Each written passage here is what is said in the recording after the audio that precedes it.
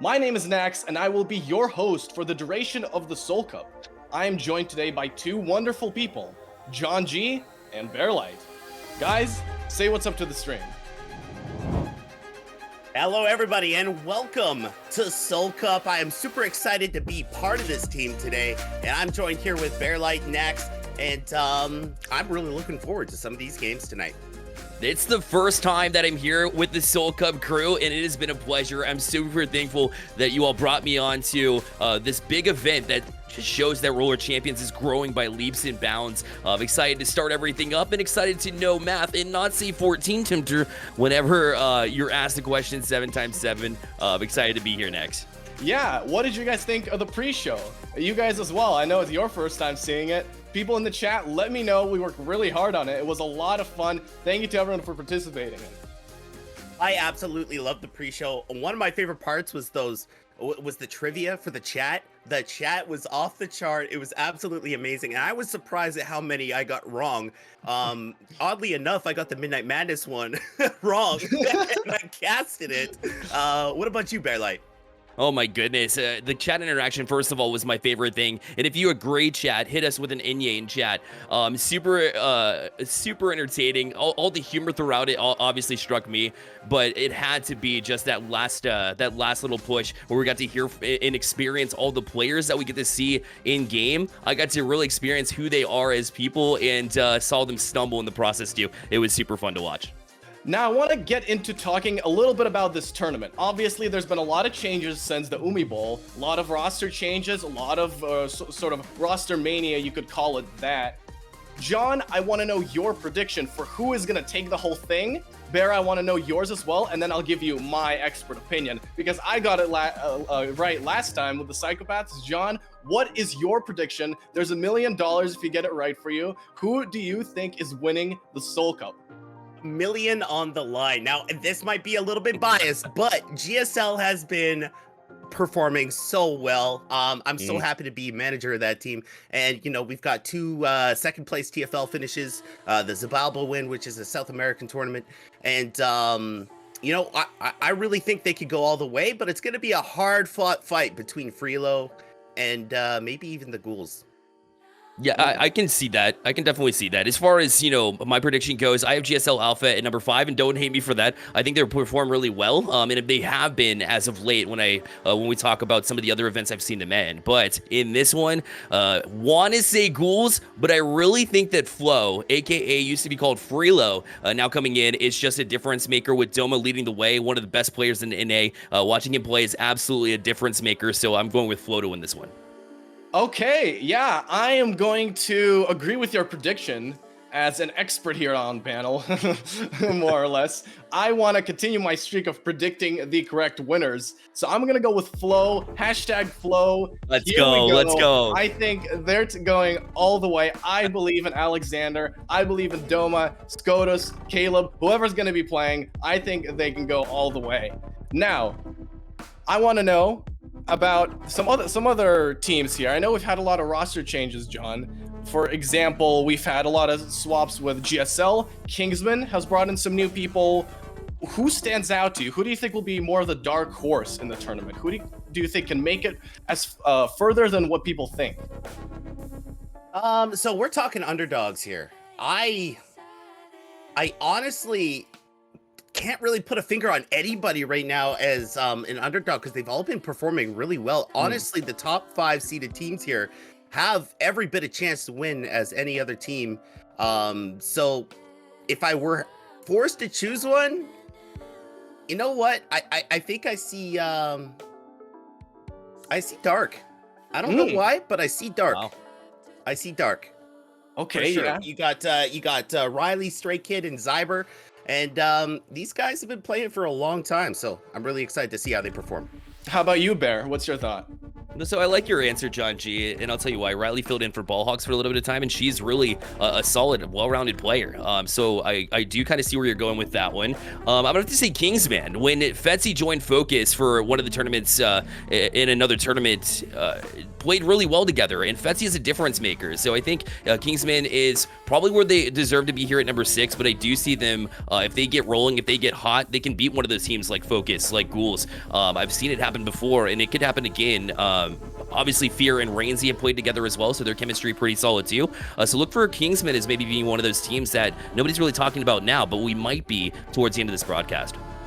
Thinking Kingsmen as well. I saw them in the show matches with Fetsy. They were doing really well. I think they have the potential to go, you know, even to day 2. I think they could make it. I think they could get top 3. I think Kingsmen is something that we will be seeing at some point. I hope, because it's sort of a newer lineup, and with Fetsy in the mix, I think they're the dark horse for sure. Now, with no pun intended, dark horse, we are going to watch the first match very shortly. It is going to be Team Dark versus Team Insanity. John, talk to me about this one. Well, we've got Dark seeding in at number 9, and we've got Nsanity seeding in at number 8. They're going to be going up against each other here in the first round. And I'd like to take a look at Mindless. He's been doing really well lately, and his tackles have been escalating. He's very reliable, and he's got great communication. Over to Dark, I like Zyber's chances here. He's previously played for Havoc and Angels, and also replacing Raptor last second. So, you know, he did really great, and I think he could bring Dark up. Between who's going to win this game, I really don't know. Both these teams play very well, and I'm looking forward to see what happens. Bear, what is your prediction going into this? Man, with these two teams, it's, well, I guess there's a reason why they're so close, right? Back to back as far as seeding goes, because it is going to be that close. But I already talked about Riley and how she's a difference maker. But then you talk about Stray Kid coming over from Rectify, one of those players that can facilitate the gameplay. I think for me, I've got Dark in this one, kind of going along the same lines of what John G was talking about as far as being perhaps one of the dark horses. I think it needs to start off with a big one here, and I think it's going to happen against Insanity. Yeah, and I think we are all set up to go into game number 1 between Team Insanity and Team Dark. We are going to throw this one over to our casters. You guys know them. It is Huge and Juggle God. Take it away. Hello, everybody. Excited to be here. Huge. It is fantastic to see you again. It has been far too long, my friend. How are you doing? Oh, I'm doing absolutely amazing right now. I'm so excited to be a part of this Solcup.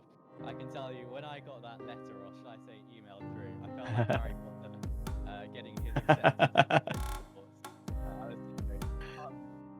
Huge mics seem to have cut out just a little bit, was slowly dying there, but it is fantastic to see you again. And yes, it is a little bit like getting that letter from Hogwarts.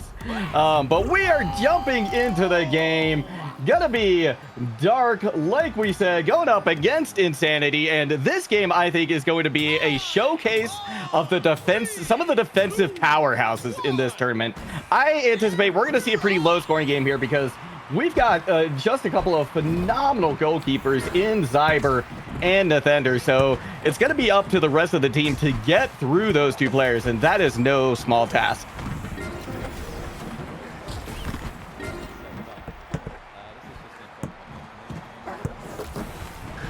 Like, we can hear Huge just a little bit. Your mic is still very low, but first few seconds, just control of the ball, swapping back and forth between both teams. Neither of them really gaining an advantage so far. Zyber just trying to keep control of it, drops it back to Riley.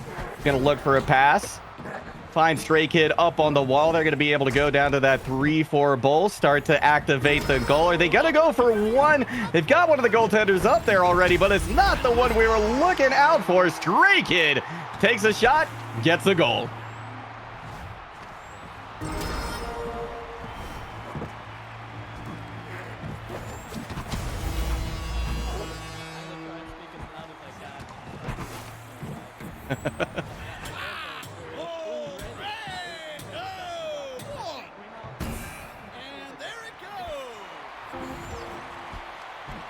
All right, Huge is trying to take care of these sound issues at the moment, so thank you all so much for bearing with us while we take care of this.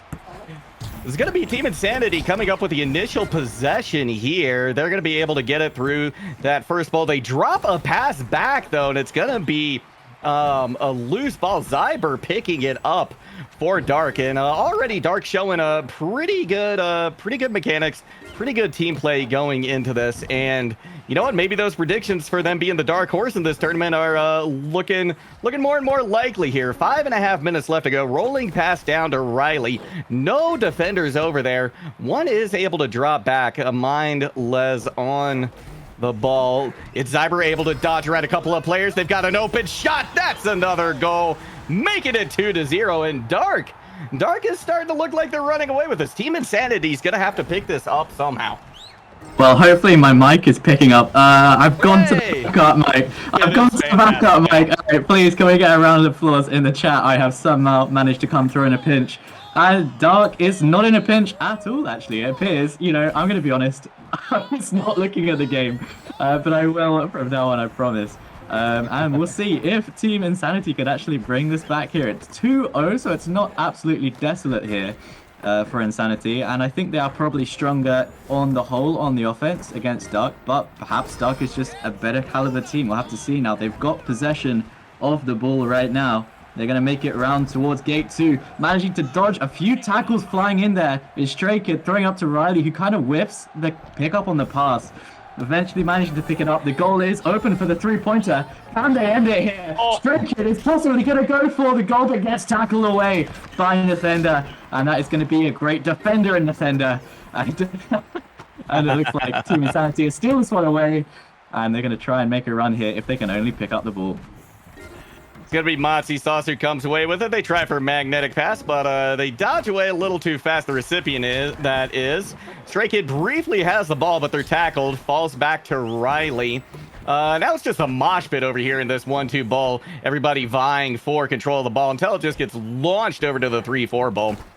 Zyber now looking to see if they can get it back to one of their teammates. But again, the tackles are coming in hot and heavy right now. It looks as though Team Insanity maybe has started. They've decided to go for a little more physical approach here. Juggle, I'm wincing as I'm seeing these tackles come in. Honestly, it's absolute violence coming, especially from Dark. Just absolutely no mercy here. No mercy. Are they going to show any mercy here? Possibly going to go for the one-pointer again, managing to fail on their attempts on the three-pointer last time. Stray Kid is going to bring it round towards gate 4 now. Maybe making his way through it. We've got 3 goalkeepers desperately trying to keep it out of the way, but he's going to stay calm. He's going to throw it over to his teammate Zyber, who is going to chuck it over towards Riley, trying to make a run here. Riley's got it. They've activated that third gate. It's going to be Stray Kid, going to be able to take a shot. Open goal potentially. A couple defenders drop back, but it's not going to be enough, and Dark takes the first game. An absolute masterclass there by Dark, and it was very, very calm play there at the end. There were defenders in the way. It was looking a little bit shaky, but the timing was absolutely immaculate there from Stray Kid, sneaking in those 3 points and getting the win away for Dark in this first game of the series. Oh, I'm glad all of those audio issues have been sorted out. I'll tell you what, now I can actually talk about the game. Hello, everybody. Juggle, what do you think about that first game? You know what? I'm gonna say I was a little bit surprised. I was expecting a little bit more out of a Team Insanity just from a defensive standpoint. Yes, they started to get more physical. Those tackles were coming in kind of in the middle of the game, but we really didn't see Nathender pop off as the goaltender that we know Nathender is. Nathender is a fantastic goalkeeper. So I don't know if it was just that the rotations weren't right and they happened to just not be in front of the goal when they needed to be, but they didn't show up. And if they're going to make it further in this tournament, we have to see more defensive prowess from them. Absolutely, absolutely. Well, I'll say as well, you know, we did have probably one of the strongest defensive plays that came out from Insanity was from Nathender as well, managing to steal away that first three-point attempt. And, you know, clutching out the game just a little bit for his team, but it couldn't really be helped, and Dark ended up taking it. I think if you focus on the defense of a team like Dark, unfortunately, I think they will end up jumping in with the offense. You're thinking, oh, what's going to happen when we've got the ball? We've got to try and avoid their tackles. You don't think about what happens and how to stop their offensive play. And I think that might have been what happened here. But let's see if Insanity can do something here to avoid losing this series. We're headed to Bangkok Arena for the second match between these two defensive powerhouses. Right now, Dark confidently in the lead. They have to be feeling some momentum off of this. First possession going to go to Nsanity, though. All of the members in pretty good positions. I'm super excited to be here in Bangkok. I actually just got back from Bangkok a week ago. So really? A little bit of trivia for you there. As Nsanity showing some really nice passing play. Now, this is a change in strategy from what they've just had. They've decided they're going to get tackled if they don't improve their passes a little bit. And they're already making their way towards the goal. This is awesome. This is really great from Nsanity. This is exactly what they need to do. They might go for the 1-pointer now, or are they just going to keep going? Looks like Mindless Mike is going to juke it around. He's going to go for the goal eventually. This is seriously tricky stuff. Dark are completely on the back foot here. The defensive powerhouse not coming through. What's going to happen here? Are they going to be able to get the goal through? Looks like Mindless Mike is going to get the passing. This is so beautiful by Nsanity. Mindless Mike with the ball again. Can he sneak it in through the goal? He gets tackled, but his teammate picks it up, and now we're really in danger. Dark is really in danger here of losing this one straight away. This is fantastic passing play coming out from Nsanity. They've just been able to keep the ball high on the wall, out of the way of the defenders. Tackle does come in. Still picked up, though, by Nathander. Able to get the ball back in their possession. Now he's got to get through two defenders, two goalkeepers right here. They're passing back and forth, seeing if they can find an opening, an opportunity. There it is. Team Nsanity equalizes with a 5-pointer. What on earth happened to that team in that like 15 seconds that we were chatting? What happened? I have no idea. Maybe they were thrown off by my mic, like cutting out in the first. They were trying to listen to the commentary, being like, "Oh, we can't hear huge. I'm so demotivated." I don't know, but that was so spectacular. The passing, you've just got to keep talking about that passing play from them. I think maybe even a strategy really to throw off Dark. You know. It was just that suspicious, the change in that team that I've just seen there. It was absolutely incredible. I mean, they kept the ball high on the wall, out of the way of where most of the defenders were going to be. And not only that, but their rotations were beautiful that entire time as well. So phenomenal play coming out from them. And Dark just looked like they were absolutely perplexed, right? I think they were just as surprised as we were, if not more, right? Just seeing the difference between the gameplay between those first two games. Yeah, so there was something else there, though. I would say, like, there were some good tackles from Dark coming in, but the ball placement on the tackles was quite unfortunate. And Nsanity was absolutely on top of the pickups. If you could see the ball flying into the air, there was someone launching themselves into the air to catch that midair at least 3 times in that little sequence there. So that was just really good mechanical play to be able to pick up those lost balls after the tackles and carry on towards that 5-pointer in that long sequence of events there. Can they do the same thing in the next game? Let's have a look. You know, one of the other things I wanted to mention about that last match, too, or that last game, was the fact that Nsanity, they had the ball, I think, for 90% of the time or more. Dark barely had any possession of it, and it was right off of that pickup from the launch out of the shoots, right?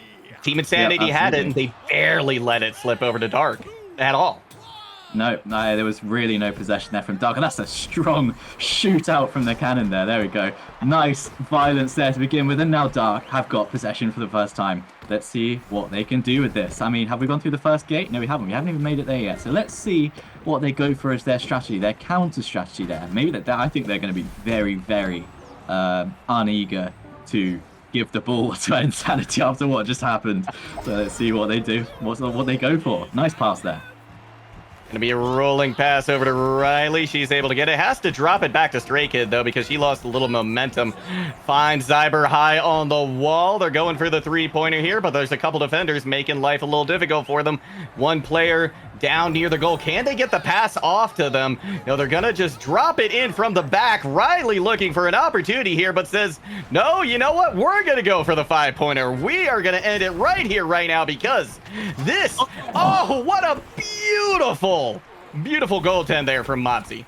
Motzi Sauce had his eye on the ball the entire time. There was so much happening there, actually, from Nsanity. The defense was really good. They had their players marked, and Motzi Sauce was on the goal. He was doing his role correctly, and he just, the reaction time basically came in. He saw that ball coming in, and he pressed those buttons, and he flew up and caught it. And that's all they needed to do in that situation. It's perfectly defended, and now they're on the offense. Nathander has got the ball. He's passed over towards Mindless Mike, who seems to be the goal scorer so far. Goes over towards Mindless Mike. He's going to make it past, and he's going to go again for a 3-pointer. I predict it now. It's not going to be a one-shot. If they're not going to do it, or are they? I don't know. I can't tell. I can never tell with this game. What's going to happen? The mind games! Passing, Dark, absolutely confused. And now, look, this is what it's turned into. My prediction was correct. They teased us. They made us wonder. They made us think. But no, they are in fact going for the 3-pointer. 2 minutes down in this game, and I believe this is the furthest we've gone so far with either of these teams without a goal. But Nintendo wants to make that not the case. Pass over to Mindless. It's going to be Monty once again. Nathander's right there at the goal. Do they drop it back for it? No, they're going for the 5. The greed is real here today in the Soul Cup. Just pulled it off, haven't they? So, you know, they're going to be able to do it again if they can just do the same kind of plays. They're passing it to pass every 2 seconds. Look at this. Nathander passing over to Mindless Mike again. How are they going to get past Dark, though? They're going to be in the goal. They're definitely going to be protecting this goal now. But Nathander misses the shot. And Dark going for the pickup. Can they get it? No, they can't. What? Goes in from Matsusource. Oh, brilliant play there from Insanity. Oh my gosh, what a way to finish out this series right here. Motzi coming in with a big 5-pointer after a loose ball just seemed to sit there with nobody in possession of it for just an eternity. But eventually, Team Insanity comes up with a win. What a way to start this thing off. Yeah, that was a shaky, a shaky almost pick up there. Or, almost pick up from Dark. Insanity almost whiffed the ending to that game. But there, you get the 5-pointer there again. 2 5-pointers in a row to beat out Dark straight away. That was very, very impressive stuff. And we were talking about Dark as a defensive team. I don't really know whether to say it was as a result of the lack of defense or the offensive play there from Insanity was just so good. It was very promising stuff. Yeah, the passing was so fast and so crisp that the defenders, I don't think, had a whole lot of time to, make a big play to decide where they were going to try and tackle someone. I think really their only option was to look for an interceptor, just try to zone them out. But they were just weaving in and out of every defender that there was just no way for them to do that. Absolutely. Well, here we go. I'm joined by Nax as well. Look at this. Here he is. Hello, Nax. Hey, that was a very, very great first series, I think, to start the day off. Team Insanity, Team Dark. Dark took the first game, which was really, really cool to see, but then Insanity just bounced back. They go a little insane. They're a little bit unpredictable, and they were able to take the series in the end. What I really noticed in that game is the difference maker for these teams is going to be those ball pickups. If the team can pick up the ball better, I think that's going to put them in a better spot to win the game. And I think that's what separates the teams. Yeah, I think you're right, because once one team had the ball, they were both teams, I think, were very good at holding on to it. Team Insanity, definitely better this time around, but you're absolutely right. When there was a loose ball, it just became monumentally important to pick it up. Right, and just because of the fact that the defense wasn't able to find a way for either team to really get in the way of the offense for either one. Yeah, Huge, I want to ask you, who was your standout player for that entire series? I know Amatsi had some good saves, Nathander was putting in the work, Mindless was also doing his bit. Who was your standout player? Who stood out the most? Who's your MVP? That's a really hard one because Insanity just works so well as a sort of well-oiled machine there to get that win. It's really hard to pick any one player, really. They were just an amazing team. It's really good teamwork. But if I had to choose one, I'd like to say Mindless Mike, I think. Was it Mindless Mike? I've got the second part there right. I'll just say Mindless, but I think the mechanics there, they were ready for the passes every single time, and they got the passes off to their teammates. They were always in the right place where they needed to be for the offense to continue going, and I saw a lot of calm gameplay as well in front of the goal, and yeah, it was really beautiful. So I would say that's my pick.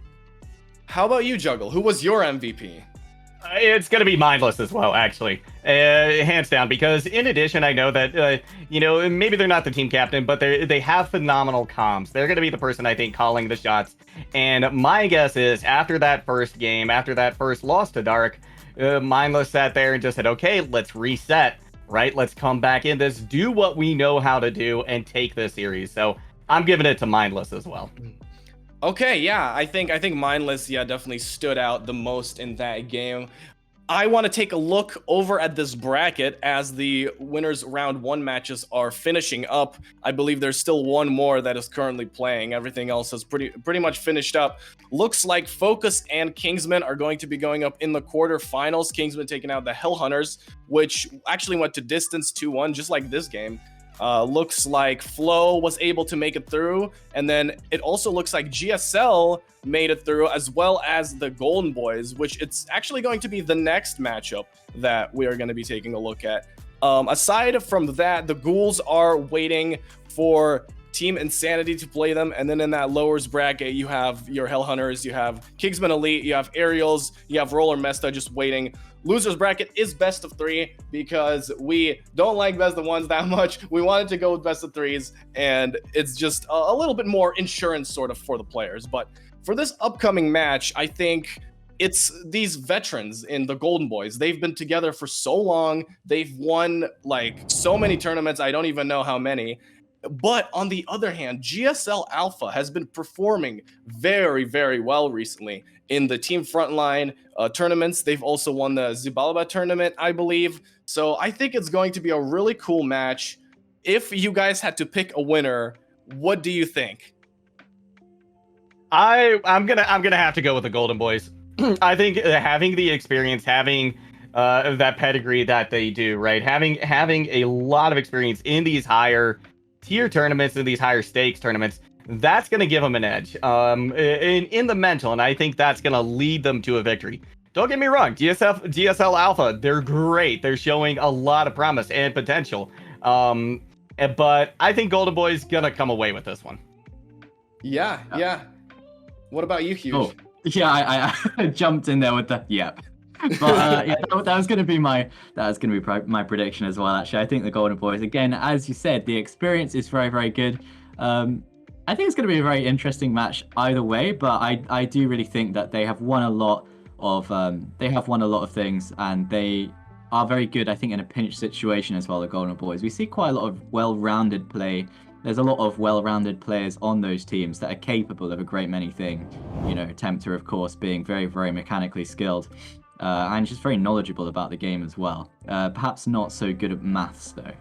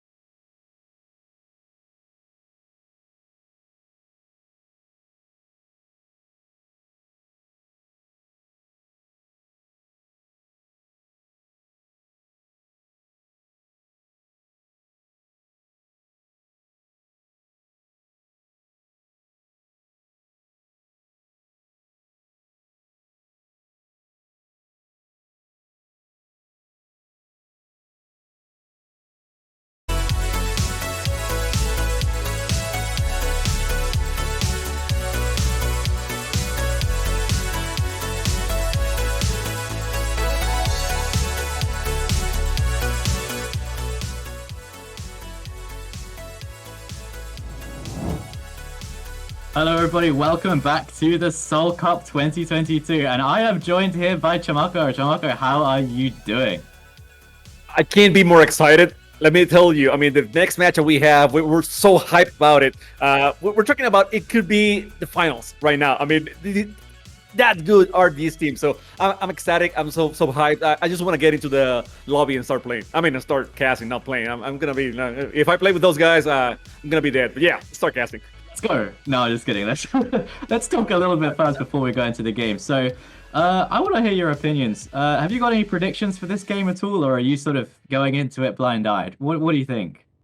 Okay, so I'm gonna say something controversial because Mister is gonna kill me, but we see GSL Alpha. They won the last Enye Gang tournament. Okay, we're talking about Chivalba. So they won that tournament. I gotta go with Enye Gang. I mean, somehow we don't have any other representative here. So GSL did very well. And I know haters will say, oh, they won because they had Alexander. Okay, that's fine. They're still beasts. Okay, we got a trio here that is gaining momentum. They're getting better. They're getting to know each other a little bit more. So I'm going with GSL just because they won Chivalba and that's it. I wanted to upset some people in the chat. That's it. Well, that was opinions. That was opinions coming out through there, Chamako. But well-founded opinions. I'm actually going to say the opposite to you. I'm actually on the side of Golden Boys. Not that I'm supporting them. All right, I'm feeling unbiased here, but I do believe that Golden Boys will probably take this one. Probably for the clutch factor and for the experience, as I've said before. I'm very interested to see how they do deal with the, very good teamwork of GSL Alpha. I think we see some very good passing play, some very good cohesion between these teams. But I do think, yeah. Have you seen the Golden Boys playing without Ulu? Because they're not going to have Ulu today. It's going to be Alex, it's going to be Ian and Tempter. So have you seen how they interact with it? I haven't. That's why I'm asking. I want to know. No, that's a really good question, actually. And I think that's something we'll have to watch out for in this match. I think they'll really be able to strut their stuff and show that as an organization of the Gold Boys, as the Golden Boys, they are able to pull together without Ulu, and they're able to do what they need to do and win in the same fashion. We'll see if they interact in the same way, if they play as a similar team or not. I'm very excited to see what happens there. Yeah, that's my question, because when we're talking about Ulu, he's such a very good defensive player. You can count on him on stopping shots on net, right? Every single time they have a three-pointer opportunity, I mean, against them, right? Or a five-pointer against them. You can count on Ulu on being there, that like solid rock. And I'm not saying that the rest of the teams, the players are bad. I'm not saying that by any means. But obviously, the rotation will change a little bit here. So now that Ulu is not on the field, on the rink, how will they rotate and how will that affect their defense? That's the only thing, because offensive-wise, I think they're going to be as strong as ever. Ian and Alex, they are mad, attackers. They do very well. So my only question here is defense for the Golden Boys. Well, I was going to say, you actually bring up an extremely important point there. I think Ulu really is the defensive powerhouse for the Golden Boys. So yeah, what do they do when they don't have that rock in front of the goalkeeping? Well, they're going to have to show us here, because look, GSL Alpha have already got control of the ball. Ghosty now taking it forward and passing up towards Crossbones, who is going to make the dodge. The passing is going to go all the way around towards Gate 4, and they've got a chance to strut this up in defense straight away. Golden Boys, what are you going to show us? Nothing. Nobody is on the ball, but it is picked up again by Alpha. What's going to happen here? Ooh. That was an unexpected pass. The manual pass was unexpected. That's why they were able to get across with it. But in the end, Golden Boys were able to get that tackle, get the ball, and now they're rolling with it. Yeah, Alex ADHD pulling it off as he needed to. But GSL Alpha have got control of the ball again, and now they're past the first gate just by way of a straight pass passing through. It's bad. It's going to see what he can do here. He's on the wall. He's staying on the wall. Besides the fact that Woolstall is now gone, he doesn't need to. He's going to stay up there. But Tempter picking up that ball that kind of seemed to go loose there. I don't know. Was he trying to do some kind of tech there, or what was that? No, to be honest, I'm not at that level. But what I can say is Tempter is really good at reading the players, their offense. Like a lot of players like to stall, and I mean even on the ground, not even on the wall, but go back and forth, fake here, fake and there. And Tempter is usually very good at reading those and able to connect with the players and get the tackles. I mean we're talking about Ulu defending the donut. I think Tempter is as good as Ulu defending outside of the donut. And now they have a chance that the rink is open. A catastrophic miss is coming. amazing. Here we go. What's going to happen? Oh, the goalkeeping, though. The goalkeeping. Amazing. There we go. GSL Alpha, our goalkeeping. I was just going to say there was a really sort of catastrophic miss chance there for GSL Alpha to pick up that ball and steal away that three-pointer. There was a ball that went loose, and someone tried to jump for it. But they didn't manage to make it, unfortunately. And now, here we go. Only one goalkeeper in sight. Now there's definitely no one in the goal. This is going straight in. Yeah, easy shot there. It's too good to leave it behind, right? Like when you see it that well, you said it yourself. It's only one defender, and they had the chance. It's like, yeah, we're going for it. We see a lot of times when we have top tier teams going at each other, we go to overtime a lot of times, like 0-0. And this time it seems like GSL Alpha said that to themselves, nope, we're not gonna risk it. We're gonna score at least once, and we're gonna put the pressure right on Golden Boys. Well, and, let's see what we said at the beginning of this match. The defense may be a little bit shaky. And then as GSL Alpha actually bring it over towards the goal, who was in front of the goal? Who was ready to block that shot? No one. I mean, someone was kind of looking like they were there. I can't really remember who it was. But I mean, I think that's a testament to how forgettable the defense was in that situation. And now GSL have got the ball again. Yeah, and a lot of times the top tier teams, they don't care too much about that first goal. Like if it's one pointer, well, we're gonna let it through and see how the other team reacts. Now they know. Now Golden Boys know the GSL Alpha will actually go for that one pointer. So maybe they will start defending that one pointer. But yes, a lot of times, teams just go after the three pointer, the 5-pointer. So they don't have to go very strong on defense for that one pointer. And that's maybe what Golden Boys was testing on that first goal. Well, you're saying that they're testing what will happen if they let them score. You don't want that to happen, but they've got a chance to shoot back, and now the defense is lacking from GSL Alpha. Somebody can't even get up the wall to try and defend it, and now it looks like Golden Boys have stolen away that 1 point. So yeah, maybe you're right. Maybe they were like, yeah, let's just let them have 1 point, and then let's see how easily we can take it back. Maybe it's all a grand experiment by the Golden Boys there. Who knows? And we see on that play, Ian just faking, going for the second lap, and then coming back together to the donut. He saw it's only one defender on the donut. So yeah, I told you at the beginning that Ian and Alex, they were very good at the offense. So if it's a 1v1 situation, they're probably gonna get the goal. Yeah, that's very likely indeed. 1v1 situations are quite hard to defend from. Really, you need a little bit of pressure onto the person who is actually in possession of the ball, and pressure on the pass options as well. There's a lot to worry about basically in defense in Roller Champions, and when offense is getting so good as it is now in the current scene, you really have to be very careful not to let those goals in. It doesn't look like there's really strong defense coming from either of these teams, and now GSL Alpha are getting left behind here a little bit. Alex AHD is able to dodge both of those, and a lovely, beautiful double tackle there coming in from the teammate. Alex AHD is on the ball again. What's he going to do? This is surely going to be a three-pointer.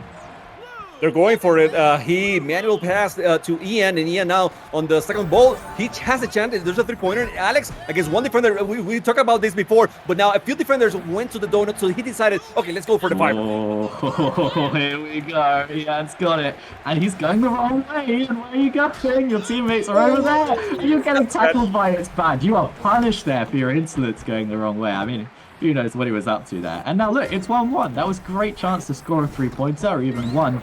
But possession is lost, and now GSL are back in control. The ball throw up there to get some speed, but it's bad. What are they going to do with this? Oh, some serious speed now coming in from crossbones, but no! Tackled by Alex ADHD. That's the thing, when you're dropping that far, you may get a lot of speed and cover a lot of area very fast, but if the defense is well on spot, they're well situated, they can catch you when you're falling down. There's nothing you can do about it. And that's exactly what happened when Alex got the tackle. Yeah, and he was there. He was in the right time, right place. That's not the order that you're supposed to say those words, but who cares? GSL Alpha certainly don't. Oh my goodness, the threat coming in from Golden Boys there. That was like, I don't know, a JoJo moment or something. Just like slowly walked up and slapped the ball away from him. And now no one's got it. Now no one has the ball. And no one seems to want to have the ball. Ian finally picks it up. And it goes over towards his teammate. Gonna have to go around the other way now, it looks, towards gate 3. You know, they're very careful that they keep control of the ball. It doesn't matter if they have to waste a lot of time. That this last minute has to be for the Golden Boys. They're very aware of that, so it doesn't matter. I mean, they're gonna go through the gates at their own pace, and they only need 1 goal, so they are keeping it, control of the ball. And now they have the chance. It's open. It's a 1v1 situation. Ian, he's going for more. Yes, he's going for You more. surely need a 1-pointer here. Well, So hard to know. They want. I mean, they want to force it because it's only 45 seconds left, so they want to keep control of the ball for a little bit longer. I understand that the thinking, but at the same time, man, I wanted to see that one-pointer. I wanted to see that score to be 2-1 and then play out the final minute. I don't know. That's just me. Oh, it was certainly a questionable decision because, I mean, now look what's happened. GSL have got the ball and they are retaining possession, brilliant with the passes. But the question is, what can they do here in the final 20 seconds? We will obviously go to overtime, but the ball has gone loose. Who's going to get it? Oh my goodness! The tackle mid-air! It's kind of something out of a comedy or something. A sort of slapstick moment as they collided and neither of them got the ball. But now it's GSL Alpha again on the ball. It's bad. It's going to try and do something with it. 3 gates have been triggered. The ball goes flying up towards his teammate. Ghosty's on the ball. It's going to be a 1v1 on the goal. What's going to happen? Cross Banana is going to try and go for the shot now, but it's very heavily defended. She is in the way and he manages to save it just like that. There was a tackle, and I think it took out one defender, but there still was another one on the donut, very well placed. They have a chance. I mean, GSL Alpha is running the rink very, very fast. They have another moment to get that goal and finish the game, but that was a great tackle by Tempter.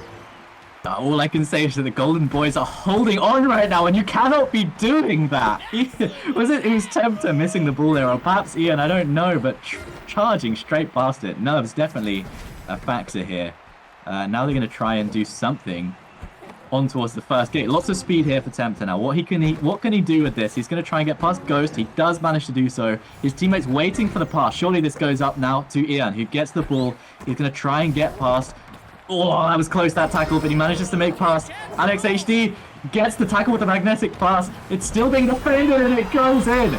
Beautiful goal there. And he finally scores it. The first game going over towards Golden Boys. I love it. I love the pass, going, because the pass was received after the donut. So the defenders has to rotate a little bit, and start looking backwards. And when you do that, you make the defense, break for a second. It only takes them like a half a second to move and rotate. But at the same time, that's 1 second, 1/2 of a second that you have on them. And that's all you need. I mean, they get a little bit crazy. Both of them jump. When they're falling down, they go for the goal, and that's it. Golden Boys wins the first match.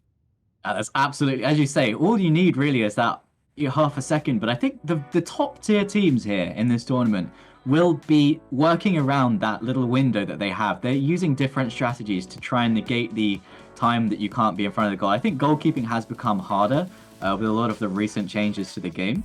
But there are obviously things you can do, right? Put more pressure on the person who's got the ball. Or, try and give up some of your marks on the passes, or try and do a lot more preemptive tackles and then head over to have maybe a 2v1 in front of the goal. I think there are a few strategies that can be done here. I'm no expert, otherwise I'd be in the tournament perhaps. But, I think all of the defense that I saw was definitely, I think I can describe as the teams were holding on. They were just about trying to stop those goals. I didn't see any kind of defensive masterclass coming out there. And yet, it was a very close game.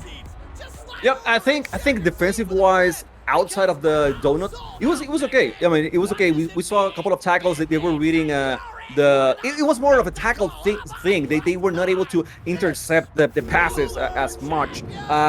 However, I mean, the game stayed pretty close, only 1 goal each until the overtime. So I cannot complain too much, although I have to be honest with everyone in the chat, they had opportunities. They had opportunities to go a bit more and maybe score 1-pointer here or maybe 3-pointer there. And for some reason, they didn't decide to. But, I mean, that's the logic. That's the beauty of Roller Champions, where you can have options of how much you want to score. Like some other games, you score a basket, you score a goal, and it's 1 point, and that's it. Here, you can go 1, 3, 5. I mean, you decide, and that decision in the end, it's huge for how the outcome of the match. Yeah, absolutely. Well, I think, you know, you could take one look at this game and you can say, oh, it's fast-paced, it's all just about mechanics, but decisions play such a big part here. We're seeing the decision now. Mid-air tackle there. That was not what he wanted to do. He wanted to pick up the ball, and unfortunately, he has managed to still take it. It's bad. Going straight for the one-pointer, straight through the goal there. It's 1 point over towards GSL Alpha here in this second game of the series. So impressed, I mean, by GSL because they're fast. I mean, they go at that rink extremely fast. I am a little bit disappointed here at the Golden Boys. Like, no one jumped, no one tried anything. There was a defender, I couldn't see the name, but he was there just waiting for maybe the animation of the character that going for the shot or something, and neglected completely the possibility of a dunk. That was confusing to me. Regardless, I mean, GSL starts with a 1-goal lead, just like they did on the previous match. So let's see if that works this time around. Well, let's see if they can do anything here against the Golden Boys charge. Sudden charge here. It's a very fast-paced game. Just missing the goal there, the shot. But no one's in the goal. This is going straight in, surely. No, it isn't. He falls over. And Cross Bananas gets the shot. Oh, he gets the tackle. And now, well, possession's in the air. Who's going to end up with the ball here? No one. Did I call him Cross Bananas? I'm very sorry about that. Crossbones, not Cross Bananas. Okay, well, it doesn't matter. Golden Boys have caught the ball, and here we go. They're going to go for a shot, possibly. Are they going to be able to tie this game up now? The ball goes high, and it's probably going to be a 3-point attempt here. It seems like it. It seems like they were going to go for the 3-pointer. Tempter now against 2 defenders, waiting for his teammate. That's a good one. And now 1v1 situation. Lex decided to go with the fakey, but no, it was too readable this time. I mean, they had done it a lot of times before, and this time GSL Alpha was really ready for that tempty shot. And I'm not gonna blame them. If it was a 1-pointer, I think the fake works a little bit better, but for a 3-pointer, usually people are defending that donut a little bit harder. I have to go back and talk about that goal save. That was just so cool by Ghosted there. You know, you see him fly through the goal, almost a sort of like a reverse magnetic pass on towards the goal save. It was really beautiful, and you know, it is working wonders for them. They've managed to get the save, and now GSL actually with the ball again. Are they going to be able to make a run here with this possession? Let's have a look. Now the pass goes over again towards Ghosty. Pass going over towards his team again. Cross Bones with the ball is going to head over towards gate 3. And here we go. It's bad, picks up the pass. Now, nice passing play here from GSL Alpha. But no, the tackle coming away again. Possession still going over to Alpha, though. Are they going to be able to get a pick up? Golden Boys are chasing the ball. There's lots of really strong pressure here, but they can't stop them. The goal is open. What's going to happen? Crossbones with possession still. Amazing pick up there by Tempter. Moment of suspension there, but Golden Boys get it. Oh my god, he was so forced to do it. I mean, he had no other way to go. He had to go for the manual pass, and Tempter was ready for it. We're talking about, I mean, I was saying about how Golden Boys were not as good as reading the passes on this first match. But now, I mean, when they force it, when they read a tackle on the wall, which is basically reading the pass, and now that interception from Tempter was money, was great. So Golden Boys are getting more used to GSL now, and the defense, I think, is improving. Yeah, I mean, yeah, absolutely. I think it's just becoming more and more of a brilliant match. When you see these balls flying around, when you see, you know, risky dumps like that going on from the high pressure, and just mistakes being made by both teams, it doesn't necessarily mean the teams were weak in any sense. It's just, you know, they are forcing mistakes left, right, and center from each other. And that was a really nice pickup from Tempter. And it may lead to something here now for the Golden Boys. Or will it? No, it won't again, because the ball flies away. Flying tackles flying across the screen. That is top level roller champions. And now GSL Alpha looking to throw the ball quickly around the arena. Golden Boys have desperately got to get back into position, but it doesn't look like they're going to be in time. It's gets the ball and throws it through the goal. 1 point there over towards GSL Alpha for 2-0 against the Golden Boys. The ball control, the passing plays from the beginning on that, you know, when starting the lap, it was just mind-blowing. I mean, Crossbones was so fast out of it. He had a lot of speed, but still he decided to go for the pass, you know, to put the ball even further, faster. And they continue with that momentum, and that's why they were able to get to that donut as fast as they did. And Golden Boys was nowhere to be found. Yeah, I mean, they were sort of on the back foot, from a lot of the previous players that just happened, right? And I think Golden Boys were making an effort to get into position as the well-trained and experienced team that they are. You could see them making the attempt, but it was just a little bit too fast for them that time. And the 1v1 didn't go in their favor. And the goal coming over there, of course, towards GSL Alpha. And then, again, GSL Alpha with the possession again. This is an extremely close game. Loving it. I'm loving it. And we were talking about defense before, and it seems that GSL is understanding Golden Boys a little bit better. Every single time that the Golden Boys, are they gonna? No, they're not gonna open anything yet. I mean, that was a fake lap, if you want to call it like that, because they were not able to get into the first gate on time. So I was saying, GSL is reading Golden Boys a bit better. Being Golden Boys, whenever they're not passing, they are getting tackled. So that's one thing. Like right now, like Alex is taking a lot of time, waiting, and he's baiting. I understand what he's doing. He's baiting GSL Alpha, but at the same time, he's giving them an opportunity to close in a 2v1 situation. It's going to be tough for him to get out if he doesn't have the pass. It's a little bit of a risky bet, but they are still in control here. They have got a chance to bring it back. It was a nice throw over there towards the opposite side of the rink. The pace on this ball is absolutely insane. With 60 seconds remaining, as you've just seen flash on your screen, Tempter is possibly going to be able to tie this up to 3 points. And he gets it. Water pouring out of the goal as he takes over GSL Alpha. And it's 3-2 now for the Golden Boys. What a clutch play there. That was excellent, and you see, Tempter wasn't alone. He had a buddy trying to tackle the defender, and he waited and waited and waited as much as he could, to make sure that the defender was out of the play, and then shoot on the net. And now they have the advantage. I mean, they were losing for 6 minutes straight, and now on the last minute, they have the advantage on the match. Yeah, and I think it was a really nice angle as well, actually, to get them that advantage. He was right underneath the goal. And that's actually not a shot I think we see very often. It seems to be kind of quite an elementary shot, but for that reason, probably not being used that much in top-level roller champions.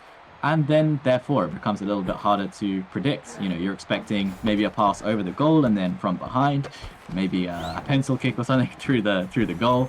But it was very simple, and it works. It's exactly what they needed to pull ahead. And now they've got a chance to pull ahead even further. There is definitely no one in the goal. You can get a free goal there straight away. Ian knows exactly what to do. He throws it in. 4-2.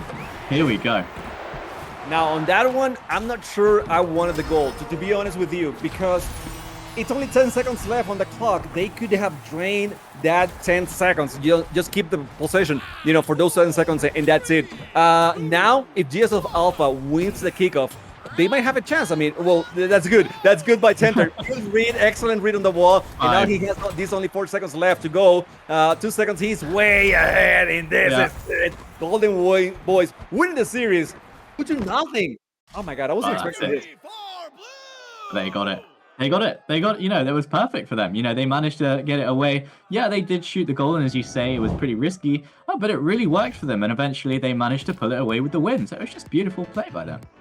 I gotta say, they definitely show how much experience they have, showing that they are big veterans of this. They have won so many tournaments, and even back to back. So yes, they know what they're doing.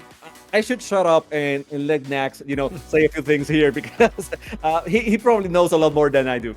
Well, you guys did an amazing job casting that game. I think that one was really, really fun to watch. Golden Boys making a statement out here. Even without Ulu, they are able to beat a team like GSL Alpha. I think is extremely, extremely impressive. GSL Alpha has been one of the top teams in recent times, I would say. And 2-0 as well with that result, resounding result that they are here to stay. They will be advancing over towards the winners semifinal, and they'll be actually playing the Ghouls. We'll get to see that a little bit later on the stream. And yeah, GSL Alpha, obviously, they're not out of it yet. They're going to go over into that losers bracket where they can make their losers bracket run. I am sure we'll get to see them again at some point. Chimako, huge. What were your thoughts on that match? Give me your thoughts. Oh, it was just really exciting. It was really exciting to cast, and it was really exciting to watch. You could tell that the teams were really well evenly matched, but I want to draw attention to what I said before the matches began, which is the clutch factor of Golden Boys, right? GSL were actually putting a lot of pressure on them, And to respond to that pressure, I could see that the Golden Boys were making those adjustments. They were picking up the defense where they needed to, and they were making the single shots where they needed. They were making inventive shots, or, as I said, basic shots in order to, sneak past that defense. And I think when GSL Alpha were put in the similar situation, where they needed to clutch it out, they needed to use their experience a little bit more, it just unfortunately wasn't there for them. They weren't able to bring it back. They weren't able to clutch out the first game, and a second game just kind of snuck away from them. Yeah, I want to bring up something. I think Golden Boys are like mastering the basics to another level, because you didn't see anything crazy off the wall and like jumping. Like, we love those plays, don't get me wrong, okay? I want to see more of that. But at the same time, those goals that they did, like the one that Center did with the three-pointer, it was very clutch. But what do? They send one player to bump the goalkeeper, and then a shot from the floor, from the ground. That's the most basic thing you can do. Yeah, I think that's what they're going to need if they are to beat the Ghouls. I think they're going to have to come back to the basics of the game. I think if they play the basics better, I think they could win that game. I think that's what we saw from the Golden Boys in this match. I think there was a little bit more risk in terms of how GSL played, but the Golden Boys really, really, really brought it back to those fundamentals of the game. Just when someone gets up, pass to them, they get down, someone else gets up, pass to them, and so on. Just nothing fancy, nothing crazy, doing the simplest things, but doing them effectively and doing them well. And I think that's what ended up actually winning the game for them.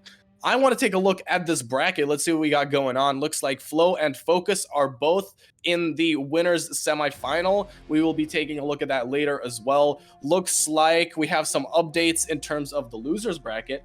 There was some interesting matches played. Team Insanity currently going up against Hellhunters. We did see Team Insanity win earlier on stream, but then they fell to Ghouls in the quarterfinal. So yeah, it looks like this is shaping up to be a nice, for day two, it's going to be a really nice day two because of all of these really, really good teams making it through. Looks like we are still waiting for the next match to get set up. But the next match is going to be Amplify versus Kingsmen Elite. Kingsmen Elite were able to take out the Crimson Shoguns. That game went to distance to a third game, and Amplify did end up falling to Flow. We will be taking a look at this after a short break. We will see you guys there. Do not go anywhere.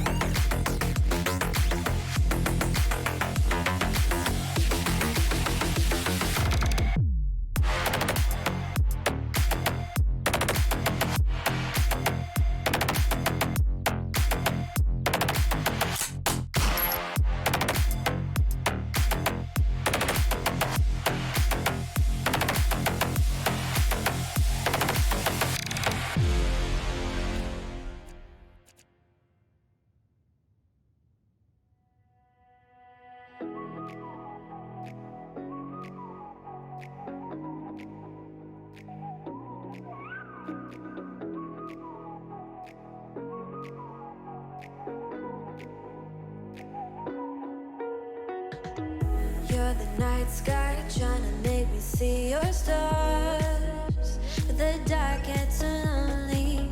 Now I see violet, I can feel silence. In the dark's all that I see. When your stars have burnt out and your heart makes no sound, I'll find violet in your eyes. You'll always be mine. sky.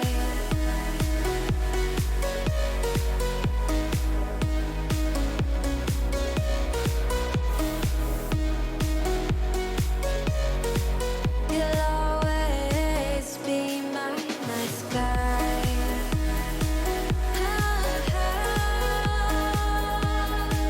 Be my night sky. You'll always be my night sky. You're the night sky hiding behind dark gray clouds.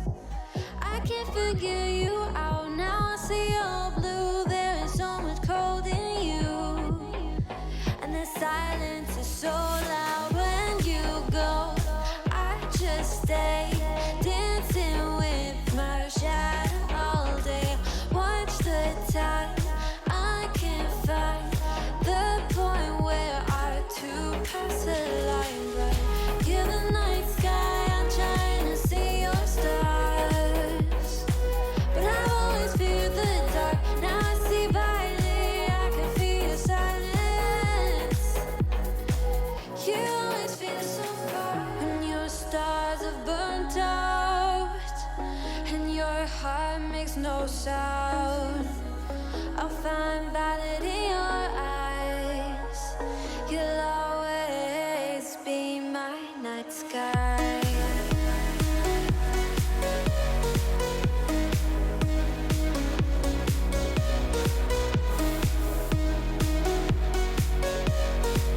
You'll always be my night sky.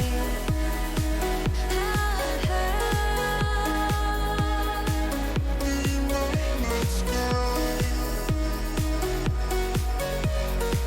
You'll always be my night sky.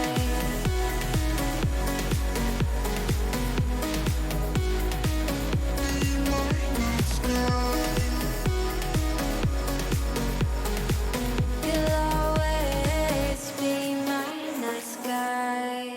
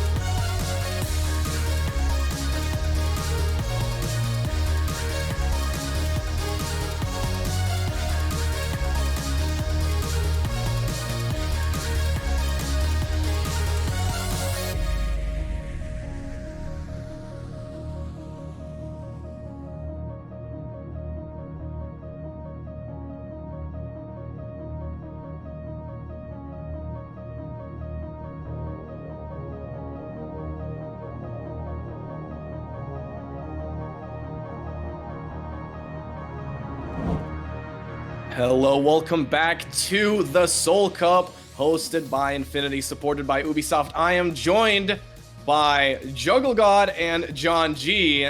This next matchup is going to be extremely exciting. If you want to get into the conversation, make sure you follow us on Twitter at InfinityLEC and tweet with the hashtag SoulCup2022 your thoughts on anything, the game, the production, the bracket, anything you want, and maybe I'll just read the tweet on air. Juggle and John, I want to talk to you a little bit about this next matchup. We got Amplify, we got Kingsmen Elite. This should be exciting. It really should be. You know, Amplify is a team that has been around for a very long time. Signs and Yuzu are names, you know, everybody should be familiar with. Have been following Roller Champions since it launched. However, Kingsmen Elite, that is a brand new team, along with their sister team as well, Kingsmen. So this is going to be an opportunity for us to see, what makes them so special. Because they're here in the Soul Cup. They've got what it takes. So let's see what kind of a game they're going to bring us today. It's going to be really interesting to see these two teams battle it out down on the Oval. I know Amplify's been playing really well since they put Spets in there in the roster. And then looking over at Kingsmen Elite, we have Smooth, Casper, and Mesky. Now, Mesky used to be on GSL, and I know him very well as a solo mechanical player, but he's also got some good team plays as well. So I'm looking forward to see who comes out on top. If I were to predict, I think Amplify might just have a bit more experience as Kingsmen Elite is a brand new roster. They're still working things out, but who knows? Maybe something will click. So we'll see what happens. Lots of action coming up.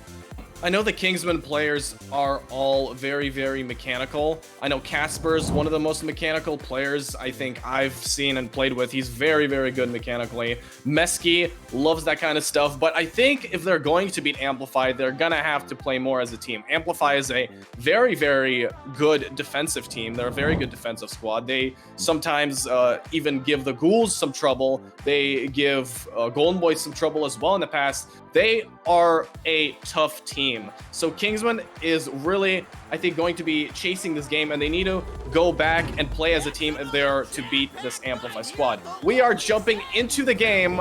You guys can take it away. This one's going to be exciting. Let's get into it. All right, both of these teams are ready to go. Amplify versus Kingsmen Elite here in the lower bracket. Now, this means this is do or die for both of these teams. Whoever comes out with the win here will get to continue on through that lower bracket. The other team, unfortunately, we are going to have to send home. So, as the ball gets launched out, let's see what happens here, John G. Right you are, and now we have Mesky starting us off for the night, and looks like he's going to bring this one back, closing the distance on his teammates, looking for a pass. He's going to find Casper. That one's off to Mesky through the first gate, over the net pass to Casper. Looking for options here. He's going to move reverse, looking to make something happen. They have a first lap to do. They still looking for gate 2. It's Casper on the outside wall coming down. He's looking for a shot. There's got contact on the outside wall, and Casper gonna scoop that up to maintain ball possession. Yeah, that was a beautiful tackle right there, and it looks as though even possession flipped over for just a split second because those gates got reset. Of course, they did just now as Amplify takes control once again. Neither of these teams really pushing a high tempo or a fast tempo here. Both of them look to be just content to try and maintain possession and push the ball around the court just as confidently and carefully as they can. But all getting caught up now in this little mosh pit over here in the 1-2 bowl. Right you are, and there's been a lot of contact here, a lot of change of possession, and now we're looking at Mesky with the ball, gonna go ahead and shoot that one off to Casper, looking for Blaze on the outside. Is he gonna go for the pass? No, he's gonna cut back, waiting for a safer opportunity, and he finds it. It's Blaze now with the ball. Is that a shot or a pass? I don't know, but we have contact over the net. Another hit. What's gonna happen? Oh, Sinez, the captain for Amplify, coming away with it. Yeah, beautiful play right there, and a great job picking the ball up too very, very quickly once it was on nobody's possession. So that was the key we talked about in that first game, that Huge Night cast. And it's good to see that these teams, or at least Amplify so far, been very good, been very quick on that pickup. Now Yusu with the ball, going down that 2-3 straight away, pass up to Spets. Open net opportunity. Are they gonna take it, or are they gonna get greedy and go for more? And we know Amplify, they've been playing really well lately, and I think they are going to be going for more here, looking for a 3 on the board. We have just shy of 4 minutes, 30 seconds left in this match here, and they go for the shot. That one's going to go in, a nice long shot coming out from Amplify to put the first points of this series on the board. One thing I think Kingsmen are going to have to do if they hope to stay in this series right here is just get their rotations a little bit more under control, because that was 2 times in a row that there wasn't really anybody back defending the goal. It's great to put pressure on the ball, but you have to have somebody over there at that donut to make sure nothing goes through. very important for sure to have your players in the right positions and just have that good positional awareness. And we are seeing that from Amplify, but it looks like Kingsman needs to pick that up just a bit more. And now we have Mesky with the ball on the outside, looking for a cell pass. He's gonna find it. And he's gonna find gate 2 here. Oh, but he gets tackled on the outside wall. Amplify coming away with it for ball possession. It's a pass up to Amp. It's Spets. Spets now on the outside wall above net. It's a nice pass back to Yusu. He's got some room, so he takes the dump. It's a roll. Both teams racing to the ball. Who's coming up with it? It's a struggle. And looks like Casper gonna take that one away for Kingsmen Elite. Yeah, it was a great idea going for that slow rolling pass. Unfortunately, it was just a little bit too slow. And Kingsman Elite able to catch up to it. Now, though, Amplify has the ball back in their possession, at least momentarily. They're actually doing a pretty great job of keeping it that way. But Mesky comes away with it in the end. 3.5 minutes left to go. And, you know, at this point, I don't think we've even seen a shot on goal yet from the Kingsman Elite. So they're just having a hard time activating all of these gates right now. So we need just a little more cohesion, I think, coming out from them. And this could also be the difference that we're seeing, right? The experience that Amplify has really coming into play here. Right you are. And with Kingsman being a brand new team, they're definitely going to have to work on some team play mechanics, as right now it seems like they're trying to do solo plays more often than not, and they're getting caught behind the gate and having a hard time maintaining ball possession. So let's see how they adapt here. Now we have Blaze with the ball outside. Inside the bowl, it's Mesky with a pass over to Casper outside wall, who gets smoked up there on the wall by 2 defenders. The ball is loose. Orange had it for just a second, and now it's Yusu off the Sinez for Amplify. You know what I really, really liked there from Kingsman Elite was the pace that they kept those passes up, right? They were really keeping the ball high on the wall, out of harm's way. The only issue was they got clustered up a little bit. They got a little bit too close together, and so the defense was able to put pressure on both the passer and the recipient, and so there just wasn't much that they could do. So, gonna be back over to Kingsman Elite, though. They do have possession once again, but maybe not for long, as the ball just is careening down the court. And now we have Mesky with a pass over to Casper. Casper looking for third gate here. They haven't had much luck here trying to close a lap, but they do have a lap now. That donut's open for a 1. Do they take the 1 or do they go for more? Looks like they're going to go for more. Looking for a tie, bare minimum here. We have less than 2 minutes left in this matchup. Mesky up top in the bowl, across from the spine. He's soloing. There's 3 on the donut. Is he going to look for a team pass here? No, he goes for the shot. That's going to be a miss off the rim. What a heartbreaker right there, because Kingsman, they did what they needed to do there.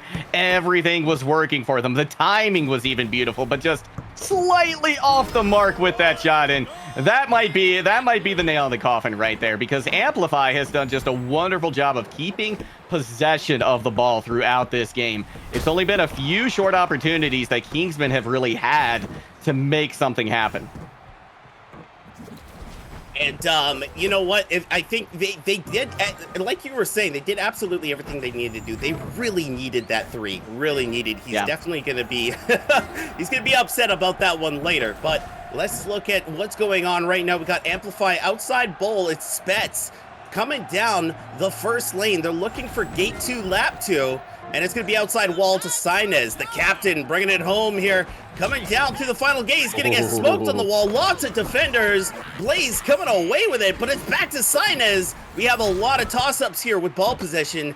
A lot of contact going on. It's becoming a very aggressive played game. And now Casper on the outside wall, inside bowl of turn 1. Sinez going to pick that back up. There's 18 seconds left. All they have to do is keep the ball away from Kingsman.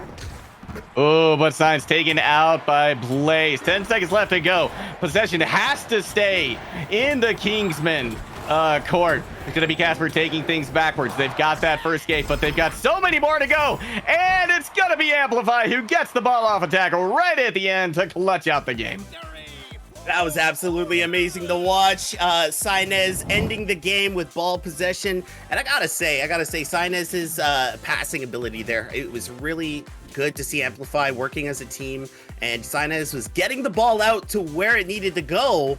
And I think for Kingsmen, they just need a bit more team play, a little bit more passing, and they could definitely turn this one around. They certainly could. You know, like I said, the pieces of the puzzle were all there. I mean, it was just just inches that separated. I feel like this from going from a 3-0 win to a tie game and into overtime. So the Kingsmen are there. It's just, you know, luck didn't favor them in that moment. That's right, and I do want to point out Yusu, also for Amplify, has improved quite a bit over the last little bit, and seeing him play tonight it's really a pleasure. I'm really loving what we're seeing, and Kingsmen being a brand new team, I mean, they're not doing bad. They're not doing bad. I could see them picking up here. Oh yeah, absolutely. I think this is still either team's game, and you know, they both have to be feeling the pressure too, especially Kingsmen right now, because they are just one game away from getting eliminated from this tournament. So, you know, everything is on the line for them going into this next game. That's right. Now here we go. We got a fresh 7 on the clock. We are in Bangkok Arena. I got Jungle God up here in the booth. We're about to get things started. We have Amplify versus Kingsmen Elite. Amplify's got 1 up on the series. We're about to see what happens here in the adaptation round if Kingsmen can bring it back. And the ball has been loosed. It's going to be Signs coming away with it initially for Amplify. Going to be passing it over to Yusu. They're going to take the ball back the other way. This seems to be a favorite strategy of Amplify. Like I said, they tend to opt for a slower pace than some of the other teams we've seen play here so far today. But that was a bevy of furious passes back and forth. Ends up, though, with Kingsmen Elite taking possession, but only for a moment as Signs finds the ball once again. That's right, the ball is now out. Sinez throwing that ball. It's loose, and it is still loose, but still Amplify ball here, and that one's going to be tossed over to Spets. Spets now through gate 2. We got gate 3 working on the first lap. It's off to Yusu, and Yusu off the wall. That looks like a missed pass there. He's going to go ahead and redeem himself, though. We have a loose ball up on the net, and that one is going to be Casper coming away with that for ball possession. That one resets the lap, and now Amplify going to have to start from scratch. A great reset right there, and Kingsmen seem to have found their footing just a little bit with it because they've got the ball back under their possession, and they're playing it safe right now. They're playing it cautious, because they know if they give Amplify any opportunity here, they're going to hold on to the ball for a significant amount of time. Whether or not they get a goal, they're great at ball control today.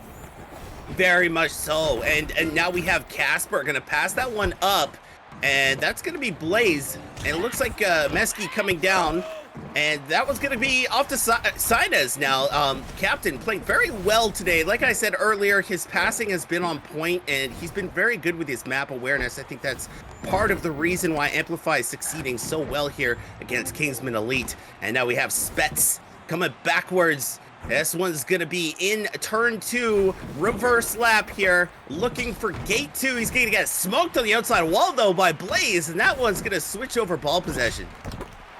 The Spets taking it right back, though. Can they keep possession of it? They go for a manual pass. It gets past Casper, and Signs is able to pick it up. So they're going to Amplify, going to see if they can build some momentum once again.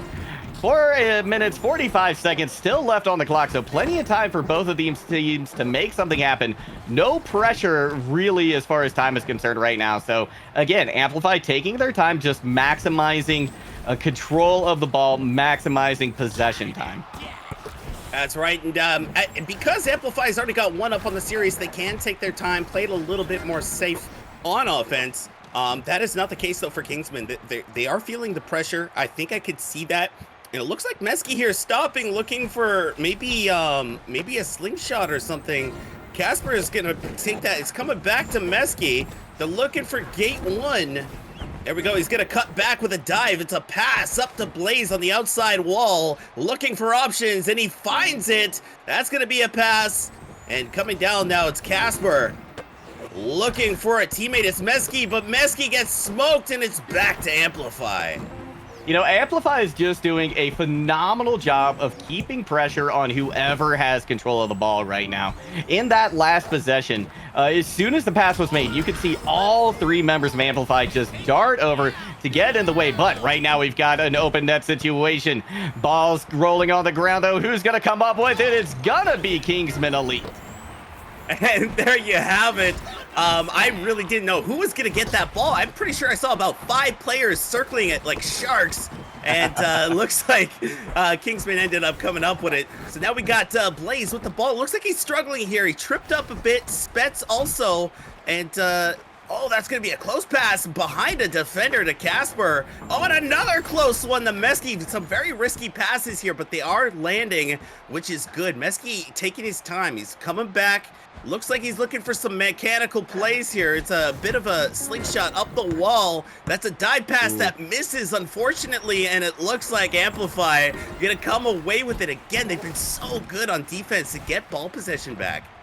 They really, really have. And at this point, I feel like Kingsmen are a little too in their head. I think they're trying a little too much to execute plays specifically rather than reading the situation and doing what needs to be done, given the makeup of what's happening on the field. And that's giving Amplify a lot of time to make good plays, to keep, again, that ball possession. But Kingsmen Elite doing their best to keep it in their hands right now. It's going to be Casper dropping back to that 3-4 ball, looking for a pass, but once again, 2 defenders on him. The tackle comes in. This time, releasing the ball, Yusu picking it up for Amplify. Wow, we got some really heavy hitters out there today on Amplify. Every time I see one of these Kingsman players, and then out of nowhere comes somebody from Amplify with either a spin kick or a dive, and they're just landing. They really are. Now we got Sinez with the ball, looking for options. He's in turn 1, looking for gate 2. And that was going to be a pass all the way down. We're still knotted up at 0 here. No team has scored, and we have less than 1:30 seconds left. And now Mesky with the ball. That one actually resets on Amplify. And now Kingsman with another chance to put some points on the board. Not before Spet with a huge dive interception. What a beautiful move. Yeah, and that was some of that, that high-tech gameplay that we've been talking about for Kingsman, right? They go for the self-pass off the wall, but it's intercepted, like you said, by that beautiful dive. And once again, I feel like Kingsmen Elite, they're just going a little too fancy. They're trying for things that may look great, but they're not getting them the value that they need right now. Casper does find a pass, though, up high onto that mid wall. Going to be able to pick it back up after a tackle. But right now, Amplify, I mean, their defense has just been stellar. They've given so few opportunities for Kingsmen. Yes, it's really hard for the Kingsmen to find any sort of hole or window of opportunity. They're just being blocked at every corner, and it's really difficult, and I think the pressure is starting to get to them. However, they are holding on. We're still tied.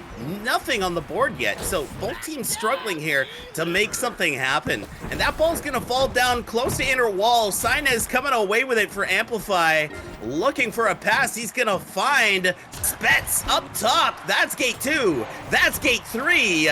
The donut's almost open. They just need 4th gate. They get the 4th gate. It's a quick pass over to Sinez. We are officially overtime, but that donut is open for 1. There's a hit on the field. Coming up with it is Yusu. He misses. It's off him.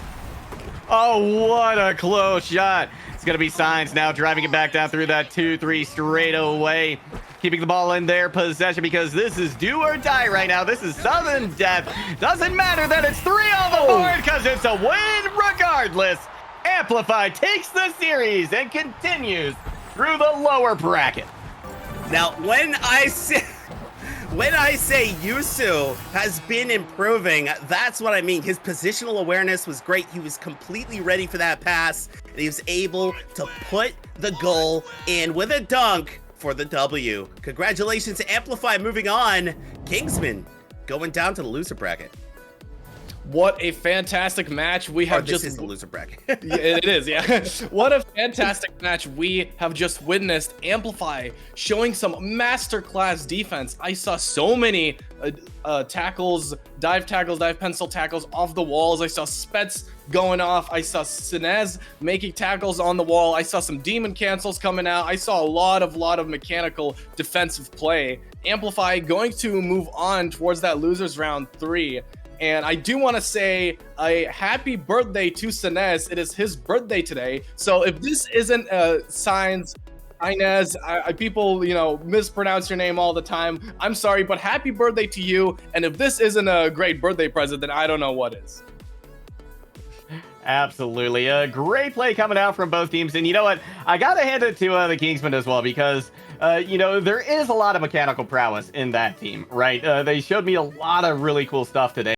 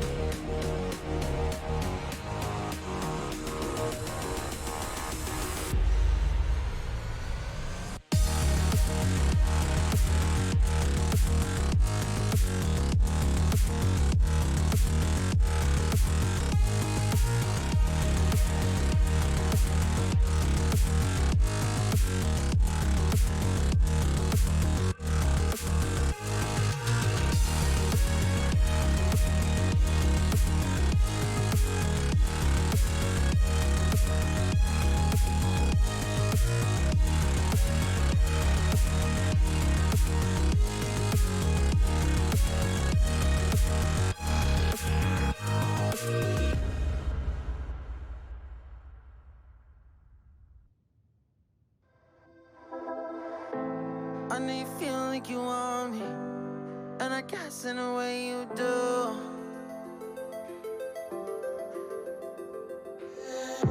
Holding my breath, unraveling emotions. Hello, everybody. Welcome back to the Solcup, hosted by Infinity, supported by Ubisoft. I am joined by Chimako and John G. This next matchup is something exciting. Chimako, talk to me about it. We got double Enya gang here. Okay, I mean, what else can I say? No, we just saw Amplify. They took Kingsmen elite, and now they want to take the whole organization down. They want to bring everyone down. Kingsmen is next, and they're ready for it. I mean, they played so well. They didn't allow any goals, if I'm not mistaken, on the previous series. So they're ready. They're motivated, and they want to just move forward. Now, however, Kingsmen is coming in hot as well, and both of these teams has everything to lose or everything to win, because this is losers bracket. This is a qualifying match as well, so a lot of stakes in this match. That's right. And I mean, both these teams, like you were saying, very good teams. Fetzy, I want to point out, is one of the most mechanical players I've ever seen. He doesn't use very many comms, but he gets the job done, and that's something to really appreciate about him. And then over on Amplify, they just came out of a really hot game, very defensively able. They were able to get some scores on the board, and looking forward to the action here. I can't wait to get down to the Oval. This one should be extremely exciting. The defense of Amplify was absolutely incredible the last time we watched them play Kingsmen Elite. However, Kingsmen have the player Fetzy, who is very good offensively. I'm going to be looking for him to sort of lead the charge for the team, and I want to know, can Amplify stop them? I know their Kingsmen is probably going to be more offensive focused, and Amplify is going to be looking for those, I think, bigger point opportunities, kind of how they did last game, going for those threes, maybe a 5. But this is going to be an extremely fun matchup to see for sure. Yeah, and we were talking about. I'm sorry. Go ahead. Yeah.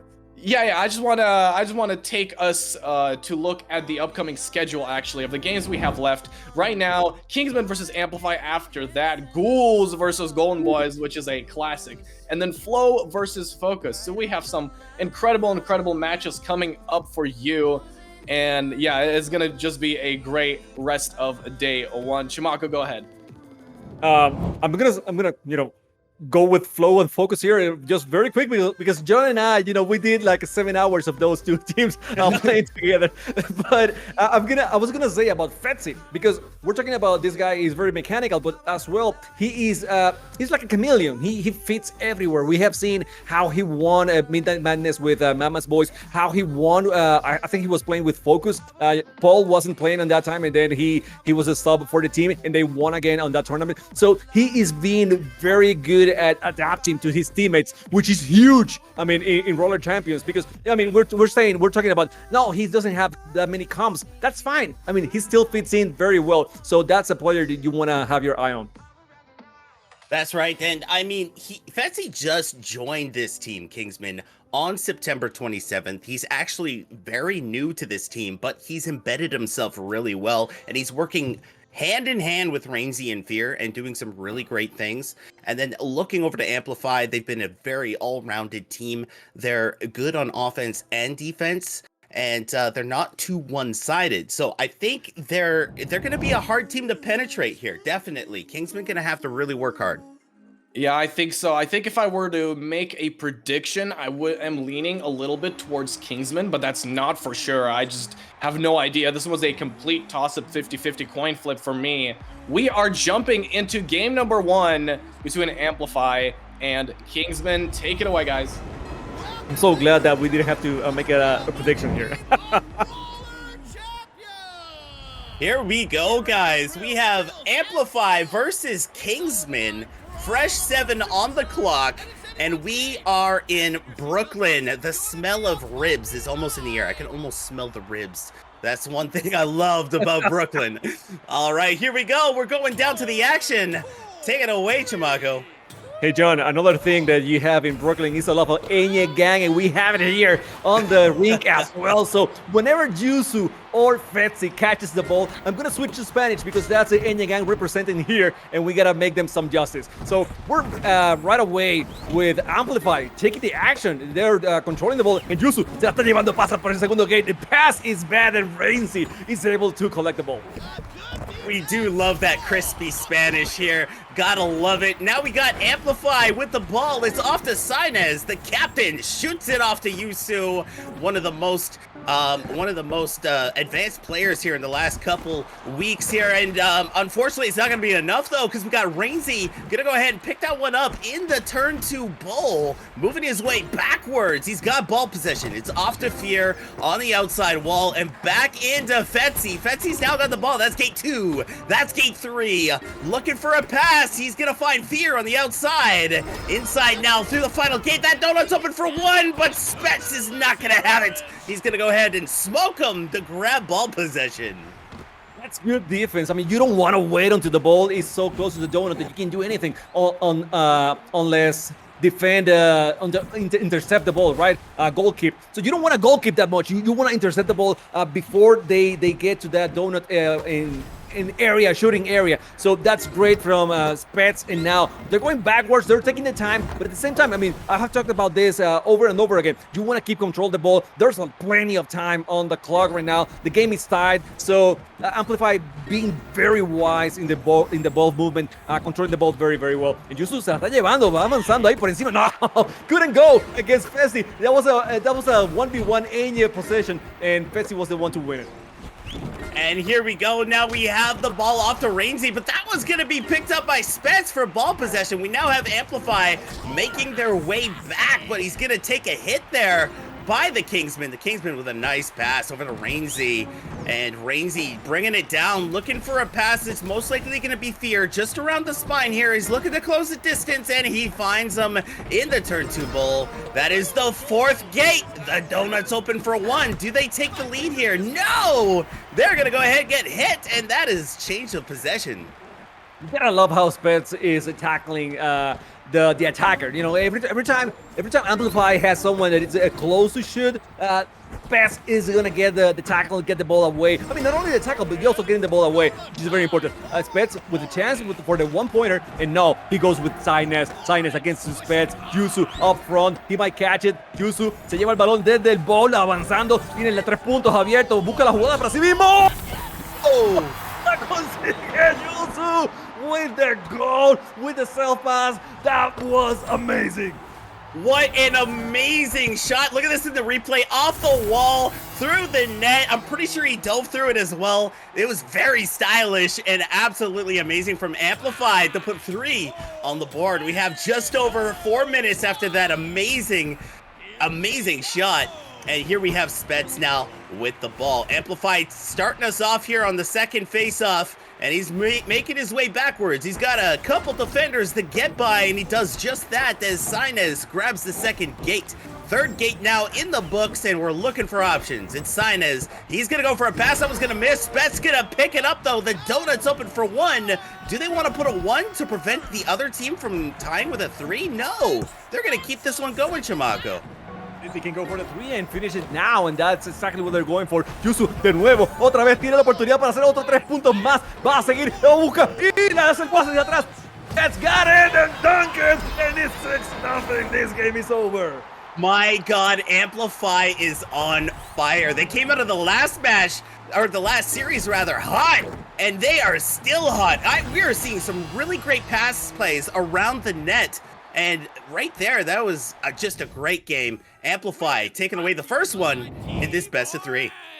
And you gotta love how Yuzu scores the first 3-pointer in such a fashion, and after that, like, everyone gets scared a little bit. Like, yes, Yuzu is taking the shot on the next 3-pointer, right? Whenever they had the chance, they were not expecting the pass, and it was a long pass backwards, and that what gave them the opportunity, right, to go through and dunk it on the net. So that was amazing. You know, just making the statement on the first 3-pointer, and then taking advantage of that moment to then score that other 3-pointer and win the game.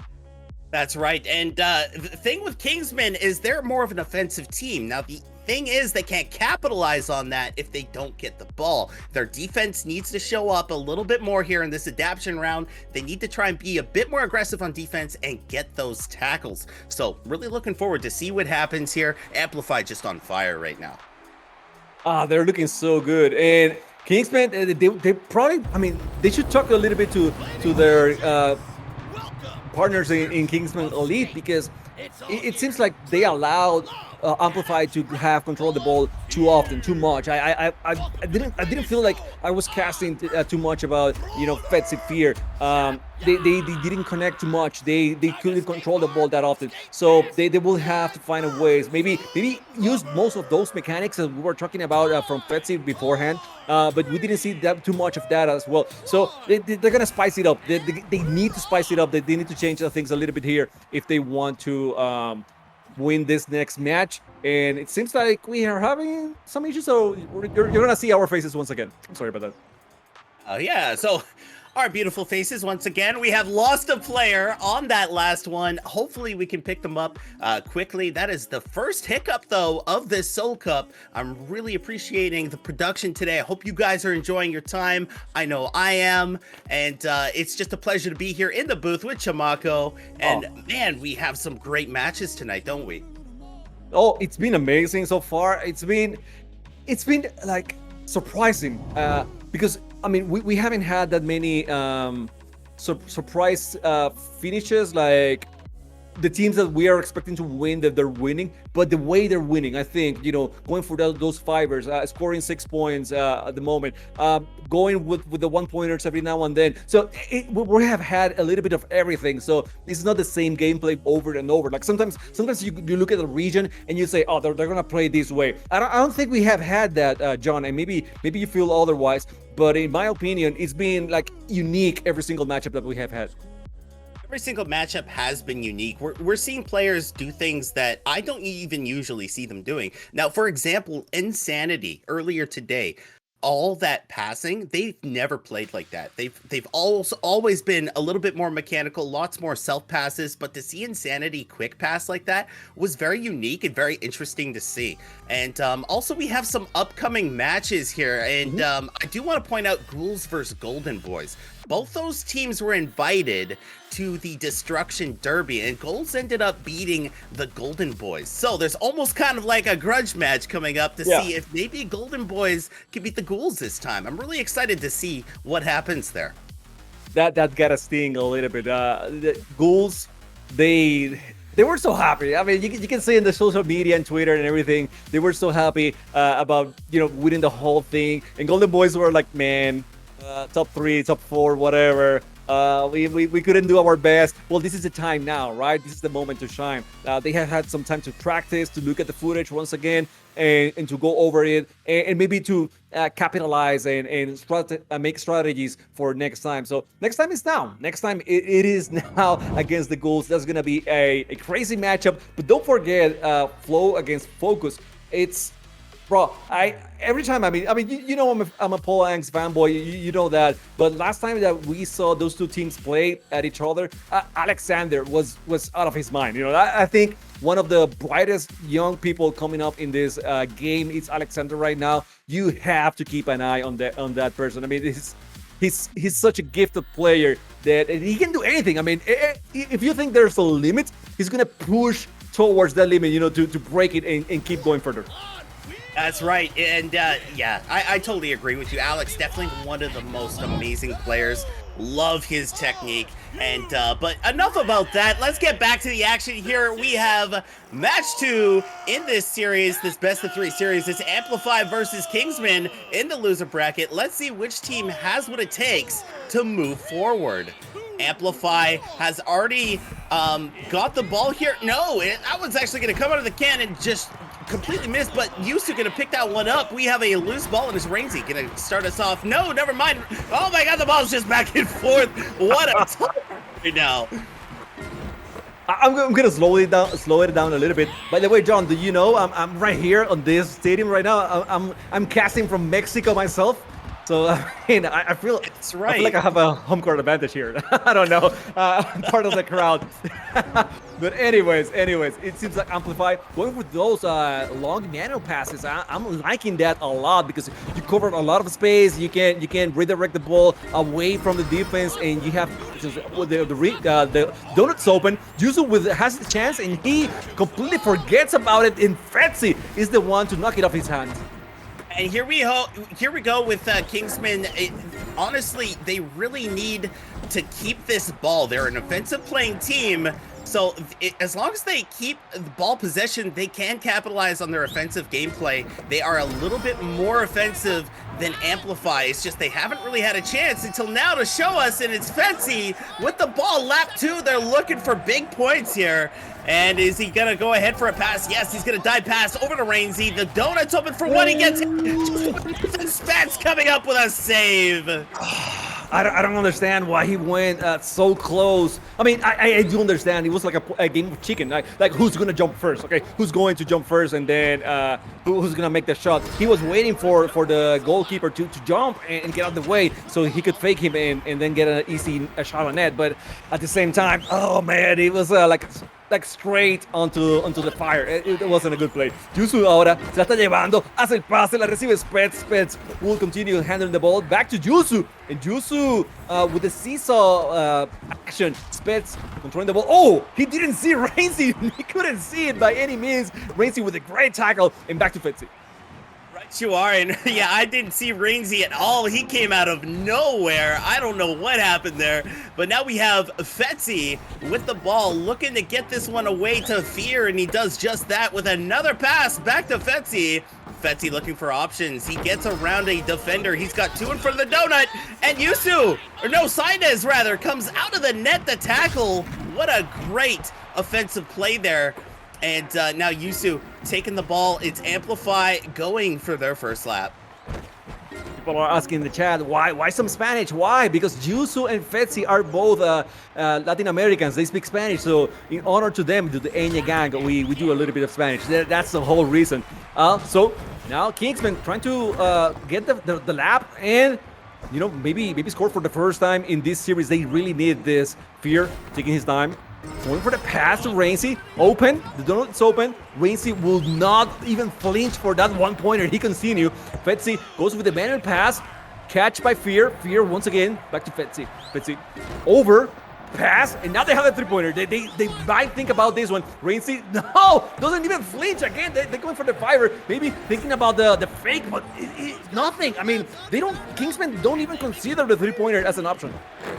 Now, when I talk about offensive team, this is what I mean. They have barely had ball possession, and now they're going for a 5. Oh, no, that one's off the rim, a little bit too close to the net, and that one completely resets. Maybe a little bit too offensive is the Kingsmen. John, I don't have an issue with that because now they have the confidence. They know they can go 3 laps. They know they can do it again. It's fine, okay? They had a shot. It wasn't a bad shot. I mean, the aim was a little bit off, but other than that, they had a good chance. So yes, Kingsmen will definitely go for that 5-pointer once again, and I'm not even mad about it. Yusu se está llevando ese balón, hace el pase, la bola que va avanzando grandemente y I don't know what's going on, John. Explain to me what happened there.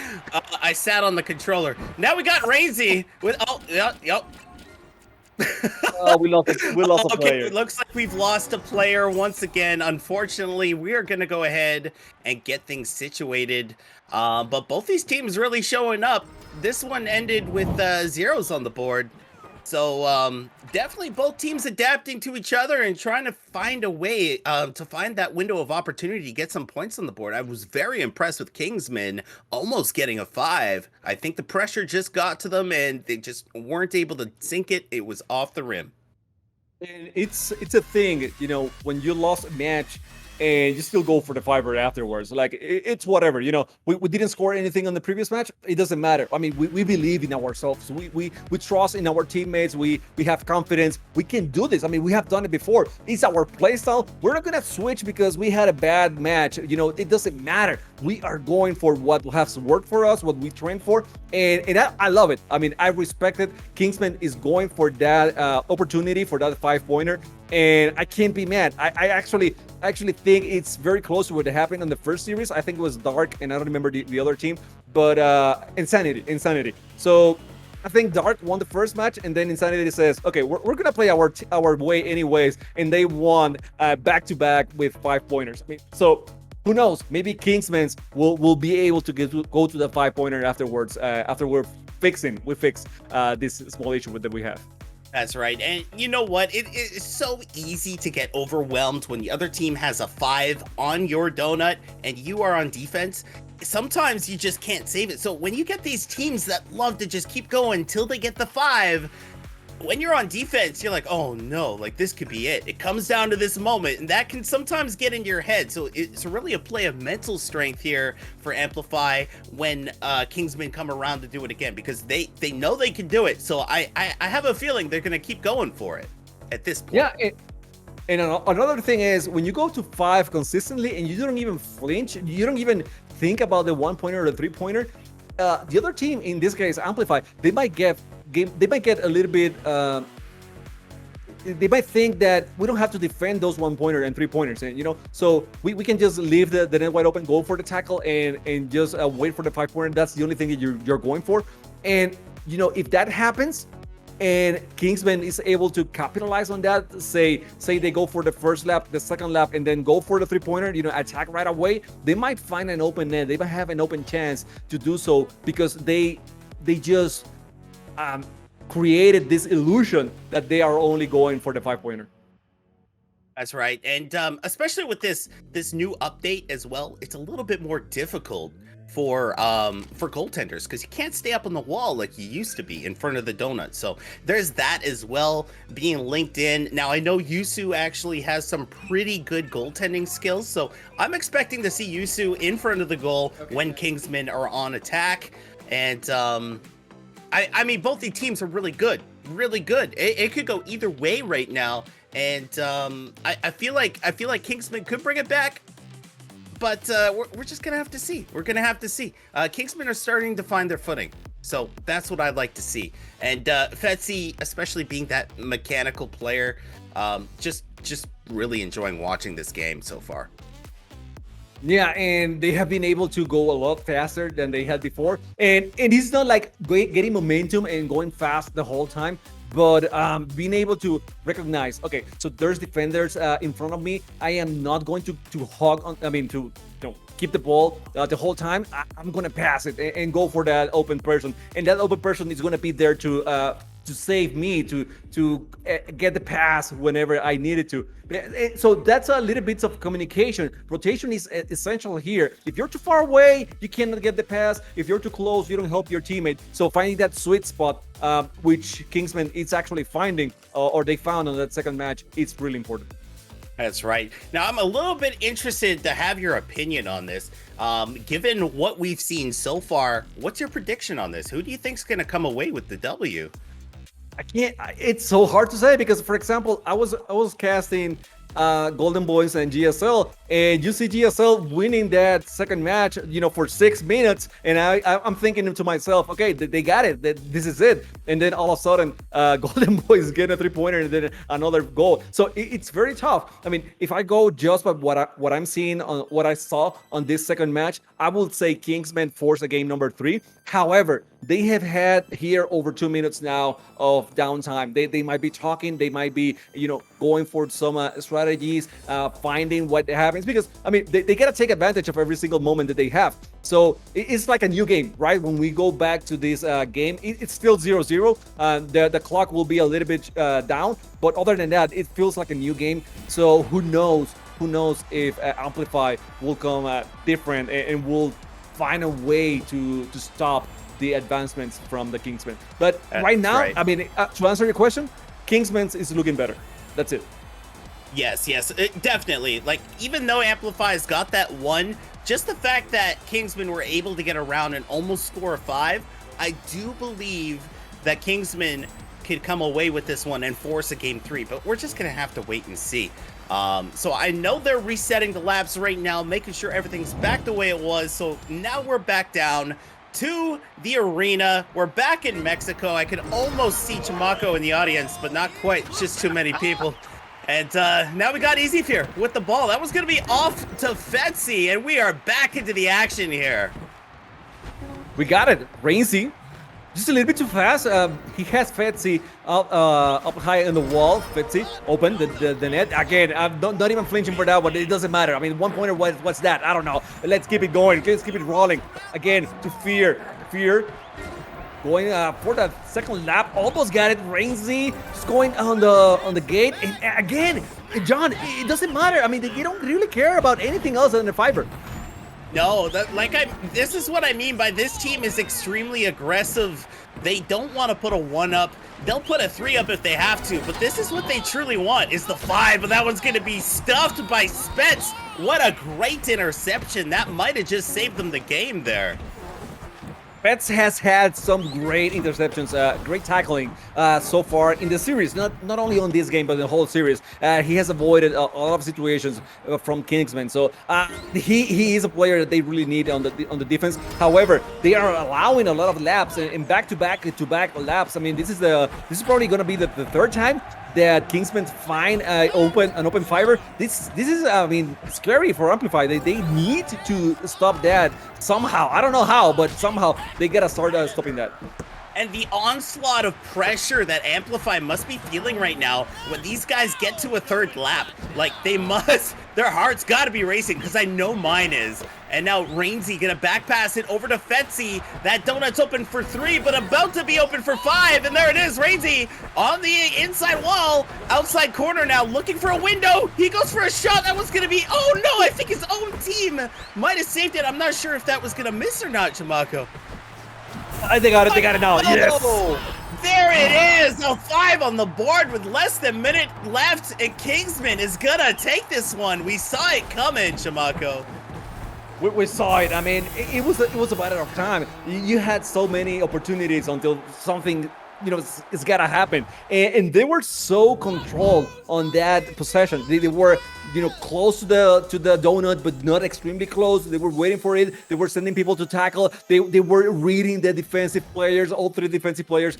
So they had complete control of the situation once they got near that donut. That's what I was saying before. Spets was so good at keeping the person away from the ball, the shooter away from the donut. But at this time, Spets was the first one to attack. He was out of the play, and then they allowed Kingsman to get really close to the donut, and that's why they were able to score that fiver. I mean, a lot did happen there, especially with the first shot. I'm not sure if it was a shot or a pass, but then they were able to come back around and get that 5. And wow, we are now tied up in the series. They did force a game 3. Our predictions right now are that Kingsmen will most likely take this, but Amplify still has a great chance. They're a great all-round team, and they still have a lot of tools in their arsenal that they can use. So we're going to see how they adapt to that. They know they're an aggressive team, so they're going to have to pick up on defense and try to play man coverage, I think, at this point in time. We'll see. We're back to Acapulco here, and this is a do or die game number 3. Winner moves on to day number 2. Loser, well, he will have to see day number 2 from Twitch. I mean, there's no other way. That's it. That's what's gonna happen. So this is it, John. This is it. Amplify against Kingsmen, game number 3. We have beautiful Acapulco Arena here, and Sina is gonna start us off. Hopefully he doesn't have any beach sand in his skates. And now we've got Orange team looking for, oh no, Amplify is going to go ahead and miss that pass opportunity, and that is going to be off to Kingsman, and you don't want to give the ball up to these guys. You don't want to give them any chances at this point. This is a game 3 that Kingsman has forced. We have a very good game here. Both these teams trying very hard, and they're at each other's throats. They are very, very good players here battling out. Now we have Yusu with the ball. It's a nice pass off to Sainez. Sainez is known for his passing capabilities, also being the captain for Amplify. He's a good leader. Hopefully, he's using some great comms right now. Yeah, and that was a great tackle on the wall. Maybe Amplify will catch it. Yusu la mantiene todavía. Sigue, hace el disparo, va buscando el primero. Just inches away from getting into that donut. And Sainez will go back to the 1-pointer, and he didn't shoot the ball. What's going on, John? What's going on? I mean, why else would you go backwards and not shoot it on the net? I have no idea. The net looked open there, so I'm not sure why they didn't take that opportunity, but let's see what happens here. Spets, very mechanical player here with the ball, looking for an opportunity. He's going to go for a pass up high to Yusu. Yusu on the way down. There's a 3 on the ball. They go for it. It's Sinez now. I think they want a 5. I think they want to show Kingsmen that they could do it too. It seems like the ball control is way better. The passes has been on point so far. Oh, but that tackle's gotta hurt. Oh, and all that progress lost with the reset ball here. They're going to try and have to get this back from Fetzy and the Kingsmen. So looking forward to see what happens here. It's Kingsman's ball looking for gate 1. They find it. It's off to Fetzy. Fetzy looking for a pass. He's going to find Rainsy on the outside wall. And Rainsy now inside. It's a nice pass in bowl 2 over to Fear and back over to Rainsy with a nice pass over to Fetzy, who gets tackled underneath net. And that is going to be a swap of possession. Amplify now has a chance to put some points on the board. That's much better defense from Amplify. I mean, they're allowing only 1 lap. That's a huge improvement from before in their ball control. Amazing as well. So I think they have to have ball control more than Kingsmen on this match, only on this match. So that's pretty good. That's pretty good. Whatever they talk about on the in-between matches, it's working. It's working so far. And Kingsmen, it's looking like they need they're out of their system, you know, like they don't seem as comfortable as they were on match number 2. Honestly, I'm seeing Amplify play a lot more man coverage right now. They're splitting up. They're covering all pass opportunities. It looks like Kingsman is having a bit of a hard time moving this one around now. The defense definitely picking up on Amplify's side. So now we got Kingsman with the ball on the outside wall. It's Fear. Fear now going to pass that one up to Fetzy. Fetzy back to Fear. Oh, and another quick pass back to Fetzy. Their pass plays on point right now. Amplify is really going to need to switch back over to that man coverage if they want to stop these pass plays. And now we have Fetzy with the ball. It's another pass up to Fear. Looking for the switch. The donut is open for 5. We've seen this all so much. What's going to happen, Chimako? Oh!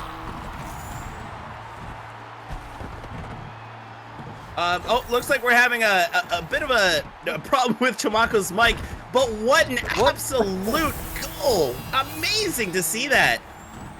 Oh man. I mean, the position from Fetzy was money. It's so good whenever you have a player over the donut. You have so many opportunities. So Fetzy, you know, taking advantage of that, waiting for the pass, and then going for the dunk on the net. It was beautiful. It was so well done, because once you go for that pass, it seems like a shot. So you force people to go and defend it, but no, it's a pass. So you have still control of the ball. And then when Fetzy goes over, it is. I mean, it's done. It's done deal. I love it. I was talking about the 5-pointers and how they should stick with it. I'm not a coach, but Nax, I mean, they were able to make it work. Yeah, it looks like things did work out for the Kingsmen in the end. As I said, it's going to be more offensive focus for them. 2 5-0s in a row. Very impressive stuff. Kingsmen will be moving on to day 2 of the Solcup. I got a update from the bracket as well. GSL Alpha on the other side of that losers round 3 also moving on towards day 2, and we actually have only 6 teams left right now in the tournament. We have Kingsmen, GSL Alpha, Ghouls, Golden Boys, Flow, and Focus. That is your top 6, and this game was just amazing. I can't wait to see who Kingsmen play next. So right now we are going to go into a short little break, and then when we come back, we are going to have the Ghouls play the Golden Boys on the main stage. That is going to be a very, very exciting match, so make sure you stay tuned for that.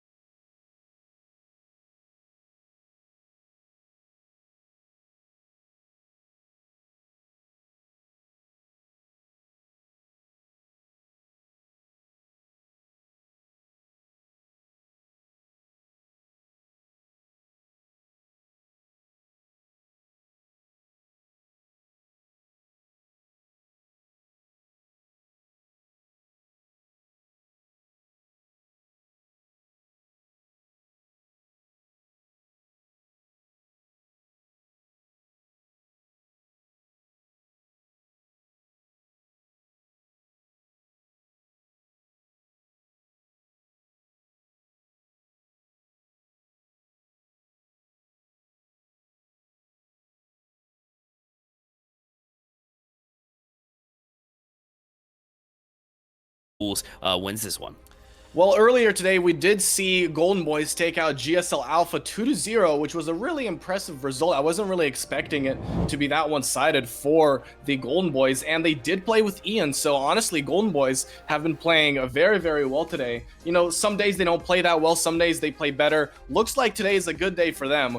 Ghouls are going to need to play on top of their game if they're going to take out this Golden Boys squad. I'm looking for Razzie to take the charge, probably, to lead the team sort of to victory, especially on the offensive side of things. I'm looking for Yojax to make those tackles. I'm looking for this guy to be the supportive player on that team. And Ghouls recently have been going for a lot of 5-pointers. Golden Boys, I think, does focus a lot more on defense, especially with Tempter.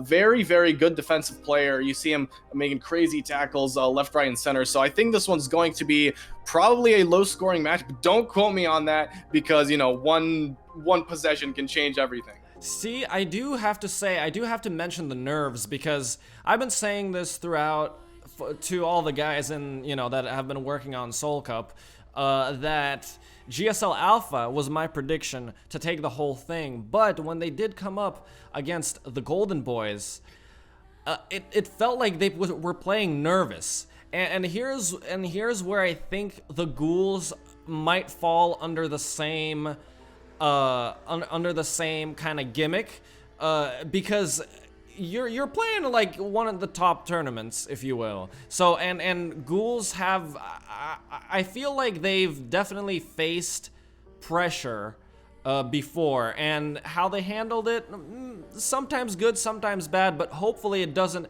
take effect on their game. I want to see Ghouls at their A game, at their 100%.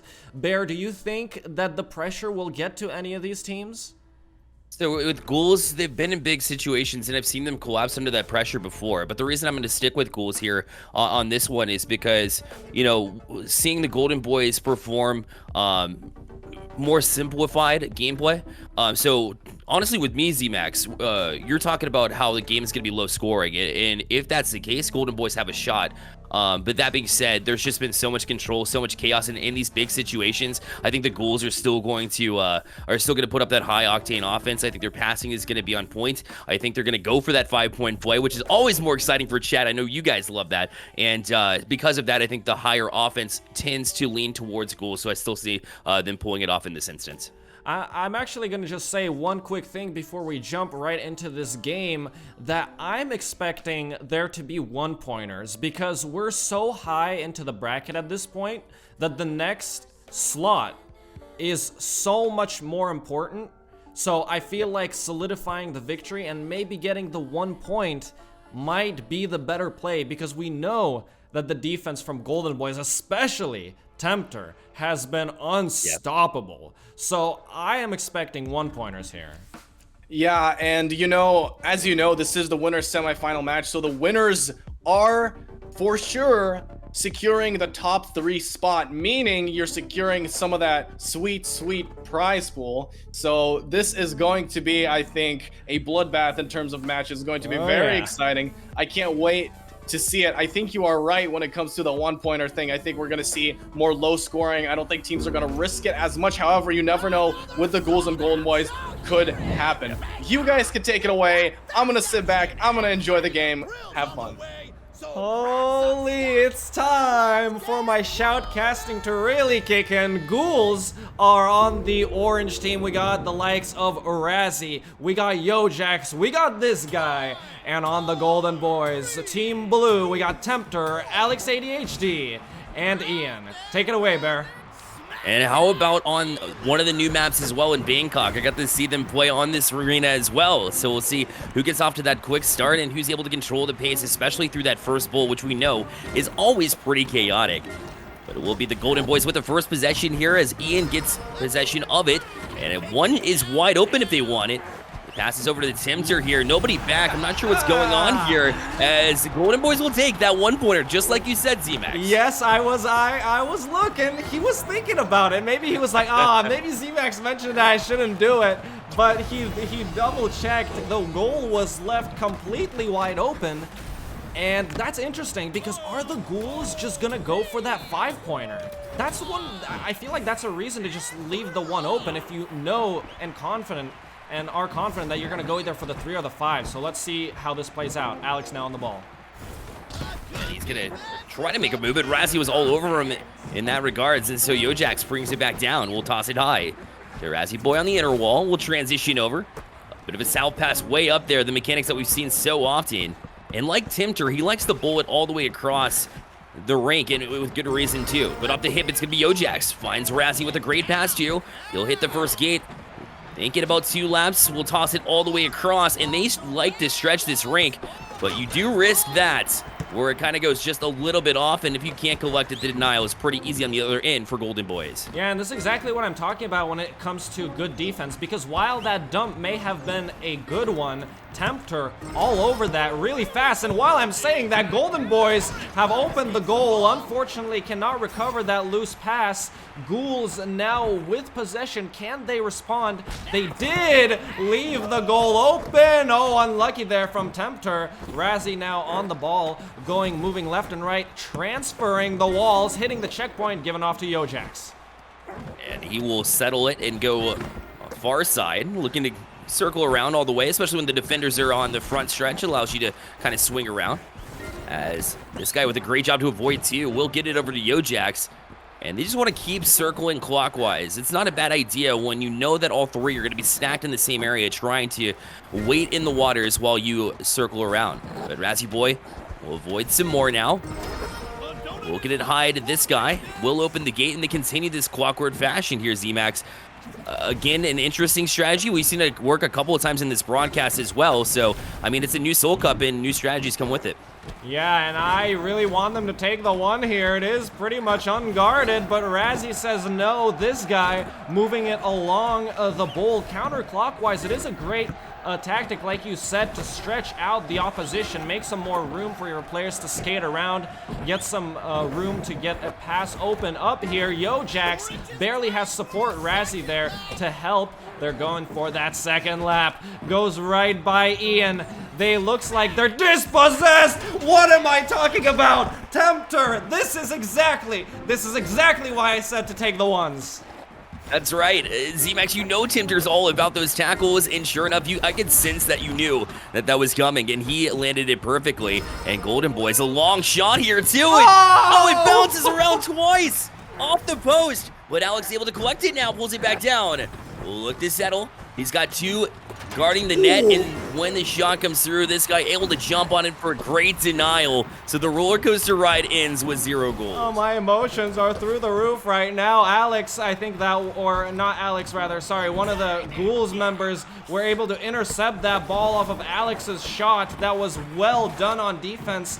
Timed the jump perfectly to intercept. Ian now for the Golden Boys, passing it over to Tempter. Still 1-0. We're just halfway into the game. Can they get that ball? Yes, they do. Alex now moving it along, passes it to Tempter, who barely is unable to get through to Guy. Guy clears it to Yojax. Yeah, and we talked to a couple of the guys. I think it was in the pregame show where they said, you know, who's the most mechanical player or who's the most aware in the rink, and they said this guy. The one you're watching right now with the self-pass high with the uppercut. We'll toss it over to Razzie Boy, who, in my eyes, take has it. Mechanical. That's take right. It, and there it is. That's right. Validation, baby. Validation. Yes, take the 1, baby. The 1's enthusiast rejoice. ZMAX becoming Z-Men, like get the minimum amount of goals here. But listen, it's working for both sides, and it's actually more entertaining that way too. You don't see games in very soon, and it's such a tight battle too. And in this instance, it will favor Golden Boys because remember, their simplification of their gameplay has always been really fun to watch. Yeah, but now I am happy that the Ghouls have decided. Oh my goodness, a slingshot there hitting the ceiling. An unguarded net, Razzie, an unguarded net. Oh. Recovered by Ian. Okay, let's settle down. The toss gonna go a little bit away from where he intended it to go, and so that'll allow Ghouls to jump on it. And the pass is to this guy. His first gaze from his back, he's going to throw it all the way over to Razzie. He's got a little bit of speed, but he needs to kind of pick it up. Still, he'll use the inner wall, and in a self uppercut pass there, as he brings it back down to deck. Good sidestep as well. Fancy footwork. Now looking for Yojax way up high, and he's got him. But Razzie Boy going to take over instead. He jumped in front. It won't matter. The self-pass back out, but all 3 members of Golden Boys over there to deny it. It looks like Razzie was almost trying to replicate that shot that we saw in the Umi top 5, trying to get that wall bounce, but Golden Boys were able to read that and get an interception right before he's able to recover it for himself, and now it's Ian leading the offensive charge. The goal is open. Guy recovers right in time and closes the donut for the Golden Boys. It's now all even Stevens again, and they have to reset the laps.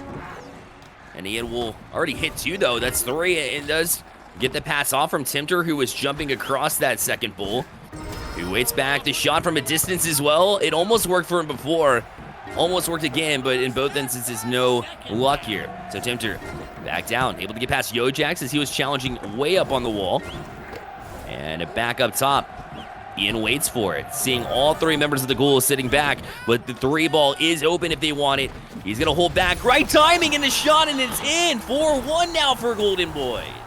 Ian taking the shot that we usually don't see. He kind of took it a little early, maybe caught the Ghouls off guard here. As you can see, picked his shot really nicely to solidify that 3-pointer. Very well done from Ian for the Golden Boys, making the score 4-1. Would like to remind you that this is the game that will take them to the winner's final. So it's all to play for here. 47 seconds left to play. Can the Ghouls bounce back? Oh, look to you as they have possession using the grapple, which we saw multiple times in that head-to-head match just a week ago. And Razzie sent all the way to the ceiling using that same grapple. Will hold it all the way back down to the straight and holds on. Again, tiptoeing past Timter, but they need to make a little bit more progress here. Obviously, that you want to keep possession, which they do not. It'll be Alex to jump on it. And I wanted just to quickly say it before it slipped my mind, that defensive formation from Golden Boys in that 3-4 bowl was stellar. It slowed Razzie down perfectly. They covered the passes so well, and it is their time to shine as 5 seconds go. 3, 2, 1, Ian keeps possession, and Golden Boys take this first game. Are we seeing the re-emergence of the Golden Boys, who recently haven't found as much success? I know they've been putting in the work, the time, the effort. It shows here in game number 1. The Ghouls, of course, you know, that ability to score at any time. You can't feel safe, even with the 1-game lead here for the Golden Boys, so they'll have to do a little bit more work to get back into it. But I've been impressed with what I've seen from the Golden Boys themselves. It's not a coincidence they picked up Ian. They were the top team, and they find a 4th player in their roster, which looks like now a true 4-player rotation at this point, and they're finding success regardless. So credit the Golden Boys for putting in that work. It's definitely showing. Yeah, and a kind of probably unexpected result, to be honest. The seeding would disagree with this result. Some people would disagree with this result, but not the game. The game is very much in favor of the Golden Boys here, and we're gonna see a different Ghouls now. We're going to see a different Ghouls going into game 2, because now this is where they solidify top 3. They can't let this slide. I cannot wait to see what kind of Ghouls we see in this game. What do you think they'll be? Yeah. Oh, man. Definitely they need to play with a little bit more speed. I love the grapples that they try to throw in at the very ends. I think, you know, being creative with that, with the mechanics is going to be needed here, especially the Golden Boys making that re-emergence. But listen here, Z-Max. I had Golden Boys at number 3 on my list here. And right now, they're 1 game away from proving me, actually saying that they're a little bit lower than that, right? Getting to the winner's final is huge in this instance. Yes. But you can't count out Razzie. I think Jax needs a little bit more involvement here. We didn't see a whole lot of his tackles, and Golden Boys were able to kind of run with it a little bit more. Love to see Jax step up in this game, and he'll be a difference maker for sure. Yeah, I would have to agree with you. We were seeing a lot of Tempter in that entire game, and a lot of Razzie from the side of the Ghouls.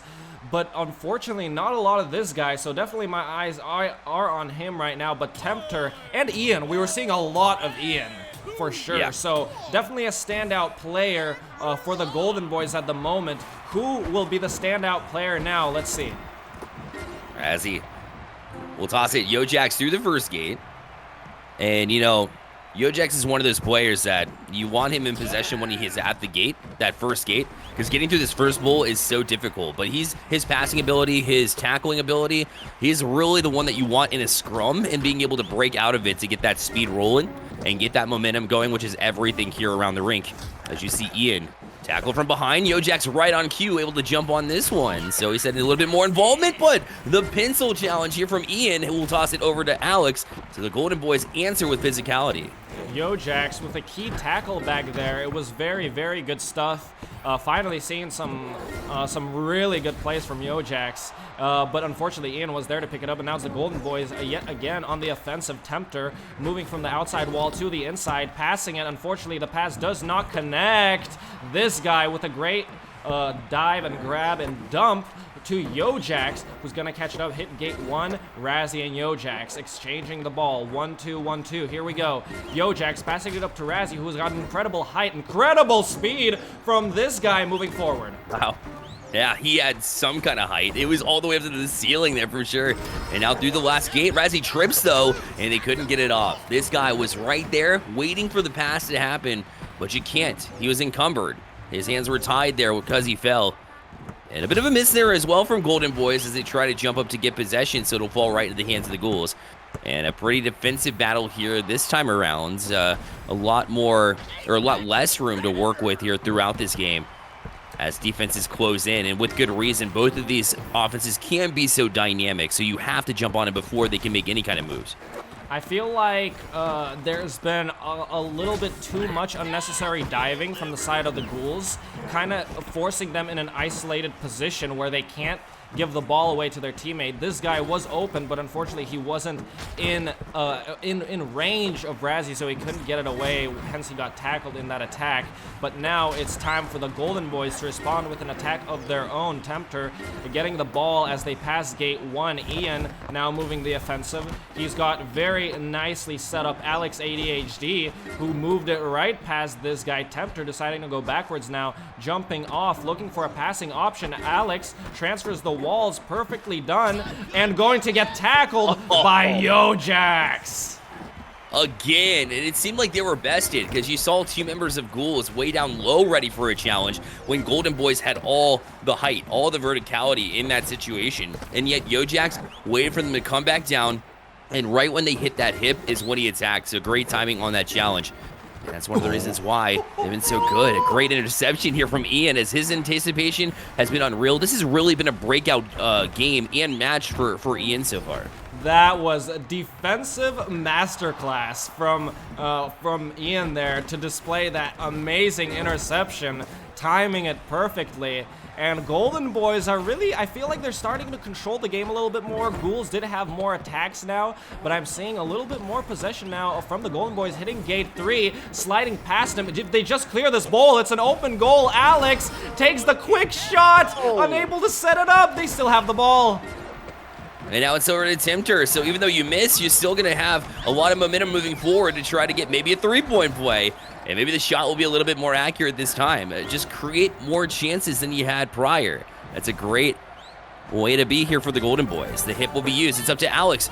And now the challenge from Yojax. You know it's going to come at some point, and the timing was right, but the denial from Razzie. He got back to it. What a save. Razzie! You're an absolute savage. I'm gonna take the words right off Nax's mouth from the Umi Bowl. That is one of the keyest, most insane saves I have ever seen, timed perfectly through the rim. Razzie is keeping the Ghouls in this game. Now on the offensive himself, showing defensive and offensive masterclass, going backwards now. And it will be a sidestep past one. Razzie looking to build off of that momentum swinger as the grapple will throw him above a defender. Razzie on that wall too, but he's challenged. Alex ADHD just did a great job to cut off the angle, so you really couldn't get around him at that point. Wow, that was a great defensive play from Alex there, but also replicated by Yojax here. very good defensive play from both teams. This is what I really like. It's kind of a thing that we saw in the Golden Boys GSL head-to-head match, where there was a lot of brilliant defense. And this is, I'm loving this. This is defensive, just amusement from both teams. No one able to get on the score sheet. Tempter moving it over to Ian, and it's a free lane. And he will roll with it. Great job right there at the transfer to use it as kind of momentum to circle around one of the defenders too. But eventually it'll all roads lead to Ghouls and gaining that possession back here as Yojax will circle around to you. It'll be second gate, make it 3. The grapple will give him more speed. They try again. We've seen this play multiple times already, but now it's a self pass across walls. The shot, but it's a bit low, just off the rim. And that's one of those things when you kind of hit that nice wall transfer. It's so tempting to shoot. It's so tempting to shoot, and this guy did, and unfortunately missed it. But the attack is not over yet. As Razzie, open goal, yes, from the Ghouls, 1-0. Razzie boy puts the Ghouls up in game 2. I couldn't tell who it was. I think it was Alex that was on his back, but like right there where, yeah, sure enough, he was on his back. And so even though Alex was in the right position and could have made a tackle, you can't do it from your knees. And so it just allowed an open space there from Razzie, who, you know, sometimes we see him with some spectacular goals. His mechanics are unreal, but that time all he had to do was toss it into an open net. And can't tell you which one he's preferring, to be honest. Obviously, take goals any way they come. But you do want some for the highlight route too. But a simplified play, we said, would come for the Golden Boys, where the Ghouls are kind of matching that energy to try to even the series. Nax did mention something very key when he was on air. He said, who is going to play the basics better? And this is a perfect example of who can play those basics better, who can play the defense, and clearly the offense too. Tempter taking the easy one-pointer there. It's a really, it's a thing he's been doing a lot, going past into that bowl and then taking that shot. That's really well placed from Tempter, and a celebration worth talking about.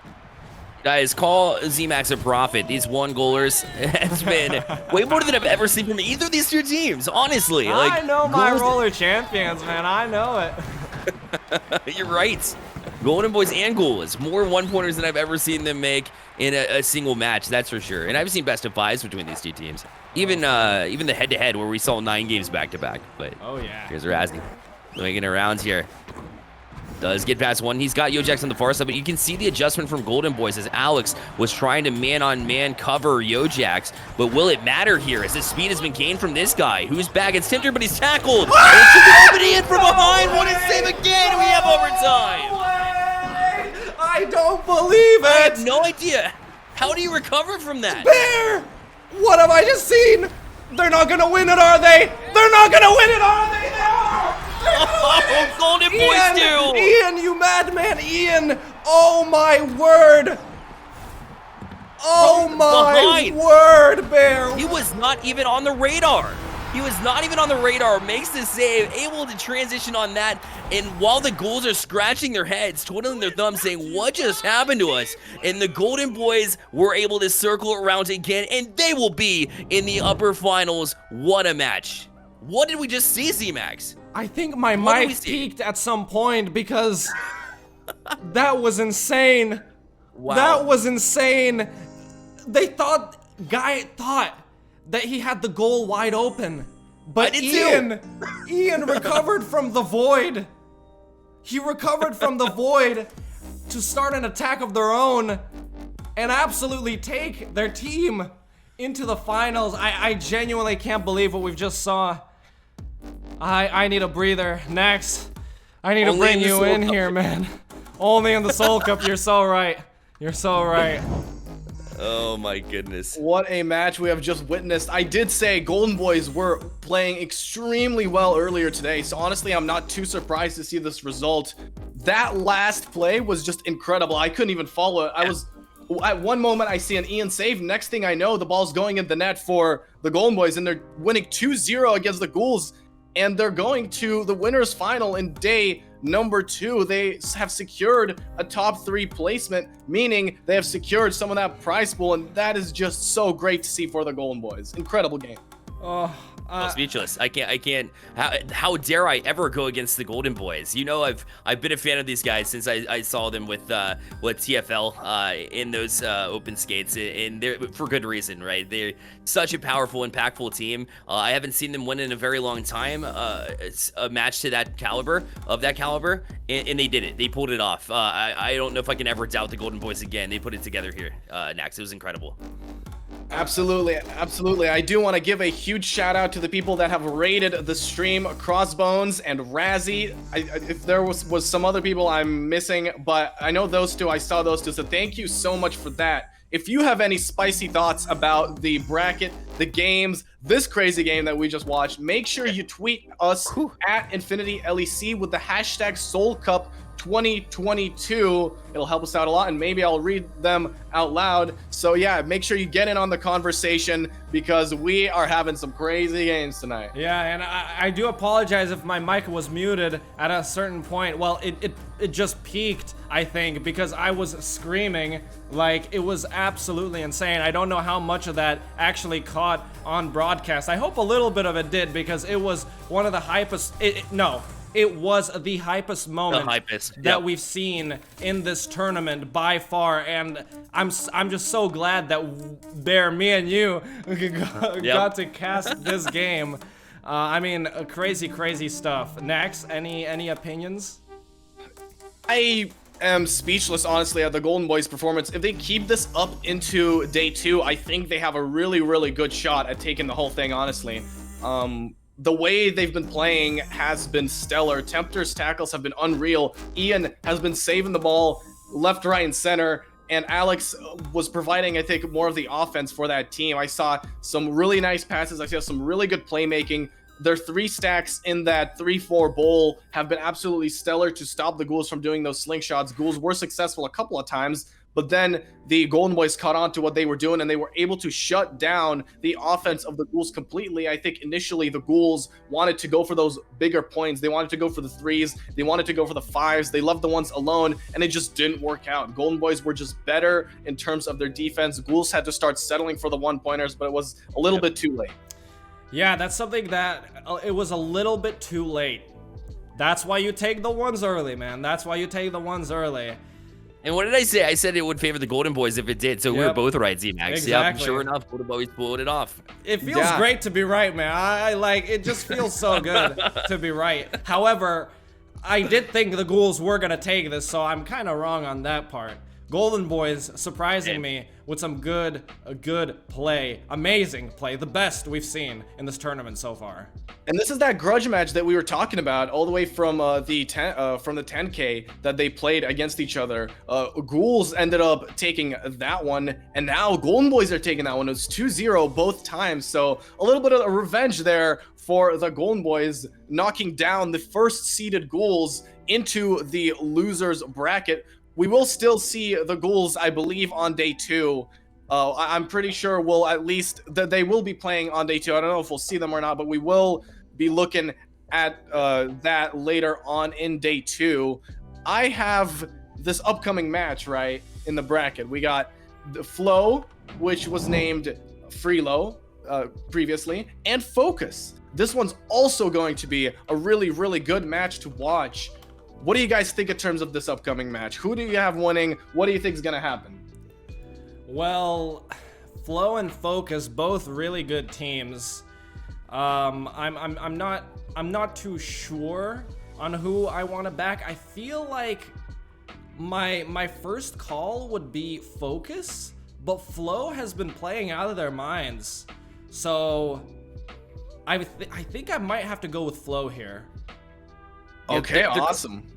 Yeah, and I'm with you as far as this goes, because I want to say Focus as well, right? Because you know they're definitely the fan favorites. If you look at his chat, you'll see Paul Inks support all the time. We see even Rawful in there as well, and I think they're really good. And you can't underestimate the power of winning big tournaments, like Paul Inks winning Umai Bowl and Crusadian Cup as well, like 2 of the biggest tournaments, right? And so you want to lean Focus because they've been around and been winning tournaments too. But you can't, I said at the beginning of the broadcast, I can't go against Doma and what he's been doing with Flow. This seems absolutely impactful. I'm going to go with Flow for the prediction there too. All right, we are going to take a short break. When we come back on the main stage, Flow versus Focus. You don't want to miss this game, so make sure you are tuned in.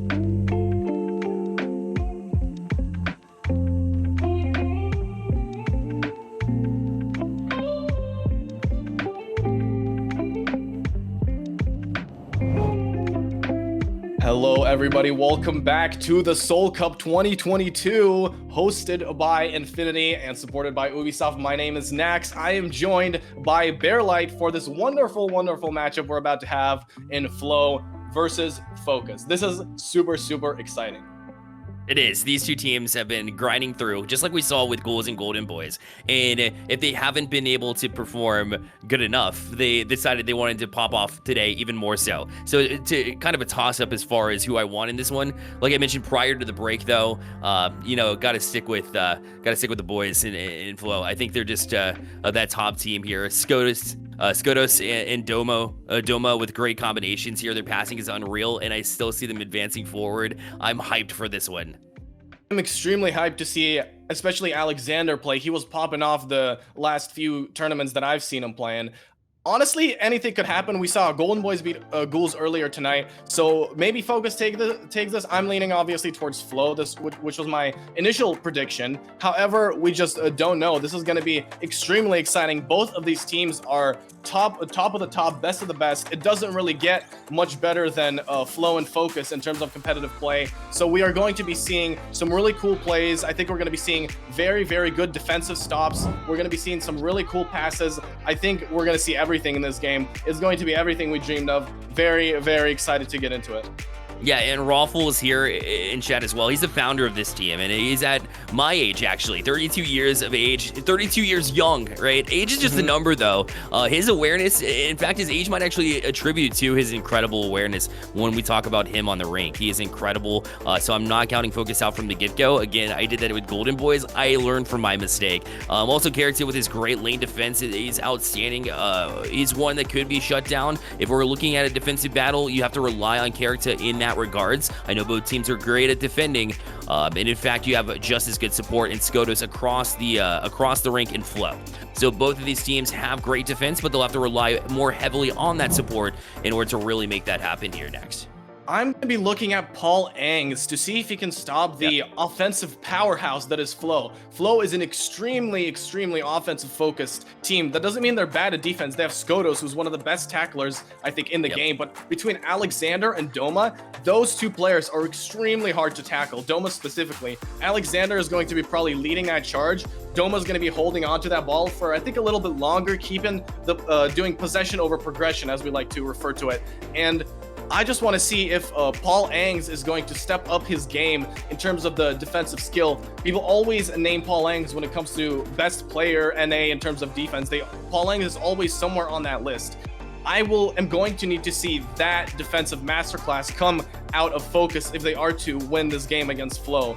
In terms of Flow's goals, I think they probably want a quick game. However, I don't know if that's going to be possible between the players and Focus. They have a lot of skill on that team, so it's going to be a really tough match for Flow. Yeah, I agree. With Focus, you talk about Paul, and he's been around since the get-go, right? And just a multi-time champion. So that experience you cannot underestimate by any means, like I mentioned. And to have that combination, definitely one you can't sleep on. I know that Flow knows this going in, and that's the reason why you have to go with Flow, because they're just a little bit more talented in my eyes. It's pretty close.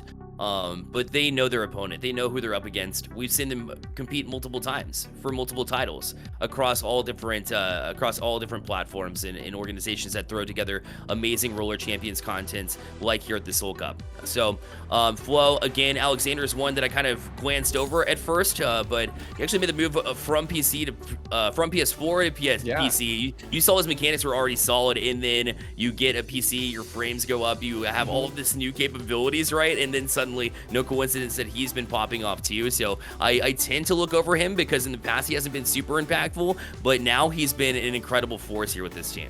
Alexander and Doma are really those players that have changed, like they improved so much in such a short amount of time. There's certain players that I look at like Doma, you got Alexander, I think Bad, Ghosty, Crossbones, these type of players that they improved so much in such a short amount of time. And the way they play now is the best of the best, top of the top. I think that's what we're going to see from that squad. Focus, they're a little bit, I think, probably more consistent in terms of their play. I'm going to be looking at Character. The first time I saw Character play, I was extremely impressed. So it's no surprise to me that he's on one of the top teams. And I think that magic from Focus has to come out if they're going to take this win. They're going to have to do a lot to beat Flow, though. They will have to, for sure, and that they'll have to use that improvement, right? With improvement should come consistency, and consistency is what you need in your gameplay, especially your mechanics, to have your teammates rely on your ability to make those mechanical plays, so that way you can kind of get ahead of the play and anticipate a little bit better. And you want to talk about improvements? Let's talk about GSL Alpha also on the lower side here next, because they got their way through, and they were 5th, so they're exactly where we thought they would finish, right? But at the end of the day, Crossbones has led Bad and Ghostly into a place where they haven't been before. They just were one of those middle-of-the-line teams. Nobody thought about them. And then suddenly this massive amount of improvement from grinding, playing together. GSL, while you're talking about improvements, I have to give a shout-out to them for their ability to create plays too. GSL is one of those teams that, you know, kind of flew under the radar to begin with, but then this squad was brought together, and some of these younger guys like Ghosty, you know, Alexander, Bad, just improved significantly. Bad especially. I have seen Bad play recently. He's just incredible. Defense, offense, anything you want. He's going to be leading the charge for that team. I'm excited to see more of GSL, honestly. I'd like to see a matchup that is GSL and Flow. That's something I would really like to see. Hopefully we do end up getting it, but you know, you never know. So something like that is going to be, I think, really, really exciting. Maybe even more exciting than what we've seen today. I don't know how you beat that Ghouls and Golden Boys thing at the end, but you never know. It's Roller Champions, right? Yeah, most exciting sweep I think I've ever seen in my life, I'll tell you that. But we might get a sneak peek at it. GSL Alpha reminds me a whole lot of Focus, so this will be a whole lot of what we'd see in a GSL versus Flow matchup, because you think about Crossbones, he's a little bit older than the rest, right? Bad and Ghostly a little bit on the younger side, and that's why they're a little bit more stronger in their mechanics versus Crossbone, so who sees the field at a distance. And that's the same thing with Rawful, right? Who's a little bit older, but he can see the rink really well. He's got that experience, at least in the mines, right, where he can kind of see a bigger picture, and he's able to guide those two other teammates throughout Bad and Ghostly for GSL. And then of course we talk about Paul and Character just doing great things in what they do, and having that support and having that leader, the true leader in Rawful. So I think we'll see a little bit of that GSL versus Flow in a way, because those teams are so similar. I'm not sure who's playing for Focus. I know they have a fourth in Nick, so it could be Nick as well to step up.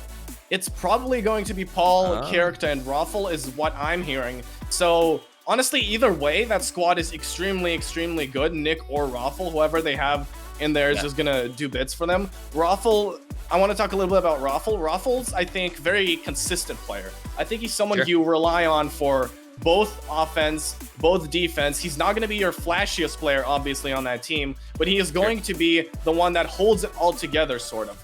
And I think between Character and Paul, I think that's what you need. I think Character will be focused a little bit more on offense. His defense is stellar, but in between Paul and Character, that is your sort of balance, I believe. And then in terms of what the third player Rawful is going to be doing is balancing that out, making sure everything fits together, making sure the game is going well. We are jumping into game number 1 between Flow and Focus. Finally, I get on the casting desk. I've been waiting for this. I am excited. Waiting for you.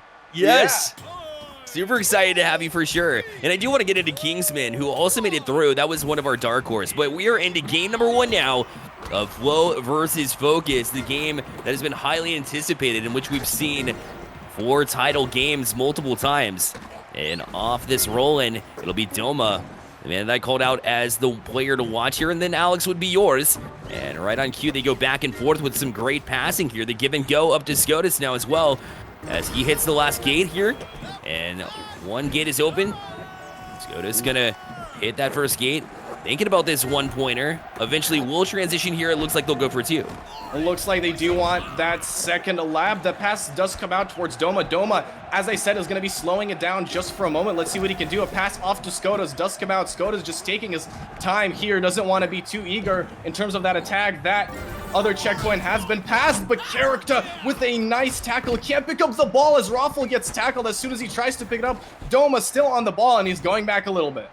There's one thing I can guarantee you. If you think you're comfortable on the deck, forget about it, because Character is going to be waiting in the waters and ready to pounce on anything whenever you're on that deck and straight away. But this gate's still open for 3, and it's going to be Flow up on top. What a shot. Very well done from Flow. They took their time. Doma brought it back. He calmed everyone down after that tackle that came out, and they were able to find that open opportunity. Alexander, very good decision making from him to take that 3-pointer. Flow goes up 3-0 in game number 1. Sometimes the defense will just assume when you're going from outer wall to inner wall that shot may not come through, and so nobody was really there and prepared on the defensive side for Focus. And Flow will take the 3-0 lead. It's game number 1 as you see a little bit of chaos ensue here on that deck. What a tackle there from Alexander, the pencil, to just absolutely shock Focus there and get that ball back. Doma is going to be hitting that first checkpoint, diving through it. A pass does come out towards Alexander, now back to Skotos. That's the second checkpoint. The third one is live as well. Will he be able to get through it? There's Character and Paul to beat. Someone does get tackled. The ball is bouncing wildly. Doma is not going to be on the end of it as Alexander picks it up and he's going for a second lap. And Focus had such a good idea to tackle the would-be collector there for Flow, but then it just rolled past both of them and they got possession anyways. So now just 2 points are what they need. So they need to circle around twice to get the win if they want, but a denial is going to come through before they even think about it. So Focus right back on it here. Find themselves down 3-0. And want to find a little bit more control, because every single time they tend to get it, they're tackled and challenged from behind. Alexander has landed so many tackles, and there's another one. He's been doing bits on defense so far. That's very, very good for Flow. It's been making sure that they are the team that's pressuring Focus.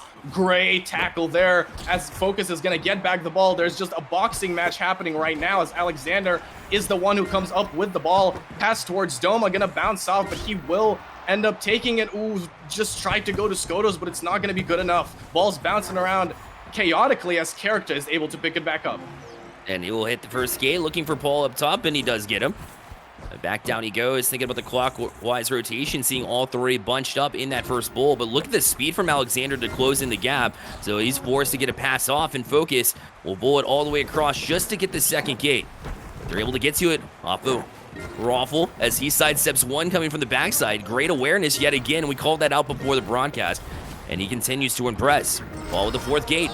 Toss to the inner wall. Raffle from the backside, not going to take the shot. Wise move as they had two defenders right behind him. So he'll continue around for gate number 3. He does hit gate number 3, but the ball is loose. Skotos is not able to pick it up. Raffle gets that one now onto Character. They're looking for this three-pointer, trying to tie up this game. It's going to be Paul Angs on the ball. A pass does come out towards Character. No, he wants it all. He's going for a third lap for 5 points. They want to end game number 1. They want to put it to bed against Flow. A pass does come out towards Raffle. Only one player left to beat. It's going to be Doma Rocket. Raffle's waiting. A shot comes out. The patience pays off. And game number 1 is going to Focus. Oh man, just wait out your opponent. The patience was so real. Great call out there next. That's from the backside, and you saw Doma waiting for it. Was thinking about diving through the net itself to try and make the denial, but when he pushed forward towards the defensive side on the lower ends, it allowed that just enough space for him to toss it through there. So excellent play, excellent patience, and a great move to get back in that one and take the first win pretty unexpectedly, to be honest. Yeah, and that just proves that all you need is one possession to change the entire game. That whole game, it was flow, attacking relentlessly. Focus was doing all they can on defense, and they were successful at times. Flow ended up getting the 3, but all Focus needed is that one moment to take those 3 laps, and they were able to put in the ball for a 5-pointer. And that's honestly probably how they win this series. If they keep doing this, they keep playing good defense, and they take those spare moments that they do end up with. I think that's what they're looking for, and so far it's paid off. Yeah, and what I love about Roller Champions as well, Nax, is this is completely different than the other semifinals matchup we just saw with Ghouls and Golden Boys, where you want to kind of nickel and dime, right? Find one goal here, one goal there. Maybe you get a 3 goal. In this one, they cycle around more. They're more comfortable in controlling the ball, holding on to it and passing at the right times and circling around multiple times. I'd like to see more tackles. That's a call for, Character to step up, and he did in that one. But more defense, perhaps more tackles coming through from Doma would be great, as he has been a difference maker in the past, but went a little bit quiet in that one. We'll see if he can bounce back here in this game number 2. Yeah, I want to see how Flow does when they're on the back foot. Looks like Doma is going to be picking up that ball first. On towards Alexander, now back up to Doma, but a great tackle comes in there from Raffle. However, they aren't able to grab this ball. It's gonna be in the hands of Flow still. Alexander going toward the second checkpoint, going on towards the third one. A pass to Skotos is good. There's a lot of pressure from the defense, and there you go. That's what we were talking about. The great Focus defense to shut down Flow. And Raffle jumps back on it. Focus looking really strong in these first 2 games. We said it would be dead even, and so far that's what we've gotten. Just happened to get the 5-goal play, or 5-point play for Focus. In game number 1, if you're just joining us, Skotos gonna toss it down to Doma. Skotos also saw a whole lot of improvement whenever his teammates, he was able to find teammates that worked for him, that were more comfortable in what he was trying to do rotationally, and just with a higher skill level as well, and he's been impactful too. It'll be Alex circling around, looking to try and get past to the 3rd gate. They'll try to use the verticality, but you can see they're already trying to read it. But great timing there from Doma to toss right back up top where the defense couldn't get to him. And Flo will look for this fourth gate. We'll find Alex with it. The toss is interrupted by Raffle. Great job to cut off the passing lane. Great interception there from Raffle. He expected that pass. That's what we're talking about when we mean guarding the pass. He did that beautifully there, and just very, very, very good stuff from him there. Let's see what they could do. A tackle does come out. The ball's bouncing around. It's been absolute chaos so far in this game. Pass is not going to be good enough. Let's see who can grab this. It's going to be Alexander on it. Pass is no good once again. It's bouncing around that spine. Back to Raffle. Let's see if he can go. He's opting to go backwards to slow it down. We'll hold on to it. Very comfortable in this position. The tiptoeing around will also be nice, as he does one last move and gets it over to Character, who tosses it high. Paul did pull that one down. Looked like he was a little bit off of it, but somehow reached back to grab it. But unfortunately, the precision will get away from them. It'll be Flo to get it over to Scotus, and they will start on this next lap. He's up high, looking to sidestep one. Great job to get that pass and transfer back to this back stretch. Yeah, let's see what they could do. The ball is not denied. Finally, Paul Angs is able to end up with it somehow, some way. He's going to be leading the charge now for Focus. Character just slowing it down a little bit, opting to hit that first checkpoint. He can't so far. Now it's finally hit.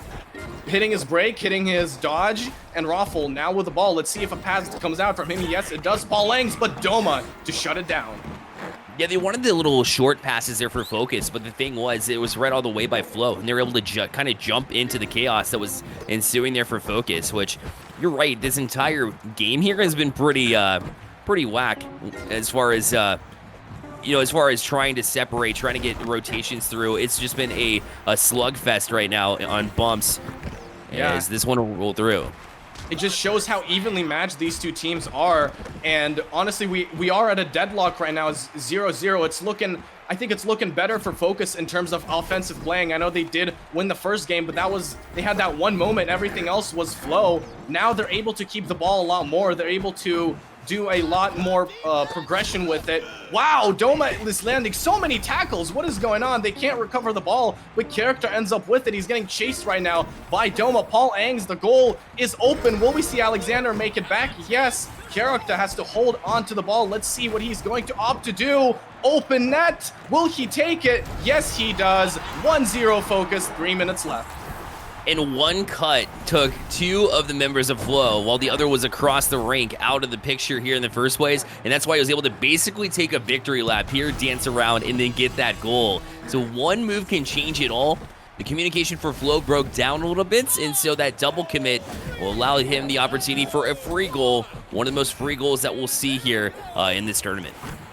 Yeah, absolutely. Just wide open net there. That one hit of a button just sent two players from Flo to the other side. Look at this tackle. Alexander has been landing so many roundhouse tackles for this Flo team, honestly keeping them in the game. They do have 3 minutes to see if they can make a comeback. Doma, not gonna happen as he's tackled by Paul Angs, but Skodos is quick to recover. Alexander back on the ball. They still haven't hit the first checkpoint. They're working so hard just for one checkpoint. Focus is really making them work. Yeah, they have great positioning. It makes it so difficult because you think you have it all figured out, right? And then suddenly a quick change will change everything. A great passing play here from Flo as they do finally eventually get through 3 gates. It's okay because they have 2 minutes to do it. Off the hip he goes. Doma with a shot and in. So he'll take the quick little angle there. And so they went from a slow lap to a pretty quick one through the last 2 gates to convert. So that change of pace might have been the difference here. There was a player from Focus on top of the net, but I believe they went too high and just didn't skate down in time, so it was a free net for Doma. I saw Doma kind of hesitate there to see if that player was going to come down or not, but did make up his mind there. They are all tied up at 1 apiece. 2 minutes left on the clock. This is going to be a very, very, very great finish to this game. Oh, you already know. And it's turning into the Golden Boys Ghouls, where it's you take 1 goal as you can. Especially when you have this demolition derby essentially happening here in this first bowl and really throughout the rest of this rink here in game number 2. As we tick down under 2 minutes now, Doma will pull down. We'll find a pass over to Alex with plenty of space to work with. Focus was all in that first bowl. Now from his back, the pass going to go a little bit wide, but it doesn't matter because Doma's already over it. He'll circle around 4th gate, and it will be open, so he takes it again. Another goal for Flo, and they'll be up 2-1 in this one. There you go, and this is what I was mentioning. The difference maker between the teams is how well can you pick up the ball. Doma was able to get on it, and there you go, free open net. If he couldn't pick that up there, that would have been shut down. So it's literally that is the difference maker of being able to pick up that ball, and that is what just put Flow in the lead with 1:40 left. Let's see if Focus can respond. Yeah, they need to because they got caught, you know, in that second bowl, and everybody's behind the play. So they have to be a little bit more conscious of where they are in that setup. But yeah, you're right, that loose ball play was everything. Now Raffle will pull back down now, but he's challenged from behind from Alex. Great challenge there as he came from the skies, essentially, out of view in order to get that challenge, and will eventually come up with the ball, too, even though it was fumbled out of his hands prior. And from the deck back down to the straight will be Alex, as he patiently waits in one place, trying to get focused to maybe overcommit. He saw it in the last play, so why not try to build off of some of those mistakes again? And now we're getting to the nitty-gritty. 1 minute left, and honestly, at this point, I think Flow just wants to hold on for as long as possible. They do have the lead. They're losing in this series. They need this game. They don't want to go to the loser's bracket right now. They really want to get to that winner's final. Look at that tackle from Paul Angst. Absolutely stellar defense there to read the player from Flow, and now they are going to attack Raffle. Let's see what he can do. He's just dancing around here. He doesn't have enough speed. Skodos is able to shut him down there, and both defensive players for Flow and Focus making very good tackles. Yeah, and I love that that Paul is getting involved here for Focus, because you want those bigger names, the ones that have been around, who have that experience to really step up in big moments. Now, Character will do the same, as he's been great at tackles so far in this one, and now Paul, right on cue, will grab it back, and a toss himself over a defender. Over to Character it goes, down to 14 seconds left, and he'll hit this third gate. As long as they keep this possession, they will be fine, but look at the dives here from Flow as they're trying to get to him. And down to 6 seconds left, now you have to keep this possession. Paul, back to the inner wall now. Alex waiting for it on the defensive side, but Paul fell down, still keeps it. A chance, he'll go to the front side. A chance, he will wait, holds on. All three members of Flow are hanging here on the net. He pulls him out, the shot and the denial on the back end from Alex. What a save to keep the win here for Flow. What was that? Alexander with the pencil dive save at the last moment. That was incredible stuff. What have I just witnessed? That was one of the best saves I think I've seen in this game. He's not going through the goal. He's going to the side of the goal, so it's so much harder to do that. That was absolutely incredible to finish off that game. That is how you bounce back from a Game 1 loss. That is how Flow just made the momentum shift in their favor. Incredible. They certainly did, yeah, and that was reminiscent of Ian's save there at the very end for Golden Boys there. But we'll force a game 3 here. Flow looking very strong in that instance. So Focus looked really good in game number 1 and 2, to be honest. But at the end of the day, we live for these game number 3s. Who is going to go to the top side? And it's really a toss-up at this point. So I kind of throw my prediction out of the window at this point because it's that dead even. I thought Paul was looking to really come back in the right moments there for Focus. He made some big key plays. But again, it all came back down to when the tackles came through, he saw the ball on the grounds, and picking up that possession was everything in that one play that made the difference. That was the one that put them up 2-1, and that was the score that carried through in that game number 2. Those one-pointers do make the difference, and honestly, we're very fortunate to have witnessed that game. Game number 3, it was only going to end this way there. Flow Focus, last game of today. This is going to be crazy. Game 3, let's get it. It's time. We're down to it. The last game, everybody, of day number 1 of the Solcup. If you love what you see here in this channel, first of all, give us a follow, but also let us know in chat what your favorite moments are. This was incredible already, and this will be the last game here to determine who's on the winner's side. 5 seconds have countdown, and it'll be Alex to pick it up for Flow to begin this game. And settle down to Doma, who's hit the first gate, and will be chased down from Focus from the backside. Make sure you join the conversation by using the hashtag SoulCup2022 and say what you think of these crazy matchups we've been having.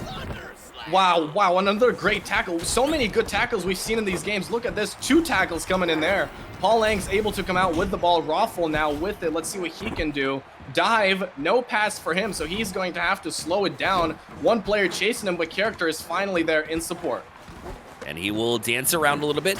No, the pass was kind of red all the way. Doma will eventually get to it too. 2 members of Flow read that one, so Focus looking a little bit predictable in that first little roundabout. So they'll have to get a little bit more creative if they want success.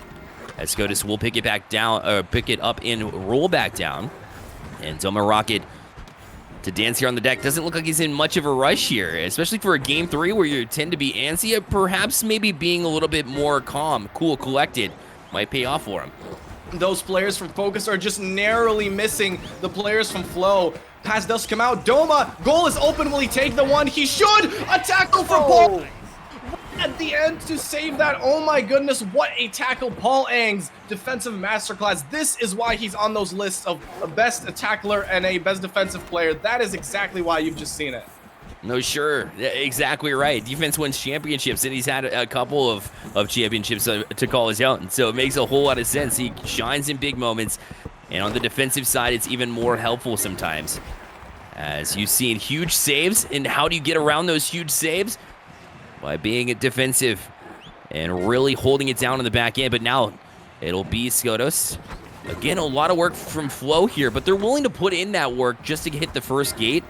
And that's one of the reasons why they were able to win game number 2. Is just they kept on grinding through no matter the circumstances. But eventually this chance will go into the hands of Focus, so they'll be able to start here from the first gate themselves. Raffle with the ball, good wall transfer. Haven't seen too many of those so far in this game. Gets past the first gate. Alexander's chasing him. A pass does come out towards Paul, who was able to land a tackle on Doma before grabbing it. SCOTUS isn't able to do anything about Paul so far. A pass does come out towards Character. That's going to be gate 2 completed. Gate 3 as well with that dive from Paul Ang's. Raffle is tackled by SCOTUS, but the ball is not recovered. Finally, Doma gets on the end of it. And he'll roll through now, looking for Alex up high, perhaps. He'll grab him with the grapple, sends him all the way to the ceiling, and they will use his mechanics to move forward.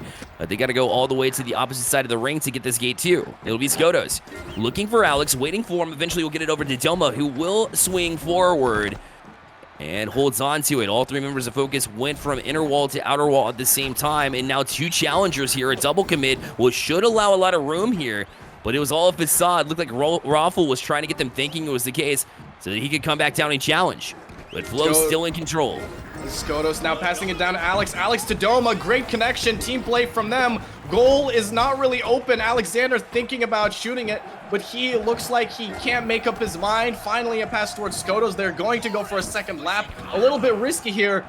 Oh, there it is. There it is. There is the slingshot. SCOTUS is able to just walk it in the net. There's no goalkeeper. Flow 3-0. Focus had no idea that grapple was coming through, and so it made it super easy at that point. Because look at the transition there. You saw in the bowl, way up high, a teammate to come and use that grapple to propel him forward and towards the net off the hip. He got so much height, and everybody from Focus was too busy on the back stretch. So a bit of a mistake here, but luckily for Focus, they'll have 3 minutes and 20 seconds to figure it out. And like you said earlier in the last game, one possession can change absolutely everything. Focus is going to have to watch out for those slingshots because, yes, the one possession just could turn into 3 or even 5 points. Flow was originally the team that really started doing those slingshots. So Focus, I think they know better. They have to guard those slingshots. They need to be there in those bowl areas, preventing that. Otherwise, it's going to be very difficult to defend. Doma on the ball, going towards the second checkpoint. Let's see what he can do. He's got possession. We'll toss it high. It's an uppercut self-pass on the inner wall. And now we'll be chased down by Paul Inks as he tries to find the right read. Almost did the good shadow defense, but still beaten to it, regardless by Flow. But then handed right back to Raffle. So now it'll allow an opportunity for Focus. They will realistically have a couple more opportunities here to circle around a couple of times. So you're not too nervous, but you do kind of want to pick up the pace here if you're Focus. As Raffle will toss it high to Paul. He's got character as well through the gate. But the turnaround there, the 180 that they're typically used to having, Alex cuts it off right away. Alex has been absolutely stellar on defense in these games. He's been recovering the ball. He's been landing those tackles, and Flo has just been playing so much better, I think, now that he's been stepping up. Raffle, let's see what he could do with it. Going through that third checkpoint, pass does come out towards character. Paul Ang's now with the ball. He doesn't want to take a one because they're 3-0 down. Great tackle from SCOTUS. It's still recovered. Can they get on top of that? Raffle, they can't get it. Finally, Paul Ang's is able to get it. Alexander couldn't land on the ball. It's bouncing around. It's loose. Raffle going through. I can't believe what's going on. They weren't able to recover the ball. This This is going to be a 3-pointer. Lap 2 is open. The goal is open. Raffle slowing it down. Let's see what he can do. He's just dancing around. A pass towards Paul Aings. Only one person in net. Finally, Alexander's able to reach back. Character now looking for another lap. They're looking for another lap bear. And it could be a 5-point play here. I don't know how they kept possession here, but they continue it from this inner wall. And now it's Paul Aings going to turn around. Look for it. The dunk there, too. As you saw the block out in front. Great job with the tackle. And Focus is even this game at 3. And I am surprised they kept possession in the first place, but they stuck with it. And here we are. Of course, it would be tied with 1 minute left on the clock in Game 3. Of course, that's how the day 1 of Solcup would end. Only like this. Only like this. That was crazy. Right. I don't know how they were able to recover that, but that was just absolutely great for Focus to get that 3-3. And honestly, this one's so close. It's too close to call. Yeah, if anybody watches American football, it was like the Hail Mary where it bounces around a million times up in the air, right? And then whoever's just there, it happens to be there, can grab it. And it was Focus. 3 or 4 times they were able to grab it. And now we're down under a minute left. Character with possession for Focus as well. Can they ride that momentum that they just gained in that instance? As Paul will cycle down. He's to the second gate, second bowl, looking for the 4th gate. And from that top wall, he's inner wall for Character. He's thinking about it here, or does he want to go for the win and not even worry about this 30 seconds? Sure enough, he's going to pull it back down here, and Nats are going to look to push for this. They are going to try to end the game. A pass does come out towards Raffle. Let's see what he can do. Doma is desperately trying to land some sort of tackle. Character now with the ball. 2 players there in front of the net. People are jumping through the net. Paul Aings gets past 2, and Focus will take game number 3. They are moving on to the winner's final. Top 3 for them. What a great way to finish off this matchup. Sure was. Found the alley-oop there, right on the hoop. And if Flo tried to jump through the other side, but that's 2 times in that game that Focus was able to jump through and get a tackle out in front to free up the space. And so Flo just doing what they do best, just rolling through, but Focus able to jump on that too. What a battle it was between these 2 teams, and it was a toss-up and a great way to end day number 1. Yeah, very, very well played from all the teams. We saw some spectacular series. That Ghouls Golden Boys series was incredible. This Flow Focus series was crazy. Very Sure great was. games. Focus is playing the Golden Boys in the winners final tomorrow to go into the grand final. They are top 3. They have secured themselves a bit of that prize pool. Tomorrow it's all about maximizing it. Z-Max, hey, what's up? You're joining us. There we go. Yeah. Mirrored, you know.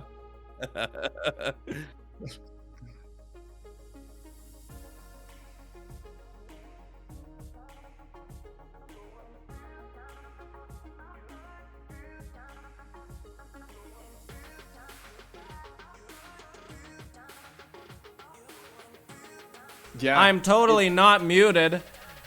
I'll start that again. What I was saying was that the Focus got those 3 points and then another 3 points. They really got it down to the wire there against Flo, and it almost seemed like Flo was the team in charge, but not until the last 30 seconds to like 30 seconds where Focus did take that other 3-pointer. It was a spectacular work from Paul, honestly from both teams, Flo and Focus themselves. Yeah, just stellar stuff. That last minute of gameplay, I think, for Focus was pitch perfect. They were playing absolutely stellarly, no mistakes made at all, and that is how they were able to close out the game. They were able to slow the game down. They're able to wait until those goalkeepers couldn't stay up on the walls, then pass it over to Paul. Easy goal for them to close it out. Honestly, great match we have seen. I want to revisit something that I talked about earlier, and it is that hashtag Solcup 2022 on Twitter. I want to read out some stuff that we have received. Looks like Psychos is coming in with a tweet saying production is on another level. Greatest community tournament out there. Thank you so much. That means a lot. Stoner is saying that the Solcup so far has been such an amazing experience from production, player talent, casting. There's so much to give them props on. It's hard to list. So proud of Kingsmen making it to day 2 with all of these cracked out teams playing hashtag Solcup 2022. thank you so much for that tweet. Thank you. Yes, Kingsmen, we will be watching. We will be seeing how they play tomorrow. We also have something from John. What an absolute pleasure to cast in this production. So much action, and I'm so impressed by the teams to infinity and beyond. Solcup 2022 is amazing. Love you, John. Yes, yes. Yes, very much so. Razzie also with a tweet a while ago, but a goated transition and a really nice screenshot there. I'm loving that. Amplify using the hashtag bear as well, using the hashtag, obviously, because you gotta. Yeah, I got you. And please, everybody, because the hashtag will remain on Twitter, so please, please, please use the hashtag. Say what you think, because if you ever want to go back, Twitter's gonna be there. So if you want to relive those moments, definitely make sure to use that hashtag. You can always go back to the hashtag UmiBowl 2022. It's there. You can see what people were saying about that. So definitely use the hashtag, support our community tournament, and let's get talking. We need more people talking, so definitely join the conversation. It'll amp things up for tomorrow too, right? Because we're running it back right tomorrow and for the final bracket too. So help us get hyped, and then of course get your tweets read right here on stream by no other than the beautiful voices of Nax and ZMax. What are you waiting for? Let's do it. Let's do it. Absolutely, absolutely. I do want to talk a little bit about tomorrow, who we have left, what has happened so far.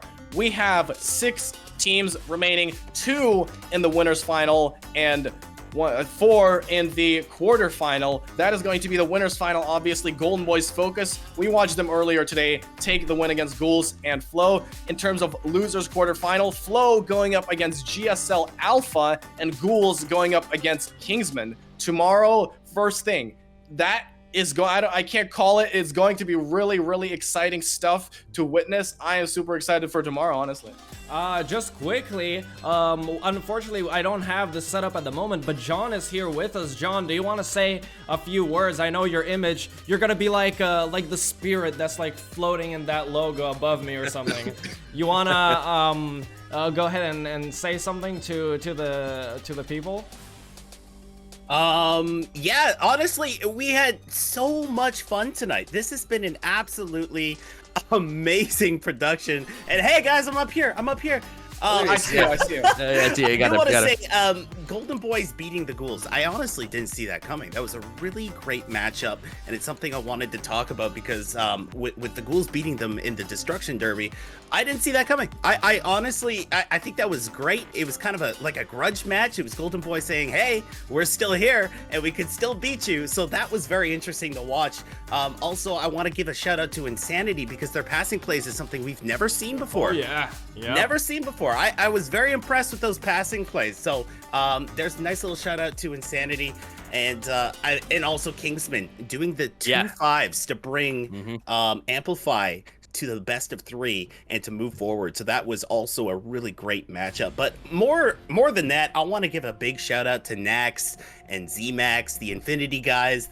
Honestly, the production quality on this was amazing, and I'm so happy to be part of it. Also, Mystery, head of operations, it was awesome to have him. And you know what? Everyone else in the back end, it's just been absolutely amazing. And I can't wait for tomorrow. Lots more action coming.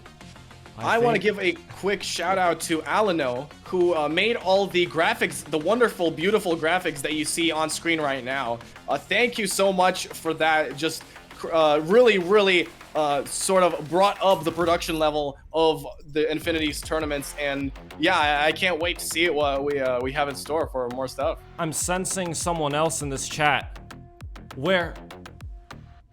What? It's a mystery who it might be. Oh, he's down below. Wait, hold on. Whoa, Bottom he's right down there, corner. man. Oh, There he is. what? What do you? Oh, it's down there. Yeah. Oh yeah, Hey, he's guys. What's up, buddy?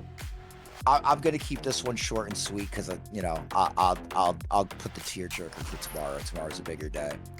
I do want to just quickly say I am so proud of each and every member of this community, the players, the Ubisoft's development team and community people, our staff here at Infinity. The past 5 months have been a ridiculous roller coaster. and everyone has gotten so much better at everything they do. This show has been one of the most perfect projects that I've ever worked on, and we're just getting started. Tomorrow's championship Sunday. That's right. And you are not going to want to miss it because there are definitely some surprises in that one. Oh, I know what you're talking. I know what you're talking about. You're not gonna want to miss it. You're not gonna want to miss Championship Sunday. So get to retweeting everything. Let your mom, your friends, your dog, your cat know that tomorrow is Solcup 2022 Championship Sunday. You will not see better gameplay than on that day. So you are not going to want to miss it for sure. Yeah, as you said, there are a couple surprises in store. Even some of the talent that worked behind the scenes doesn't know about it. So, you know, kind of been keeping it under wraps, kind of keeping it a secret. So definitely you're going to want to tune in tomorrow for the duration of the event. It is going to start once again at 1 EDT. That is going to be the pre-show, going to be playing at 1 EDT. Games will start at 1:30, 30 minutes later after the pre-show, 1:30 EDT. And that is going to start off with one of the quarterfinals matches. Then we'll jump into the semifinal. Then we'll go up to the winners final, losers final, and then grand final. That'll be the schedule for tomorrow. Guys, it's been an absolute pleasure working with all of you. I had so much fun. I cannot wait for day 2. I cannot wait to see what it brings. Solcup 2022 continues tomorrow.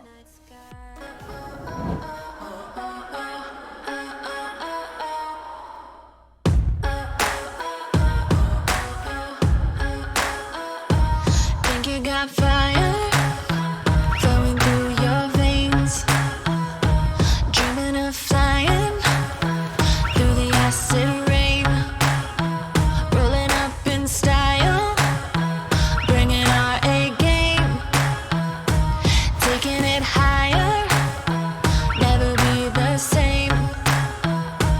Can you hear them roar? The energy shakes the floor. We're not on our own, champions. You'll never catch us, only together we're champions. Power we never imagined. We know we are champions.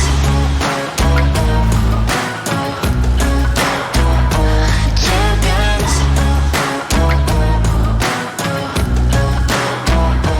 Fill the arena, we're putting on a show. You better believe it, we're gonna take it home. Got your heart racing, keep you on your toes. We are the champions, we feel it in our bones. Can you hear them roar? The energy shakes the floor. We're not on our own, champions. You'll never catch us, only together we're champions. Power we never imagined. We know we are champions.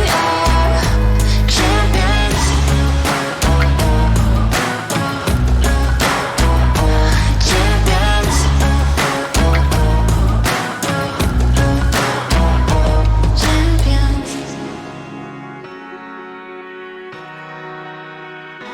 Champions. Champions.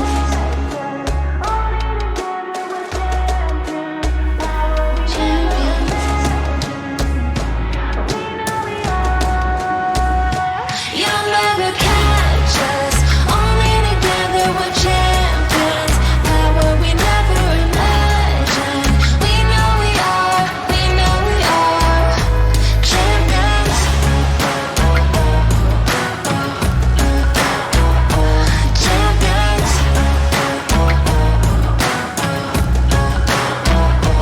Champions. Hello, everyone. Welcome to the Solcup 2022, hosted by Infinity. This is our second destination. My name is Nax, and this is Championship Sunday.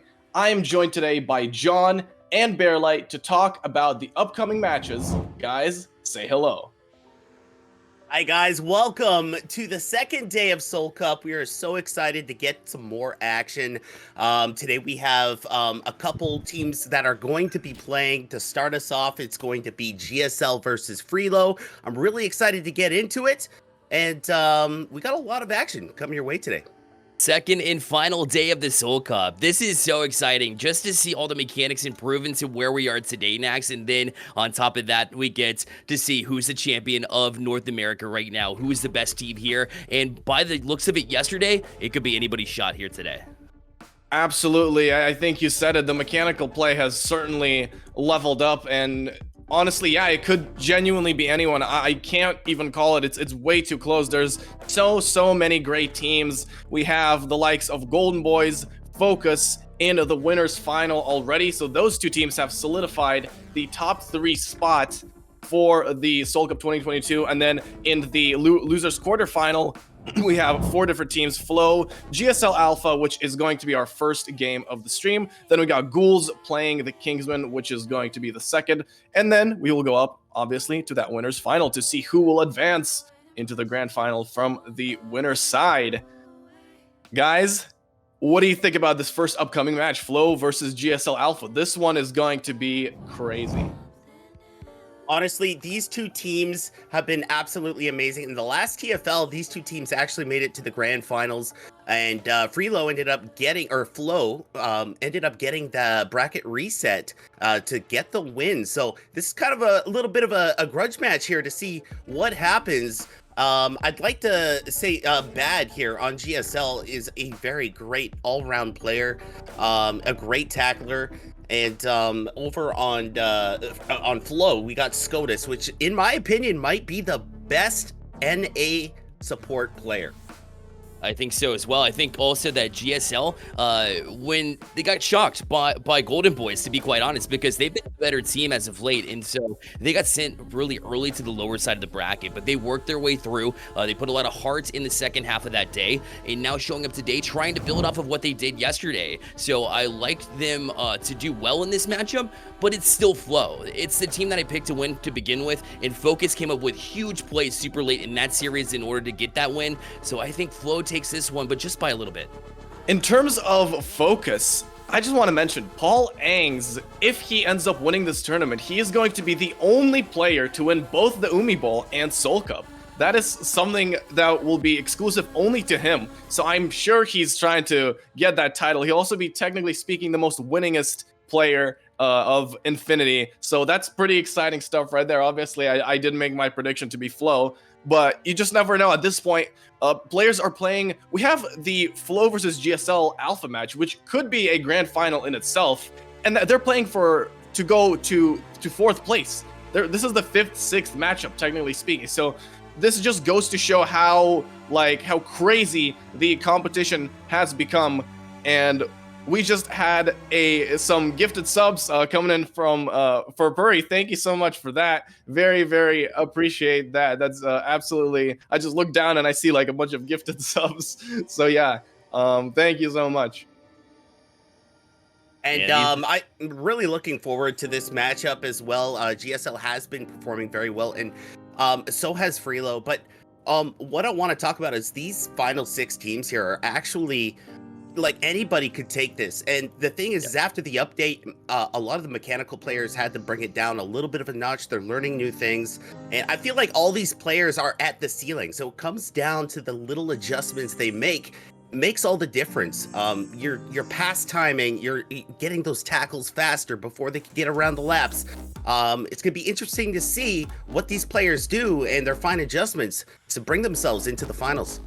This might be one of the most tense matchups we see today. And we have the grand finals coming up. This is the last day of Soul Cup. It's going to be an incredible day from the beginning here, because Flow and GSL Alpha, you're right, Nax. These are 2 teams that could have been in the finals, but one of them goes home after this match is done in a best of 3. So they're going to be absolutely tense coming in here. I believe a game 3 is pretty imminent. Again, GSL Alpha with Crossbones, you never know, could pull the switch. And Ghouls, same situation. Kingsmen played really great. They were our dark horse here, Nax, and they were able to fight through. Although I might see Ghouls doing that, winning that one as well, it's crazy to me they're 1 game away from elimination.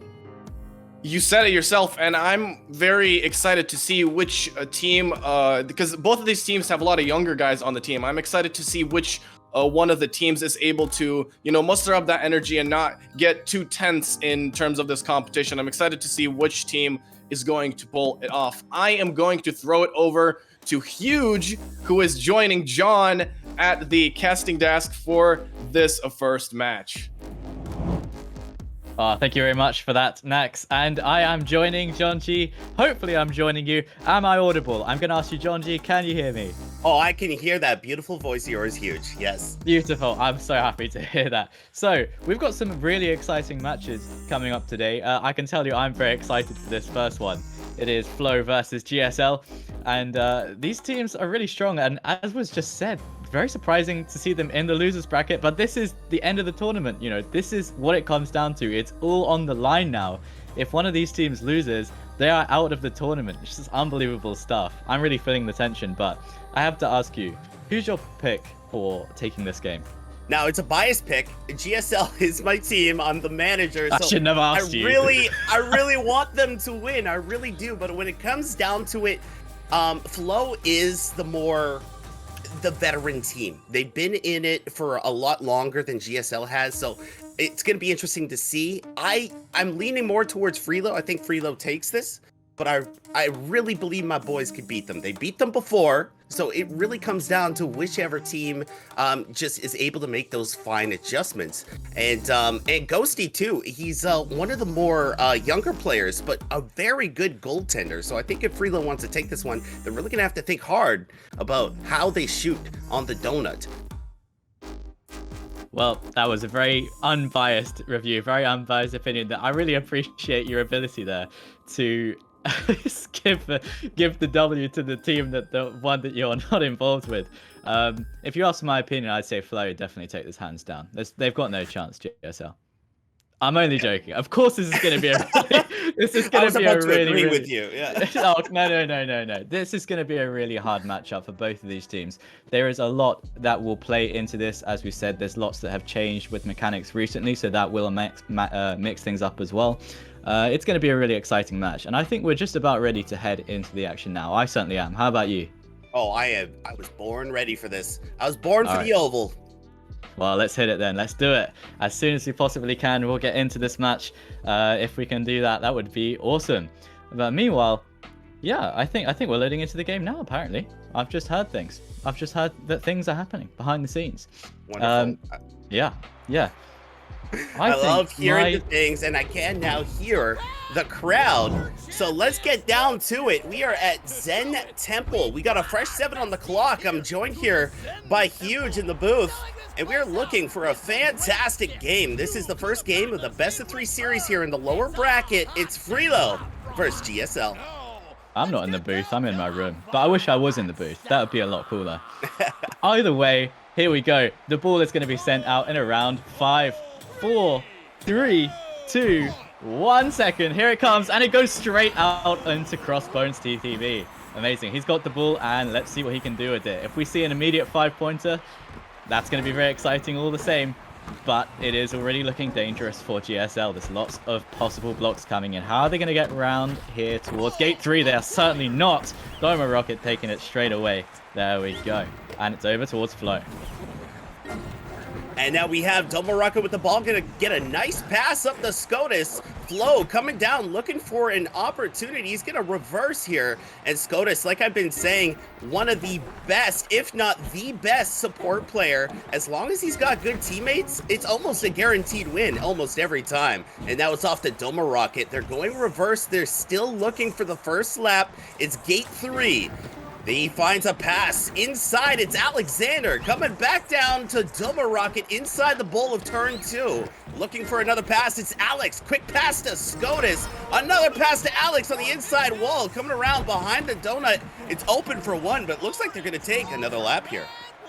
Yeah, GSL not quite managing to get in the way there. What is Alexander doing? Is he going to be able to shoot from that angle? Of course not. No, it's so quick. 5 points available surely here. GSL have to get in the way of this, otherwise they're going to be losing this game straight away. Can they do it? They cannot do it. Skotos manages to score. Goalkeeper tried so hard to get his hands on that, but unfortunately it was impossible. Skotos with a brilliant angle shot. Let's take another look at this.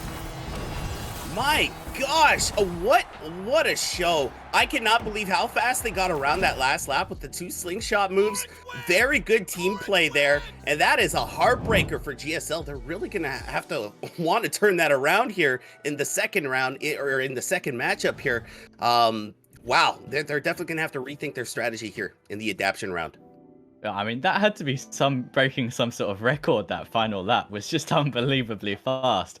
And to top it off, Skotos being the one to score it, that really shows how dynamic Roller Champions is, because we've been talking about how Skotos is so strong on support.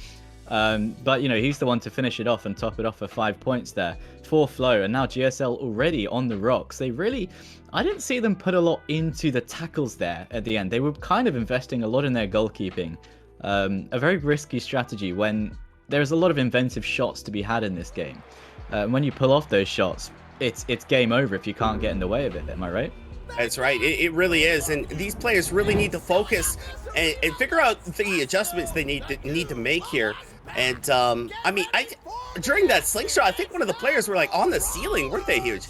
Yeah, absolutely. Yeah, someone was on the ceiling. So, you know, they flew right past, and I was thinking, you know, this is going to be some sort of incredible 3-point trick shot coming in here from Yes. Flow, but it wasn't. It was instead, you know, and I'm sure GSL was probably thinking the same thing. They were thinking, oh my goodness, he's going to shoot from all the way up there. But he didn't, and you know, the ball went around so quickly, the game was over in sort of a blink of the eye. And now Flow have got it again, and it's their turn to see if they can try and do the same thing. It's the same strategy from Skotos. And now Skotos with the ball, after doing that slingshot again, he met the ceiling once more, and is Doma Rocket gonna step back, looking for Skotos? He finds him, and it's gonna be a flick up to Alex. And back to Alex now. Really quick shots here. The donut was open, but they're gonna go for more. They want another 3. It's Doma Rocket. Another pass up to Skotos. Skotos scored the last 5-pointer, but it's off to Doma. And that net is open. Does he go for it? He's baiting out defenders. Oh, what a great save by Bad. Oh my god, Bad, you got in the way of that one just at the right moment. It's unbelievable how he managed to pick it up, but it was so important. GSL so close to having their tournament run ended already, just like that. But the danger is not over yet. Flow have opened the goal, and they may go for the one here, having failed the 5-pointer. Skotos is going to hold on to the ball and he's get it over towards Doma now. It goes over towards Alexander. Alexander's got the ball, but the passes are so quick here from Flow. They could do absolutely anything, and it looks like GSL are falling apart at the seams. The shot could be coming in, but it doesn't look like it's going to happen. It looks like Skotos is going to hold on to it. He's charging around the rink. Lightning speed. It's really open again. It's still or nothing here. The ball could go in, but no. The shot goes wide. Skotos picks it up. He's going to go for it. It falls to Alexander. And it's denied again. It's Bad. Oh my goodness. I'm running out of breath. That's so amazing. Oh my god, the performance these guys are putting up around the net right now. GSL making those adjustments to make sure they're on the goal. And when I say Bad is an all-around player, I mean that. Not only is he one of the best ball carriers in the game, but he can get up in front of the net when he needs to as well. And that is something very valuable to a team, is somebody that can do it all, if you will. So now we have a pass up to Ghosty, and Ghosty looking for Crossbones. He's gonna find him outside wall now, coming down towards turn 2. Just got gate 3, and now it's Bad. Gate 4, the donut's open for 1, but he's gonna get dive tackled by Flow, and Flow's gonna take ball possession.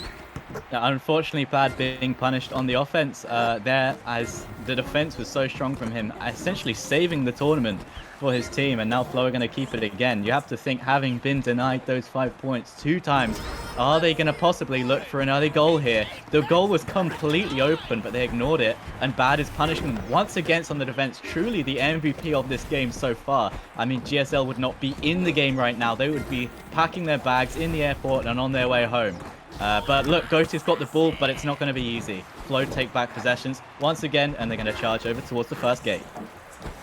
And now we have Doma Rocket for Flo with the ball. He's going to get through the first gate here. They're looking for the first lap still. And it looks like he's going to reverse after getting tripped up a little bit and doing some funky stuff on the spine here. It's off to Alexander here. And a huge pass to Doma Rocket, falling with style.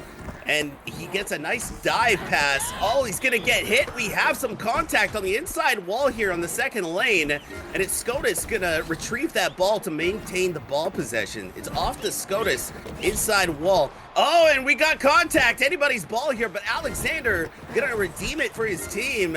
And we have lots of pass plays going on here. The ball goes from one person to the next. You never really know what they're gonna pull off next.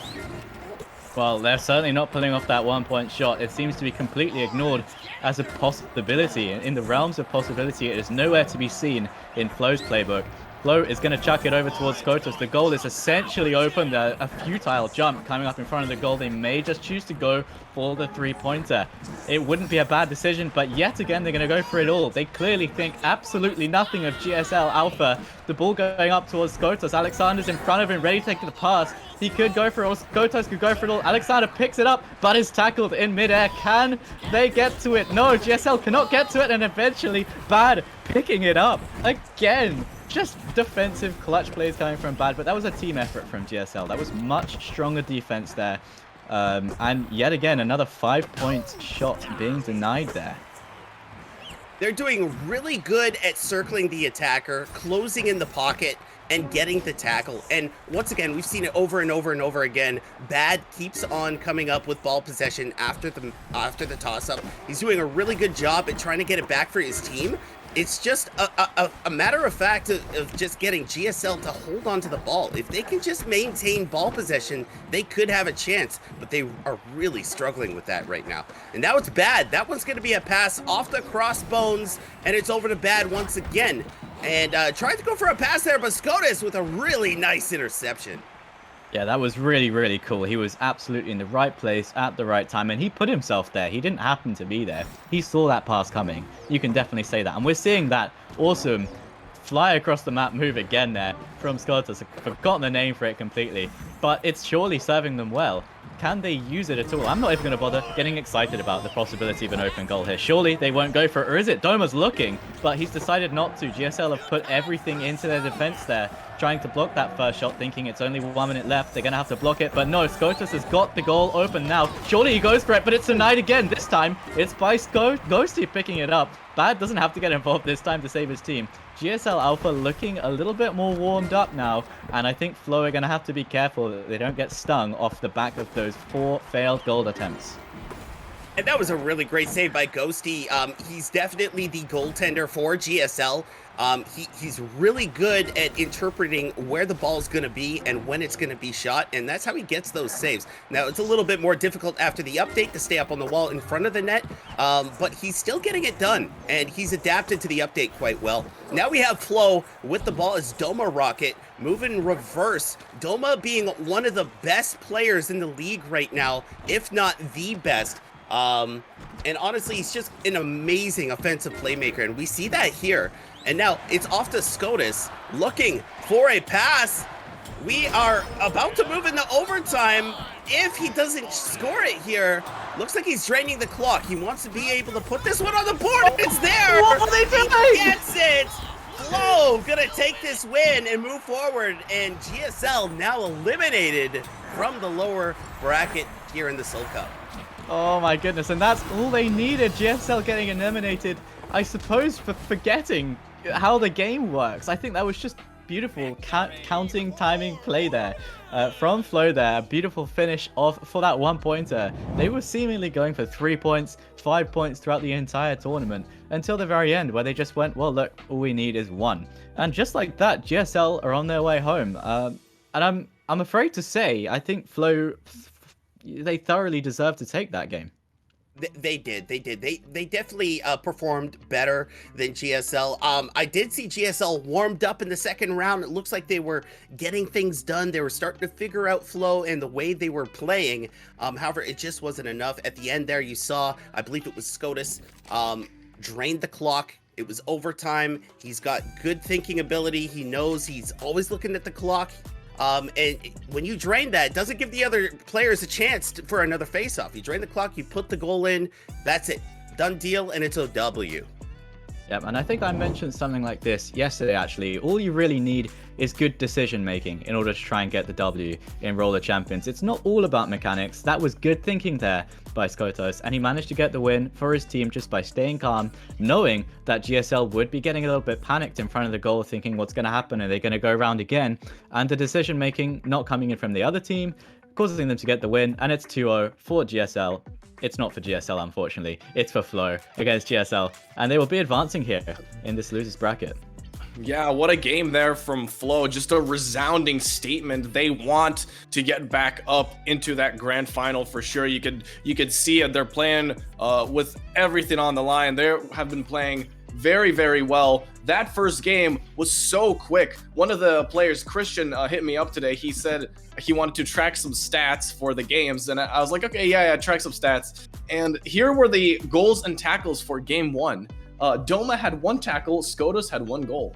So just you could see basically no tackles, meaning that how quick the game was and how resounding that victory was for Flow in that second match. Obviously, GSL a little bit more life out of them in game 2. You saw Bad with some great tackles. Bad was my MVP for that game for GSL for sure. He had some great saves. Ghosty coming in there with a save as well.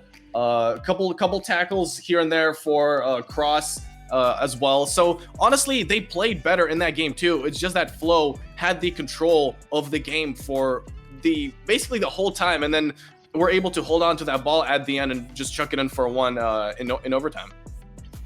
It was an absolute onslaught of shots. There was so many saves by GSL, and they hung in there as long as they could. They really did. They had a great defense up until the end. Like I said, they held them scoreless till the very end. We almost went into overtime, but Skotos, with quick thinking, drained the last 7 seconds, waited for a window of opportunity for the donut, was able to put it through, and we got Flow coming away with a win. They're just playing really well, and they are the more veteran team, so it's good to see them move forward. Yeah, absolutely. Huge. What were your thoughts on the plays there from Flow? I know you barely had any time to cast there, so I want to get some more analysis out of you. Oh, it's all right. I think it was plenty exciting enough for both of those games, and yeah, I think there were plenty of moments where Flow were ready to shoot, but GSL was showing that is the reason why they are in this far in the bracket. They do have that clutch factor to come up with the defending, especially from Bad. But yeah, Flow just playing really well. Especially, I think Skotos will definitely be my MVP there. He was showing that he is the playmaker there for Flow, just showing that he had that decision-making and ability. Maybe the decision was made by someone else on the team saying, hold on to the ball, whatever you do, don't shoot until the countdown goes past 1, just in case. But it looked like it had been thoroughly calculated from Skotos there, and he carried out the plan, and he got the win. It was really good to see Flow coming together, I think, in the capacity that we know they can be, and I would say they are going to be an absolute force to be reckoned with. They did lose to Focus, I believe, earlier on, but if they keep on playing like that, if they come up against Focus or Golden Boys later on in the grand finals, they're going to be absolutely fine and possibly even take the whole thing. Absolutely. I'm excited to see how Flow does in the future. I want to toss it over to a very, very special video that we have prepared for Roller Champions. This one's really exciting. You guys probably haven't even seen this. This is great stuff. I want to toss it over to it's around a minute, quick, very special video. Let's do that right now, and then we'll come back.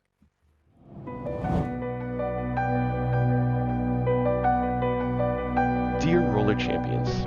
Dear Roller Champions. Dear Roller Champions. Dear Roller Champions. Dear Roller Champions. Dear Roller Champions. This wonderful game has brought together so many people and created a loyal community. Everyone involved has been working so hard to push the game forward, from hosting community tournaments to forming teams and discovering new moves so that competition can grow and thrive. This is more than a game to all of us. This is more than a passion. It is a path that resembles a hero's journey, and one that none of us would change for anything. We have all met many wonderful people in this community and met friends that will last us a lifetime. Now, as the Roller Champions scene grows and develops, those friendships and connections that we've made are more important than ever before. We would like to keep showing off the skate's potential to be a massive esport. The competitive play of World Champions has been elevated to a level like never before. Tonight, Infinity will bring a show like no other. Together we will show off the best that this game has to offer to inspire, motivate, and continue to fight for our spotlight. My name is John G. My name is Mindless Mike. My name is Nima Aldi. My name is Rainsy. My name is Stray Kid. My name is 305. My name is Tempter. My name is Nax. My name is Mystery. My name is This Guy. My name is Yojax. My name is Crossbones. My name is Razzie. And I love. And I love. And I love. And I'm literally in love with Roller Champions.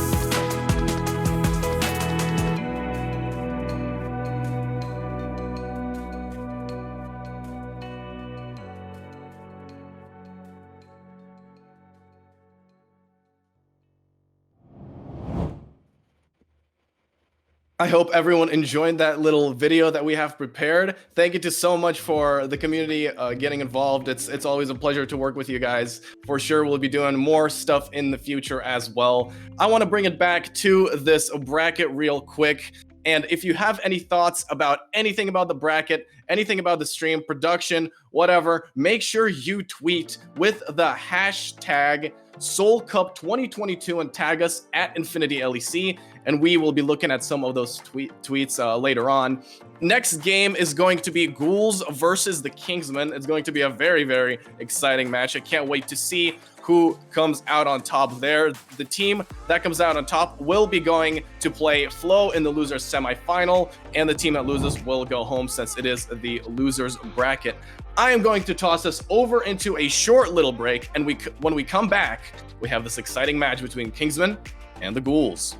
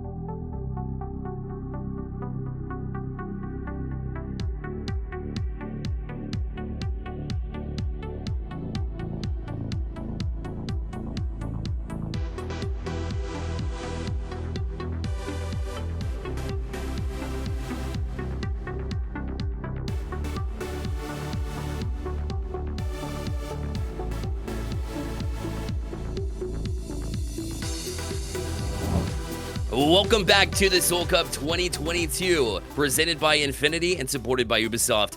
Huge. We got off to a great start here early, and we got to go with the flow, right? They looked really good with that one, and they were able to jump forward into the next round. Huge. You got to witness it firsthand. Talk a little bit about what you saw in the last one.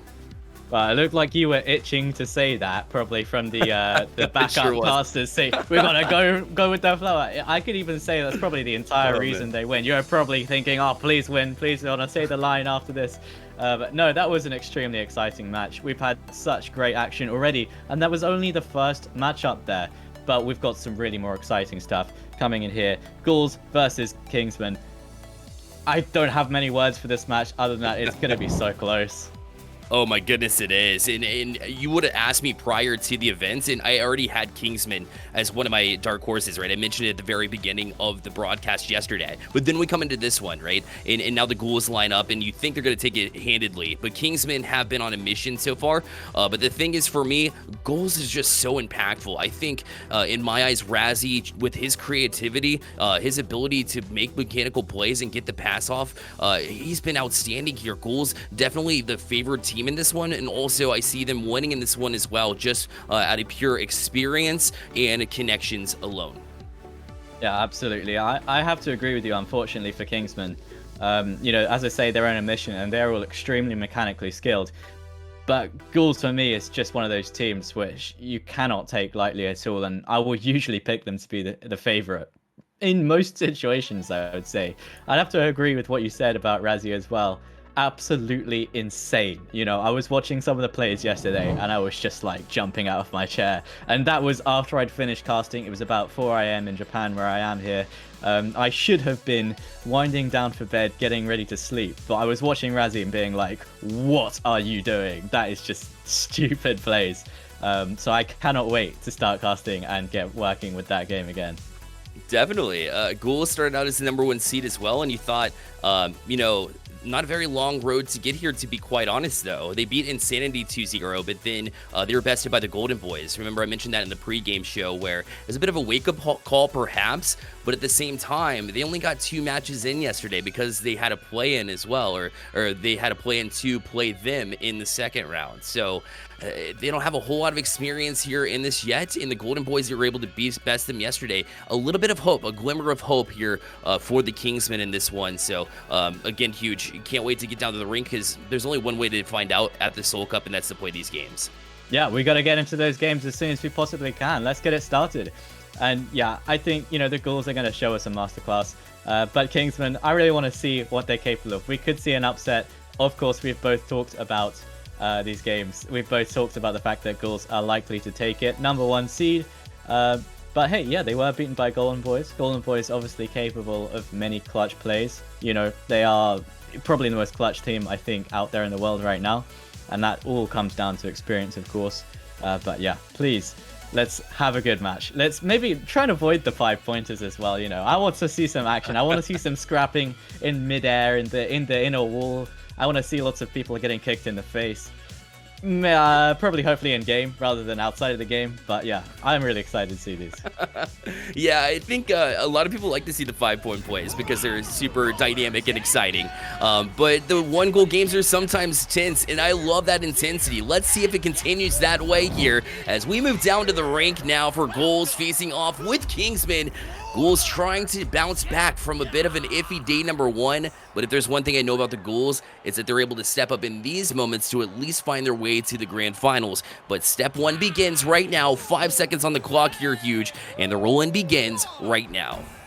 Well, so we've set our narrative. We've got the Ghouls coming in as the favorite, perhaps, to win this game. And yeah, that is the opinion of 2 people who are talking on your screen right now, and they do have the ball currently. But I am totally ready to be proven wrong. Well, let's see what the Kingsmen can do immediately to try and beat out this offense already. They're passing through 2 gates, and immediately they're using the mechanics of the game to their advantage. It looks like they're going to be able to get through the final gate. I definitely think they'll see that goal be open, and they're going to go for the shot straight away. Yo-Jax tucking it away into the goal. Aim and shoot and goal. Beautiful. You said quick goals are going to be the key here, and sure enough, that's what we see. And Yo-Jax usually known for his defending and his tackles. This time around, when he got the ball, he took no time to go directly towards the net. So I want to set a precedence. It's really good as a favorite to do that, because if you talk about Kingsmen and how they're the underdogs coming in, it makes sense to me, because now they're forced to think about it like they're chasing the game constantly. So good job on Ghouls to score here early. Yeah, that's a really interesting mental perspective that you've actually taken this in, but I do believe that will be a big factor for this game. As long as they aren't listening to us cast, they probably won't be too affected by it. But, you know, it does hurt to be inside a minute behind already, right? But for any real, you know, hardcore professional player of the game, they will know that it is more likely to try and take those 5 or 3 pointers, and they won't really be wincing too much at the 1 pointer. They'll be saying, well, that was funny of you, wasn't it, to put that 1 pointer in, but we're not bothered. We'll be able to see what we can do about it. And now they're going to see exactly what they can do about it. Yeah, and Fetzy was one of the players I called out yesterday as being the leader of this team, so I'd like to see a lot out of Fetzy today. But right now it's in the hands of Fear. He'll take the shot. It's open and in, and now it'll be a tie game at 1. So Kingsmen able to answer pretty quickly here, Huge. Anything you can do, I can do better, is what EasyFit has just said to the Ghouls there. Open net because you're going to go for the 3-pointer. No, you don't. I'm chucking it in, and now it's a free game. Well, it's not free, but it's certainly tied up. And let's see what happens now. The pressure is certainly on for both of these teams. And yeah, a nice fair game so far. Best of 3 means that you want to get off to that quick start. Ghouls did. Kingsmen were able to answer quick, too. So both teams showing up early. And now a bit of chaos ensues here at the first gate. But it will be this guy handed off over to Razzie Boy to try to circle again. Yeah, this is, you know, as even as it gets, really. We just saw a very one-sided offense from the Ghouls to score 1 point. Then we saw a very one-sided offense from the Kingsmen. And now we saw a bit of a brawl taking place. The Ghouls do have another opportunity to try and come in and score another 1-pointer, but I predict they won't go for it. And of course they won't. Yo, Jack's taking the ball around. Oh, juked gotcha! Goal for the Ghouls. Yo, Jack's chucking it in again. Yeah, Yojack's getting on the board twice here. Love seeing that, getting involved in the offense. If he's involved on the offense as well, then it's going to be looking really good in the scoring department here for Ghouls. So 2-1 lead now as we tick forward. And although Ghouls may be the favorites from a numbers perspective, it looks like the Kingsmen might be the favorites in chat. Love seeing that support for the underdogs as they take on this incredible team in Ghouls. And they've been doing a good job to hang so far. The uppercut self-pass from the Bull is going to be intercepted from Fear as he'll change course here. And we'll move through the next gate. But now a grapple will toss him through the second as well. It's going to be Fetzy circling around. Not really a challenge, but he'll toss it high to Rainsy, who's waiting for it up on the deck. Now it's Fetzy again. He tosses it high to Rainsy, looking and waiting for Fear on the back side of this net. And he'll wait, turn the fake, but he decided a little bit too late, and Yojax was all over that one. His tackling comes back as well. He's been great in this one so far. That was so masterful by the Ghouls. If you saw what they did, they absolutely watched as they tried to do, the Kingsmen tried to do exactly the same thing, right? They tried to say, we're going for the 3-point, look, oh no, we're going to try and tie up the game. But the Ghouls read the mentality there from the Kingsmen. They said, look, we know that you're going to be desperate to tie this one up. No matter how many times you fake the 3-pointer, you'll always go for that shot. And you saw the Kingsman player look around the corner and go, oh, I want to try and sneak this 1-pointer in, but there was someone in the goal. And while they were going, oh no, there's someone in the goal, what do I do? They got punched in the back, and then the ball went over towards the Ghouls. But it doesn't matter, the Kingsmen have got the pick up again. Let's see if they're going to be able to do anything about this in the second run. Fear backwards, and then we'll rotate across. He'll pull it all the way around to this second bull where it's picked up by Rainsy, and he thinks about it too. Able to split 2 defenders to get high to Fear. It's over across, and it's actually going to be missed here, but who jumps on the loose ball? It will be Ghouls eventually, and they'll get possession for just long enough. But in fact, they will pick it up yet again to have this possession and Bullet on the other side as well. We've seen a lot of these loose ball plays here, so that means that jumping on possession early is going to be key for both of these teams. Yeah, absolutely. And at the moment, the possession is in the hands of the Ghouls. They're going to try and hold on to it as much as possible now. I can imagine they're going to start to play a little bit slower. Make sure that the clock ticking down is adding to the stress of the Kingsmen. But an amazing pick up there from Rainsy. Jumps straight on that ball and says, no, you're not doing any trick shots. You're not throwing the ball away. I'll be on it in an instant. Rainsy choosing not to go up the wall there, passing over towards his teammate. Fear picking it up. And now they're going to have to go around the long way to try and pass through that goal. He decides to go for the slingshot move. He's going to chuck it all the way over the other side. I guarantee you, does he not? He gets slingshot across as well. Ghouls on the other side waiting. They are waiting for this one. Fear is showing so much discipline here. He's waiting for the goal to come open, but it looks like he's going to go around the other way. He's going to absolutely play time, which is not something I'm expecting the Kingsmen to be doing here. Yeah, playing keep away a bit, but Geojack says, I've had enough of that. And so he jumped on that, and with good reason, too, as he'll toss it all the way ringside to where Razzie is waiting for it and will turn. So, love that Kingsman is, you know, not afraid to hold on to the ball for an extended period of time, looking for the right timing on those passes, too.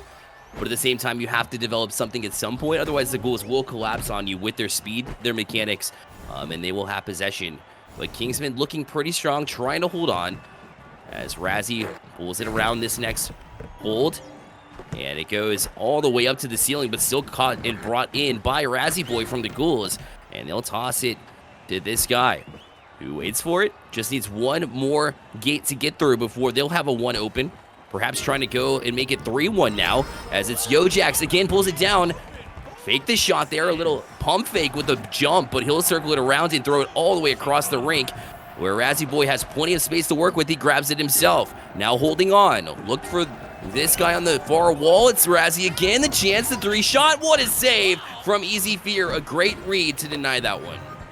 Yeah, he really needed to get in the way of that one, because that was going to be game there for the Ghouls. That was going to be a 5-point, but now they're looking to make a mark of their own. Betsy has got the ball, but gets tackled from the side there from Razzie. Absolutely clutch. And now this is all the Ghouls are going to have to do. Surely this is going to be a game of keep away now. But the Ghouls have let the ball go loose. The momentum has slowed. What can they do to try and keep this out of the hands of the Kingsmen? They are possibly going to go again around the arena. They still have time to go for that 3-pointer if they want to. Joe Jax is going to hold on to it. He's going to look to be slingshotted away by Razzie Boy, but he doesn't. He actually just passes it over to Razzie. Razzie has got an open path there towards his teammate. He's going to get passed over again. He needs to shoot to get this game away. He's going to wait for the goal to be open, but it isn't yet. This guy getting tackled by Fear. Beautiful play there by Fear, recognizing that someone was waiting to take the shot, not blocking the goal. But it doesn't matter. Yojax is holding on to it. We only need 5 more seconds. Oh, this is over. There's no one in place to tackle him. That is it for the Ghouls to take this game. And then emote at the end, because they knew they had it from the get-go there, too. They had possession the whole time. The Kingsmen did a great job to force possession out of their hands and right into the hands of the Kingsmen, but they didn't do quite enough there for me as far as really making a case in this series. It was a super close on the scoreboard, but just the confidence just oozing out of Ghouls right now. And a tough little day one for Ghouls, but they bounce back here with the first win. Kingsmen, again, they're not afraid to keep that possession, but they do need a little bit more speed. Try to use those grapples like we saw from Ghouls. Perhaps match that energy. If you match the speed and pace of play, perhaps they can hang. But for now, it's been pretty much all Ghouls from what I saw in the possession game.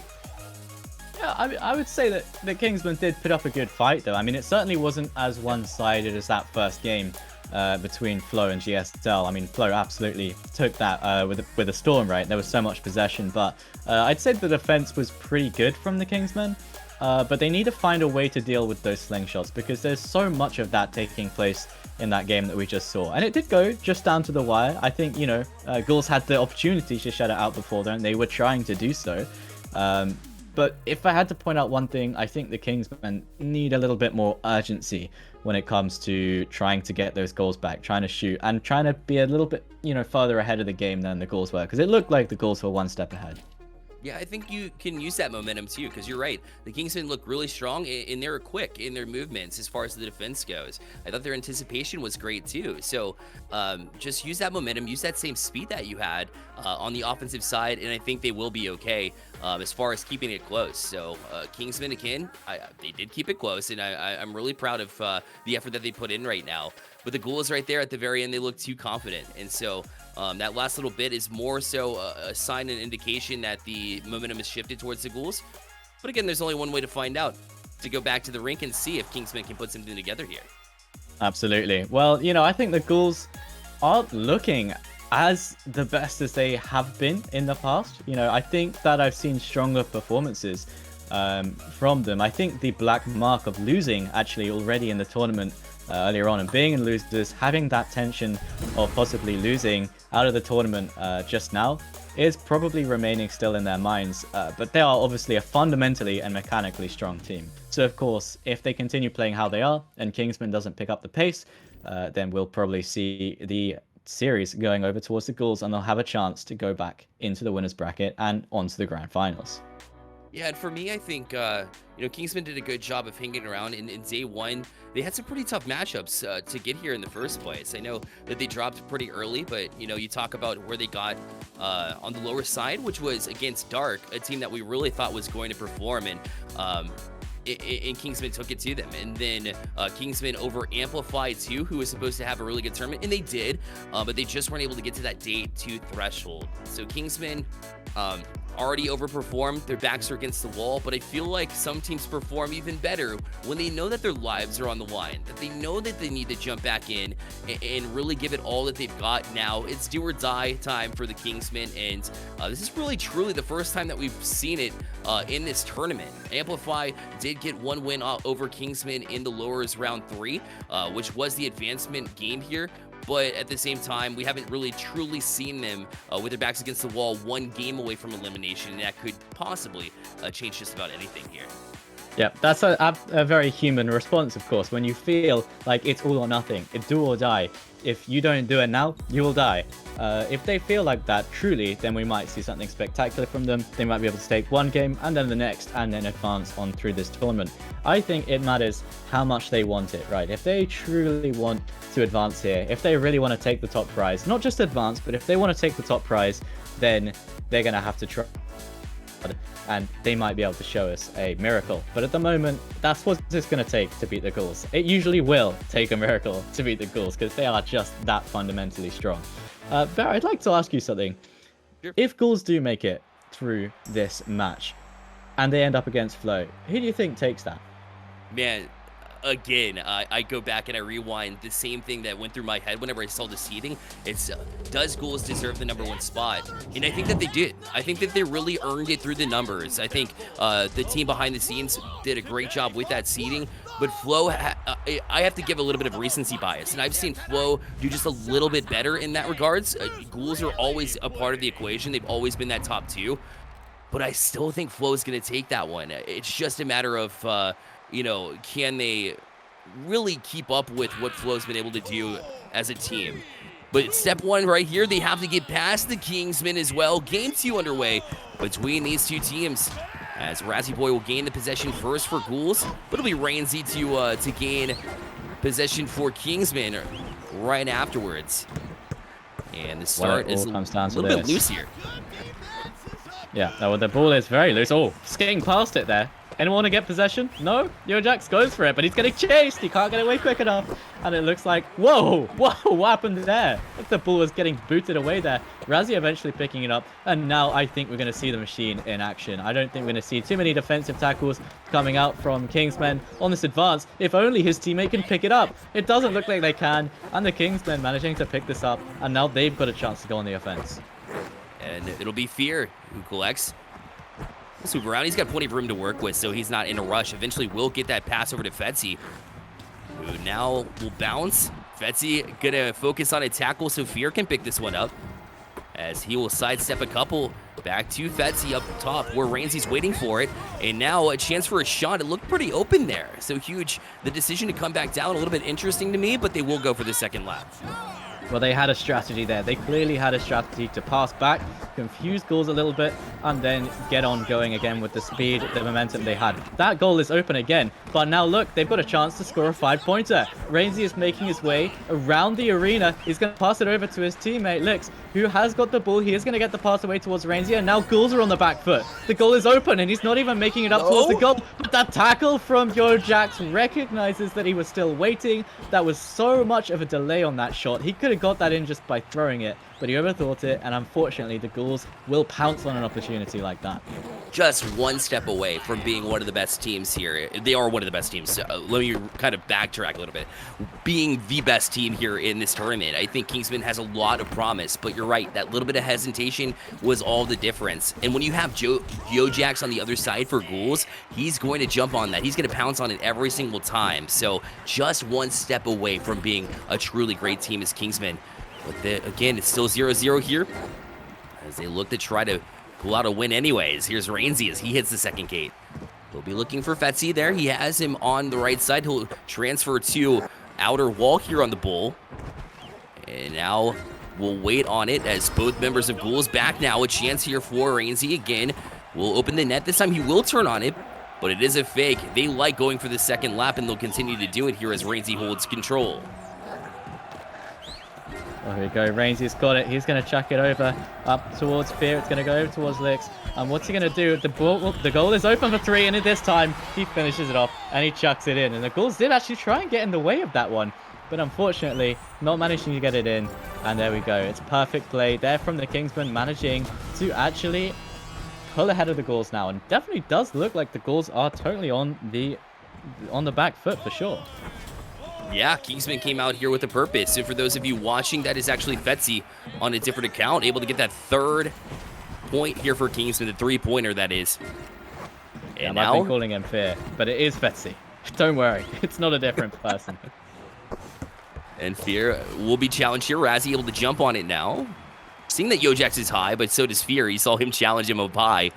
And that's what teams had to do against Yojax. That's what Golden Boys did to them in order to send Ghouls down to this lower side, was they saw where Yojax was, and they were able to play a 1v1 game that favored them. And they continue to do so here. So excellent strategy from Kingsmen in order to play that 1v1 and really make it difficult here for the Ghouls here in game number 2. Yeah, it is looking somewhat difficult so far until now. The goal is going to be open. I doubt they'll take a 1 point here. And of course they don't need to. I do have to apologize. It is Lix actually, who is Betsy. It's not Fear. Fear is himself. We don't need to worry about that. And now Rainsy has a chance to show whether they can take this game further. If they can say to the Ghouls, no, 3 points is not going to be enough. They do have a chance to shoot 1 point here. And if I have a prediction, I think they'll shoot it, because then it'll be 1 point to try and get them forward. But unfortunately, they're going to get tackled. Punched in the back.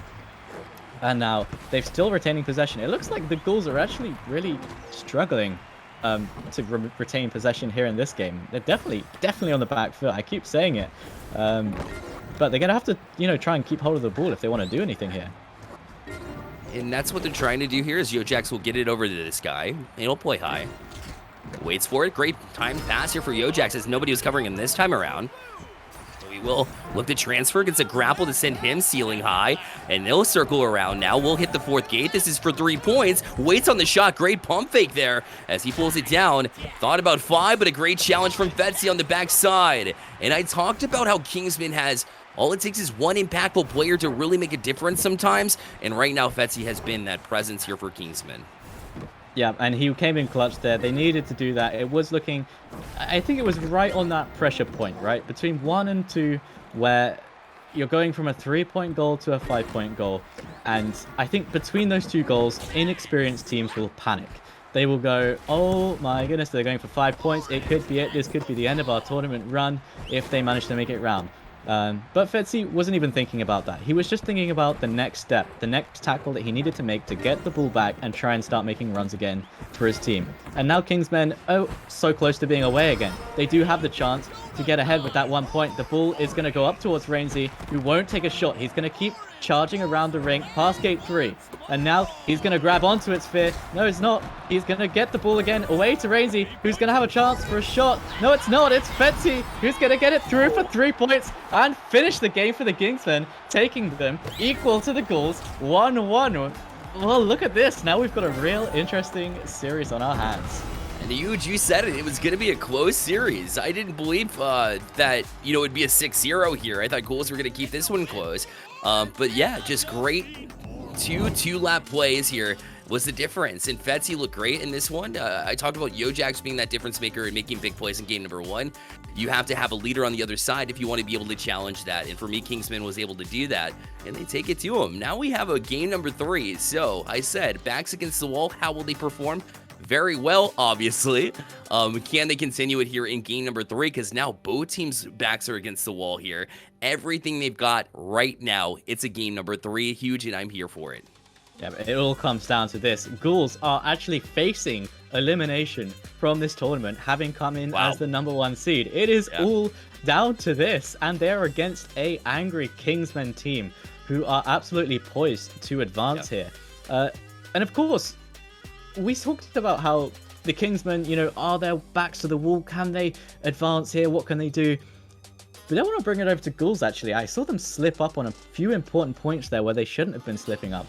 I wasn't really seeing a lot of speed, a lot of passing from the Kingsmen. It was, you know, it was high level, it was pro level, it was mechanical, but it wasn't anything special. They weren't doing anything that incredible to get rid of the Ghouls and knock them out here. But the Ghouls weren't really picking up on any of the defense points. And unfortunately, they weren't even able to score even once in that game. So they're going to have to improve their play here if they want to retain their status as the best team in the tournament and advance. You could tell they were trying to make adjustments too. You're right, absolutely.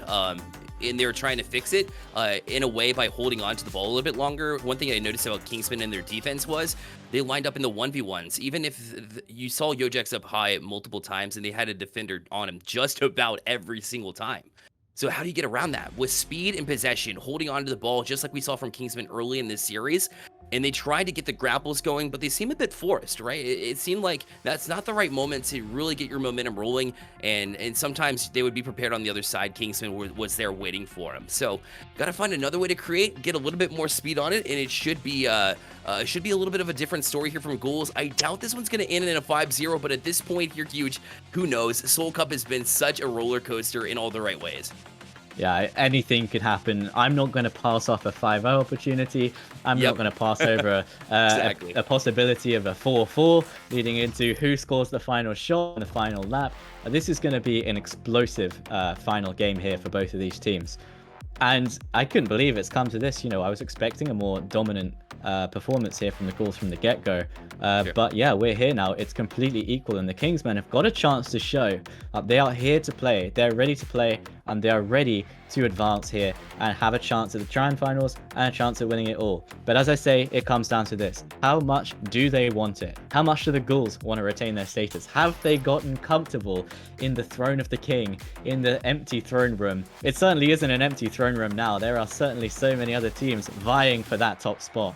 And we're going to see how they can perform under all of that pressure. Is something going to kick in for them now?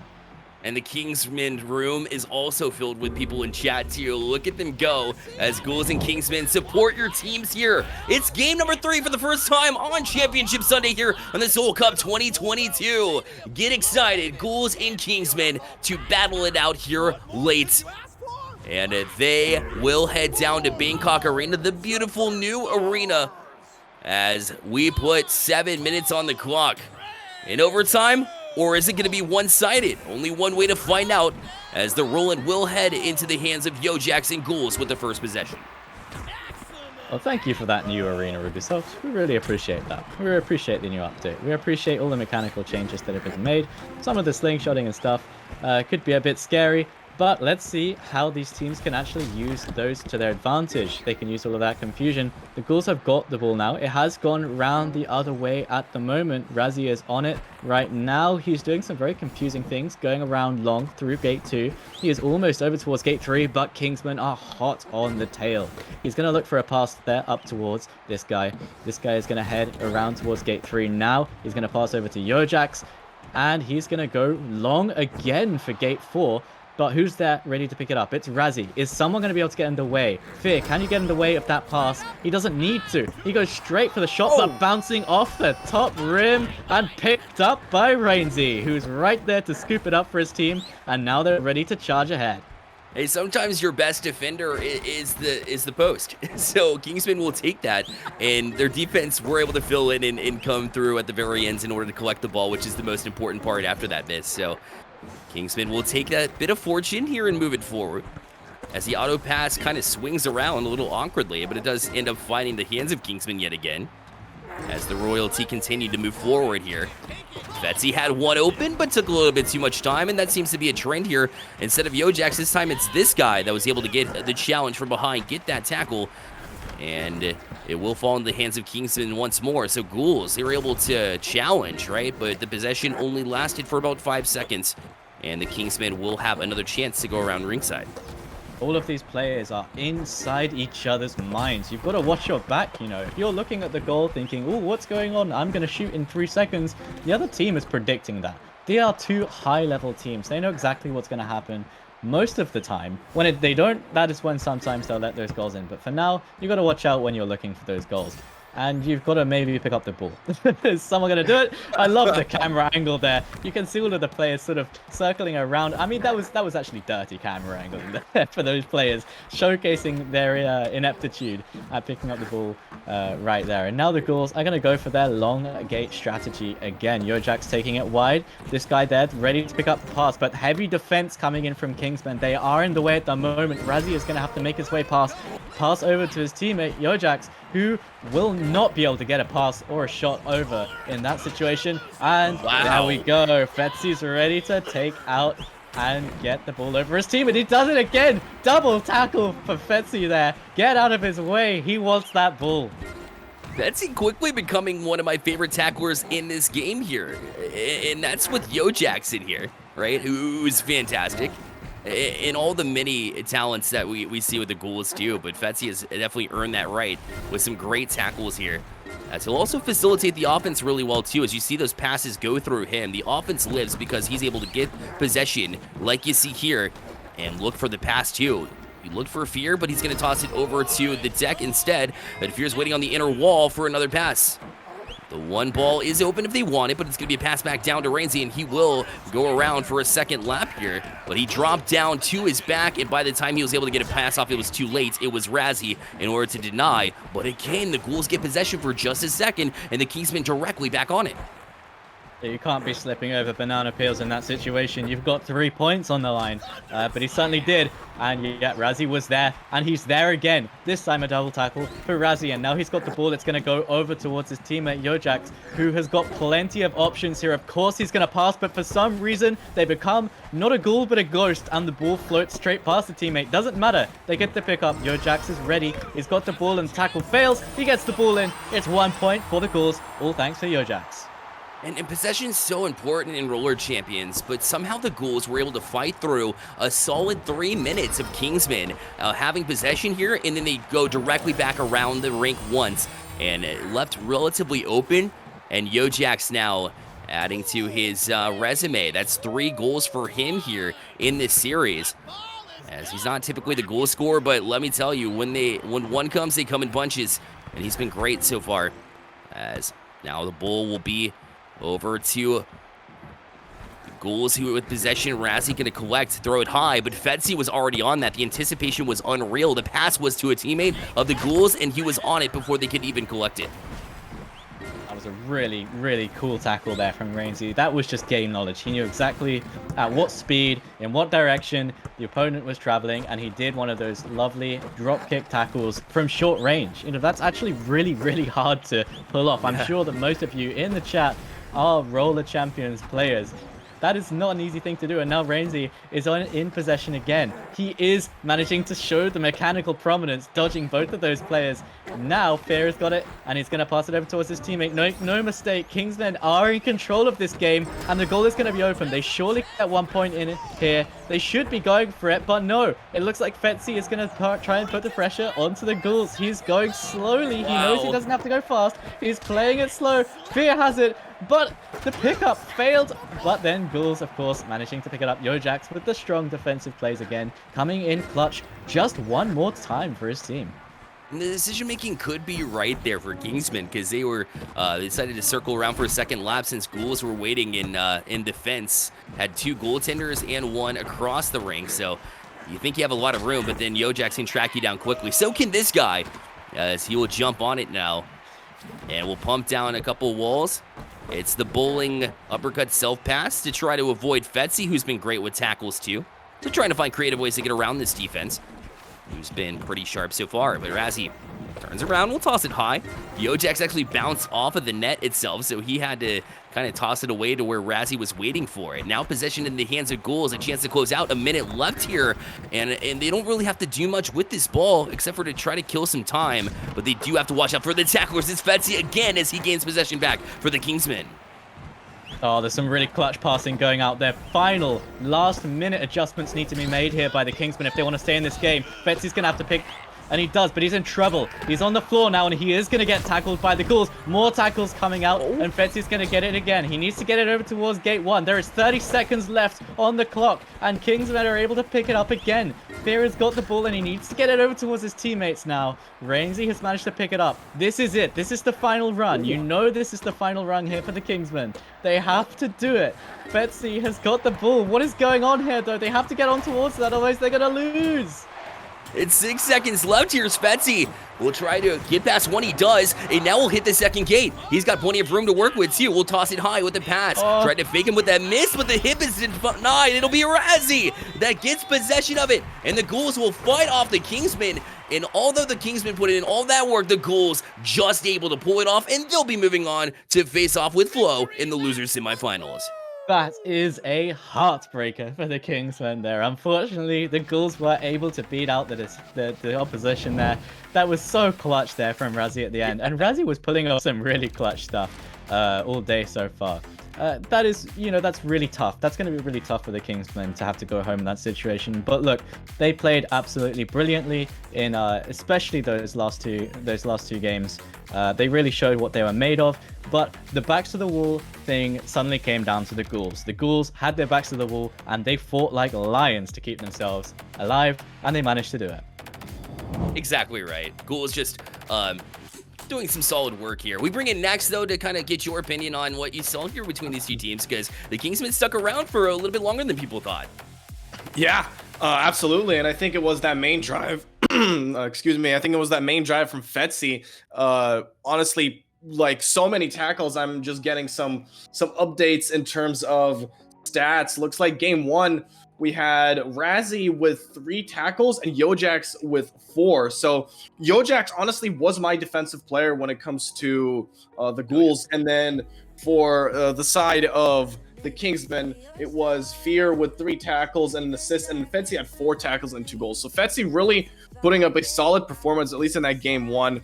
Game number 2, I think was a little bit better, and then that third game was more evenly matched, I believe I would say. But Ghouls coming out on top, and in a really tough match, actually, tougher than I expected. It was. For me, I think Kingsmen performed well because they threw Ghouls off of their typical game plan. When you see Yojax having to make offensive plays in addition to defense, that's how you know that you've really threw a wrench into the offense that typically is able to have their way with it, with the Ghouls. And for me, I thought it was all because of Fetsy and his ability to challenge it in a timely manner, here. And so the Ghouls, even though they're thrown off, Yojax is just that great of a player where he can do it all, right? If he needs to step up in the offensive way, he did. And in this moment, he was able to pull his team together, and they'll be facing off Flo in the next round. Great stuff. Yeah, I think this upcoming game is going to be a really, really good match. Flo versus Ghouls. That's going to be very fun to watch for top 3. Whichever team wins, they will be going on to the losers final. Whichever team loses, they will place 4th, just falling short of that prize pool. So this one honestly might be the most important match for these teams currently right now, because honestly you want to get into that prize pool if you can. Huge. I want to know a little bit about what you think after you just saw the Ghouls play, you saw Flo play. What did you see? Who do you think is going to take this losers semifinal? I'm afraid I'm going to have to pass it straight to Flo there. I don't really believe that in the current state, Ghouls will be able to beat them.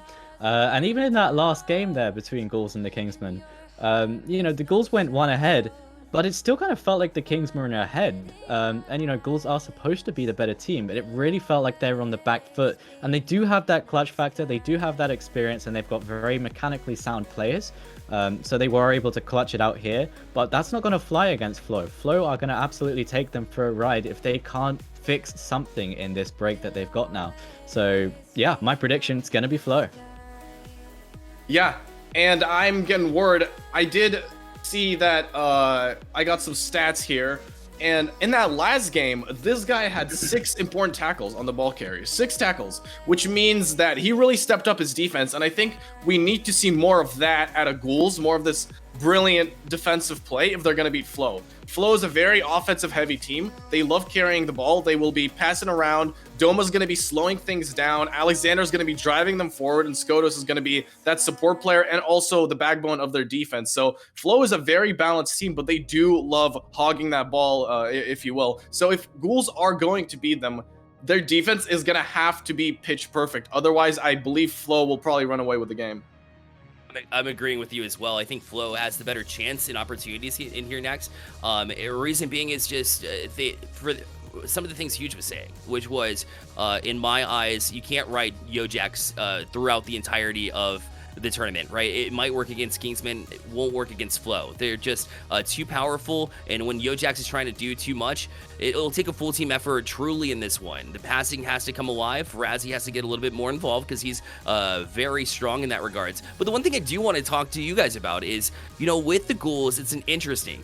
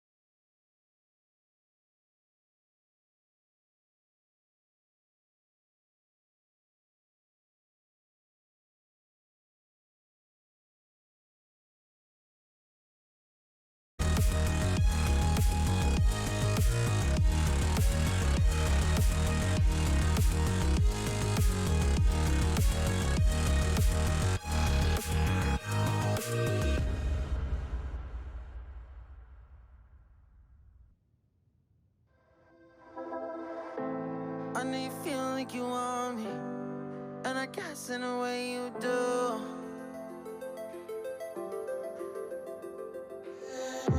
Holding my breath, unraveling emotions. I need some space to think this through. Call me all night long. Try to give you hints and a hard to see. Right on the line, no. Losing it on you's the last thing I need. If I'm honest, I'll just make you cry. And I don't wanna fight with you. I would rather lie to you. Hello and welcome back to the action, everybody. We may be in the lower bracket, but there's nothing low about this. The excitement couldn't be higher. We have a fantastic matchup coming our way. My name Warren Juggle God Hammond, and I am joined on the mic by Chamako. How are you doing today, my friend? Last night, yesterday, it was a huge day for roller champions, and today it looks, even better. Who could have thought that we could, raise the bar even more? And right now, we're gonna have Ghouls against Flow. So, man, what a game! What a way to get me here, because this is my first cast of the day. So, I can't be more excited than this. The stakes couldn't be higher right now. The game is on the tournament is on the line for both of these teams, and these are teams that could easily win the whole thing. At this point, we're down to the last 4 teams. Anybody could take it here. So I'm expecting a drawn-out match. I think we're going to 3 games here because both of these teams, they're gonna put their all into it, and they're used to these high-stakes situations. Both of them taking numerous first places in lots of competitions. Yeah, we get the Ghouls that they won the Derby of Destruction last time, and we got Flow that they are, again, they're not new to being in the finals and battling it out against the best of the best of the best of the best that we have here in NA. And I was, saying yesterday, players that come to mind that are very impressive, that continue to grow and do crazy things. And I have to say, Alexander is one of those guys that always raises the bar, that I feel is so impressive. But at the same time, I've been watching Doma play for quite some time, and he's one of those guys that might be quiet for a little bit, and then all of a sudden, he can go by everyone and just get the ball, control it, and do amazing things. Like do we need 3 more naps? Okay, I can do it. Just trust me, and I'll be able to do this. It's PS5 guys. Like we sometimes take those console players and we don't give them that much recognition, but the guy is on console and he's playing so well. That's not to mention, again, they're going against Ghouls. They won the last big tournament that we had. When I say we, I'm talking about roller champions. So it's not about having 2 great guys in Skotos, which is great as well. The chemistry that Ghouls shows is maybe unrivaled at this point in North America. It really is. And they've been put to the test so many times in so many different tournaments, so that their mental game is going to be top notch. But the same can be said of Flow as well. These 2 teams, very, very well matched. My eye is going to be on Yojax a lot this next team. I can't wait to see what he brings to the table. But all 3 players on this Ghoul squad, Razzie Boy, Yojax, this guy, they're great in their own unique ways, and when you put them all together, it's just a magical thing to watch happen when they play this game.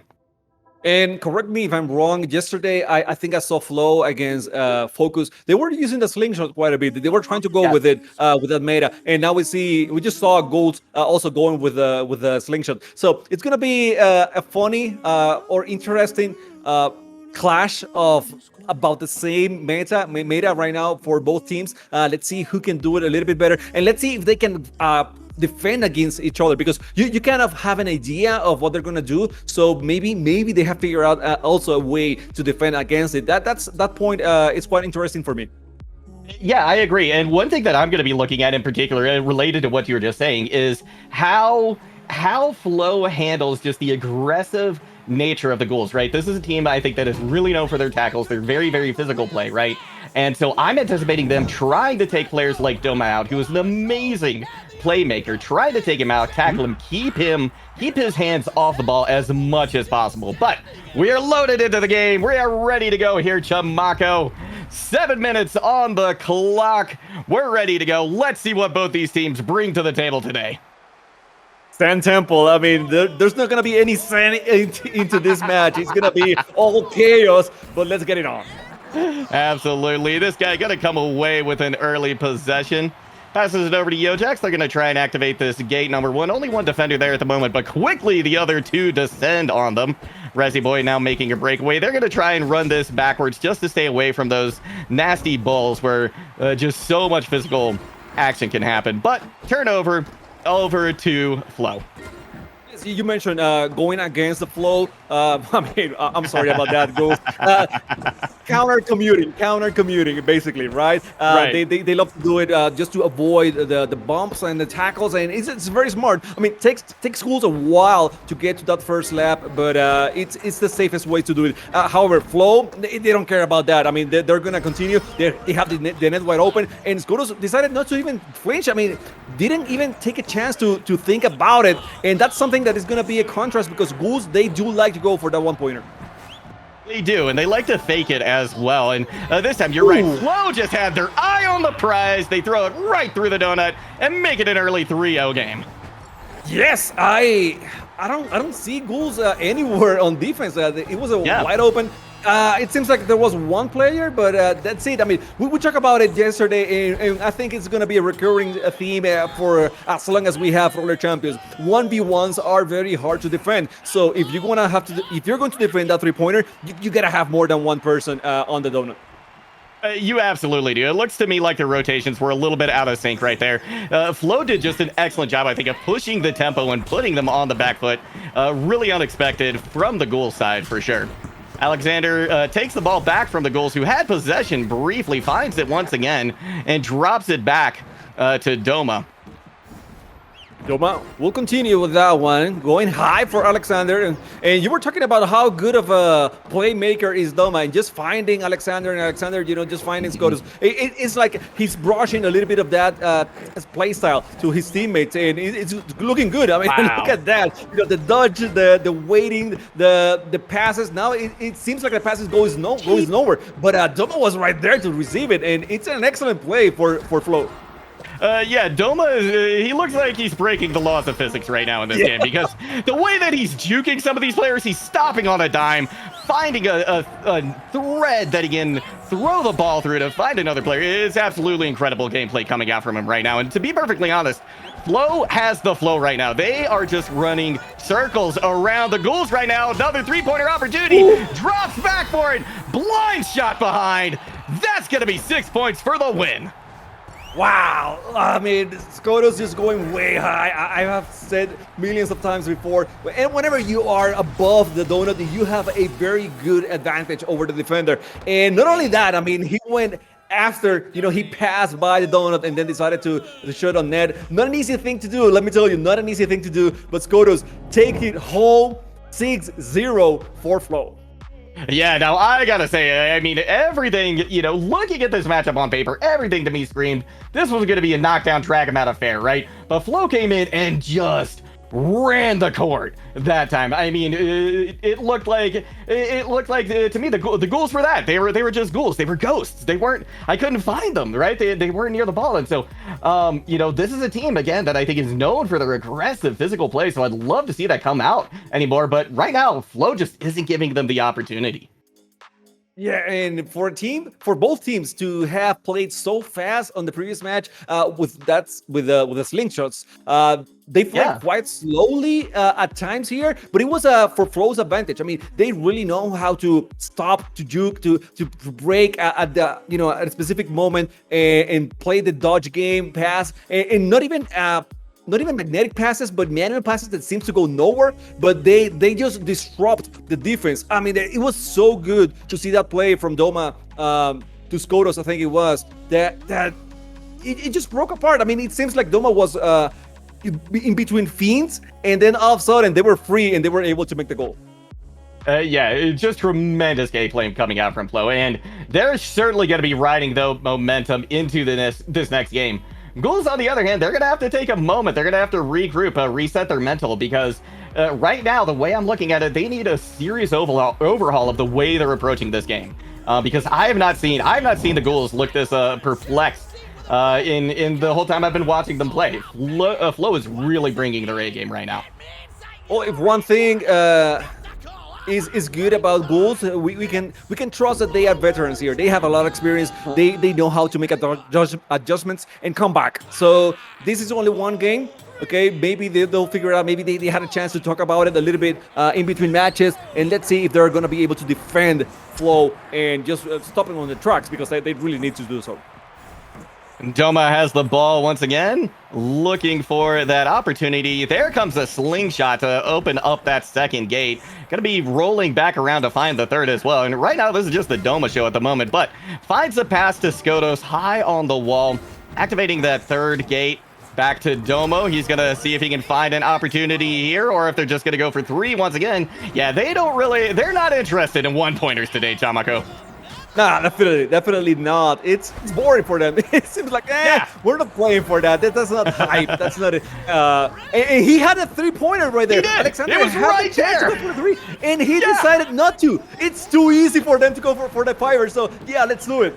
That's how confident this team is. They want to end this here and now. We are less than a minute into this match. Oh, fake. What a fake. That's a big brain play right there. Bruh, but the disrespect as well, because it seems like, okay, we're going for the fiver, and then all of a sudden he's like, nope, it's open. Oh, man, it's on you. I gotta say, Ghouls, it is on you, okay? You trusted the guy. You shouldn't be trusting your opponents, and now you got a 3-0 lead for the Flow. This is coming. This is do or die now for the Ghouls. And in particular, you have to be thinking about Razzie at this point, right? He's got the opportunity to be the only player to win both the Yumi Bowl and the Solcup, but those chances are diminishing by the moment. It's a really great opportunity here for Flow. Paul Legs. I am so sorry. I got that name wrong. Okay. Continue here. Skodos. Yes. taking the ball to Alexander. The Flow is going back to game number one. Finally, after they had that lead, it seems like they were going for the fiver, and they didn't. They went for the three. So coming back, and maybe they will try to find the same block that they did on the previous match. And I say a lock, but it wasn't lock. It was pure skills completely. So maybe we'll try to go for that 6-0 again. Maybe. Who knows? Oh, beautiful self-pass there from Razzie. Finds this guy high on the wall, but a nice tackle comes in from Doman. Honestly, that was one of the first real opportunities I've seen the Ghouls have against this team so far. But unfortunately, Doma was just there to deny any opportunity. Weren't even able to unlock the donut. Guys, from Ghouls, from Flow, I'm sorry. Alexander with the ball. Alexander taking the long way to the second gate. He's taking his time. He's going for the pass now for Skodos. Skodos waiting for Doma. Doma now with a chance, and you see Alexander is way up front. He's waiting for the pass as well, and Skodos is too. So everybody trusting Doma a lot. You see how much trust they have in him, that they let him alone completely, basically. So they know it's so hard to tackle this guy, to take the ball away from him, that they trust that he's gonna be right. He's gonna be all right. Even against two defenders, maybe two right on that one. Razzie was able to get the tackle, but still, you see how Alexander and Skodos really trust on Doma. They really, really do. And that kind of trust is key in a game like Roller Champions, because you can't do it all alone. You can't do it by yourself. You have to depend on your teammates. Here we go. Ghouls have an opportunity to score. Are they going to go for a quick goal here? No, they're going to try and equalize. Long pass. Going to be picked up by Razzie Boy. Just one defender, Skodos, in between him and unlocking that fourth gate, getting that three-pointer on the line. There's a couple of players high on the wall looking for a magnetic pass. Yojack's find it. Here's a big opportunity. Is he going to go for the quick shot? No, he's not. He's going to try and juke the defenders around, but now there's two goaltenders. Does he want to deal with it? It looks like he doesn't. He's going to try and pass the ball up to Razzie Boy. Finds it on that middle wall. Now, two defenders standing in between Razzie Boy and the goal. He gets around one of them. The 5 points is open. All three defenders around the gate right now. This guy taking his time, waiting for that golden opportunity. You really have to wait, because you have golden defenders in Flow. I mean, Alexander, have you seen him on the net, on the donut? He's great. So now Jojax has a chance, and he goes for it, and it is over. Jojax taking his chance. They went all the way around. They baited the defenders. They took Alexander away from the donut, and then beautiful shot by Jojax. The tackle too. There was a tackle right there at the end on the goaltender to just leave that goal wide open. Beautiful play from Ghouls. And you know what? We've got a series on our hand. They made the adjustments. They've come back. Yes, and that's exactly what I'm expecting from Ghouls. I don't expect them to win everything. I mean, it's impossible at this time, at this level of competition, but they understand the game. Do you see how they were still struggling at the beginning of game number 2, but then little by little, they were controlling the ball a little bit better. They were passing a little bit better. They were flowing. They were moving around. They were not being stopped by the defense. And as soon as they hit that second lap, they decided, okay, we got this. We're going for the third lap, and then we're gonna finish it now. Yeah, absolutely wonderful play. They bided their time well. They didn't let themselves get flustered. Not by that first game win, not by the fact that they were down 3. I mean, that was 9 unanswered goals, right? 9 unanswered points coming out from Flow, but they took it. They put their foot in the ground and they said, no, it stops here. We're gonna take this to a game 3. Yeah, and when you put it like that, a lot of people will be really concerned. They have scored 9 times. I mean, they have 9 points on us without us being able to do anything. And I think that fuels them a little bit more. It's like, well, you went for the 3-pointer, you didn't went for the 5er. It's gonna be on you. We're gonna punish you for that decision. That we are. And now it all comes down to this: the lives of this team. Both of these teams on the line right here. Whoever takes this win, continuing on to the lower bracket semifinals. Is it going to be the Ghouls or Flow? Only these 7 minutes this time will tell. It is now on Mexico here. I feel at home. I feel in the Eñe gang, but we don't have any Eñe here on the game. I'm sorry about that, guys. I'm sorry about that. But we got a lot of good players, and now it's all about seeing if Flow can continue. And maybe this time they will want to go for the 5er, and they have to. I think they will have to end it quick. If you give Ghouls enough time, they will figure out how to play against you, and then their offense will just get stronger and stronger by the minute. That it will. Nice pass over the goal to Doma. They're going to take it around for that second lap. Of course, they're not going to be settling for just 1. It's 3 or nothing here for Flow, or potentially 5. Skodos dropping back a little bit just to maintain possession of the ball. It's going to be Alexander now. Gets tackled by Jojax. Quick turnover up to Razzie Boy, seeing if they can unlock that first gate now. And I love that tackle from Jojax because he was way high, and when you're way high and the ball carrier is way low, he can see you. He doesn't know where you are, so it's a little bit easier. I mean, it's not easy, but it's a little bit easier to come out of nowhere and hit the tackle and get the ball away from the opponent's hand. It's going to be a nice slingshot there from Jojax right into a defender, though almost gets tackled. Razzie Boy able to keep it, and playing is the shot just barely low, but it's going to be picked up by this guy regardless. Jojax now driving it down. That third gate is activated. Razzie Boy looking for an opportunity here. Defender scrambling to get back into place, seeing if they can keep this, and it's denied. I like the first shot with the 1-pointer. I like it because even if you don't score, the ball keeps advancing, and you're gonna be a little bit closer to another lap. But that third pointer, the 3-pointer, it wasn't as good. I mean, there were defenders over there. Yeah. They rushed it a little bit. I mean, at that point, you don't have to rush anything. I mean, you still have 5.5 minutes on the clock, so you should be able to play it a little bit wiser. I don't know what happened with them, why so much rush, but it seems like Ghouls are. Maybe they want to have the right foot out way too early in the game. Yeah, it did look like they rushed it a little bit there. Maybe the nerves got to them a little bit, wanting to just put this away instead of taking their time, making the intelligent play. They went for the quick, risky opportunity, but Razzie Boy has it back. Opportunities still abound for the Ghouls, who really, I think, have come away with a lot more possession this game. This guy looking for an opportunity. That's going to be a pass over to Jojax. Are they going to go for that same juke? Not this time around. Razzie Boy picks it up in that 3-4 ball. This could be it. They're looking for that 5-pointer to put it away. Flow has to be very, very worried about this right now. Very conscious of the fact that everything is on the line right now. This guy, though, potential 3-point shot. Are they going to go for it? They're dropped down. It's over to Razzie Boy once again, but Skodos has an opportunity to take it. I gotta applaud the defense from Flow. They were so good. Even when Ghouls tried to go counter commute and try to get to that fourth gate and maybe fake the fourth gate and go for the 3-pointer, they stayed adamant and they were able to control the ball at the end and get the tackle, and deny the play. So Ghouls back again with the action. This time it's gonna be Alexander that holds the ball. Oh, going right back to Alexander again. Looking for an opportunity to pass to Skotos. Magnetic pass, though. Flip fails just a little bit there. Doma Rocket still able to come up with possession, though. Ghouls just barely missing. And all of those gates remain open now. 3.5 minutes. This is the longest we've gone in any of these games so far without a goal. Yes, it is. It is weird. It is weird. We have had open donuts, but not that many attempts to score. I think comes to mind only one from Ghouls when they had that 3-pointer. But other than that, they haven't attacked so much. So yeah, weird. The defense is doing their thing, and now they had a chance for the 1-pointer. But again, Flow doesn't care about 1-pointers. The donut might be as well closed completely because they really don't like those. No, they really don't. They're not interested in that at all. A lot of physical activity going on around the ball. Tackles abound. But while the dust settles, it's going to be Skotos coming away with it and a nice breakaway opportunity as well.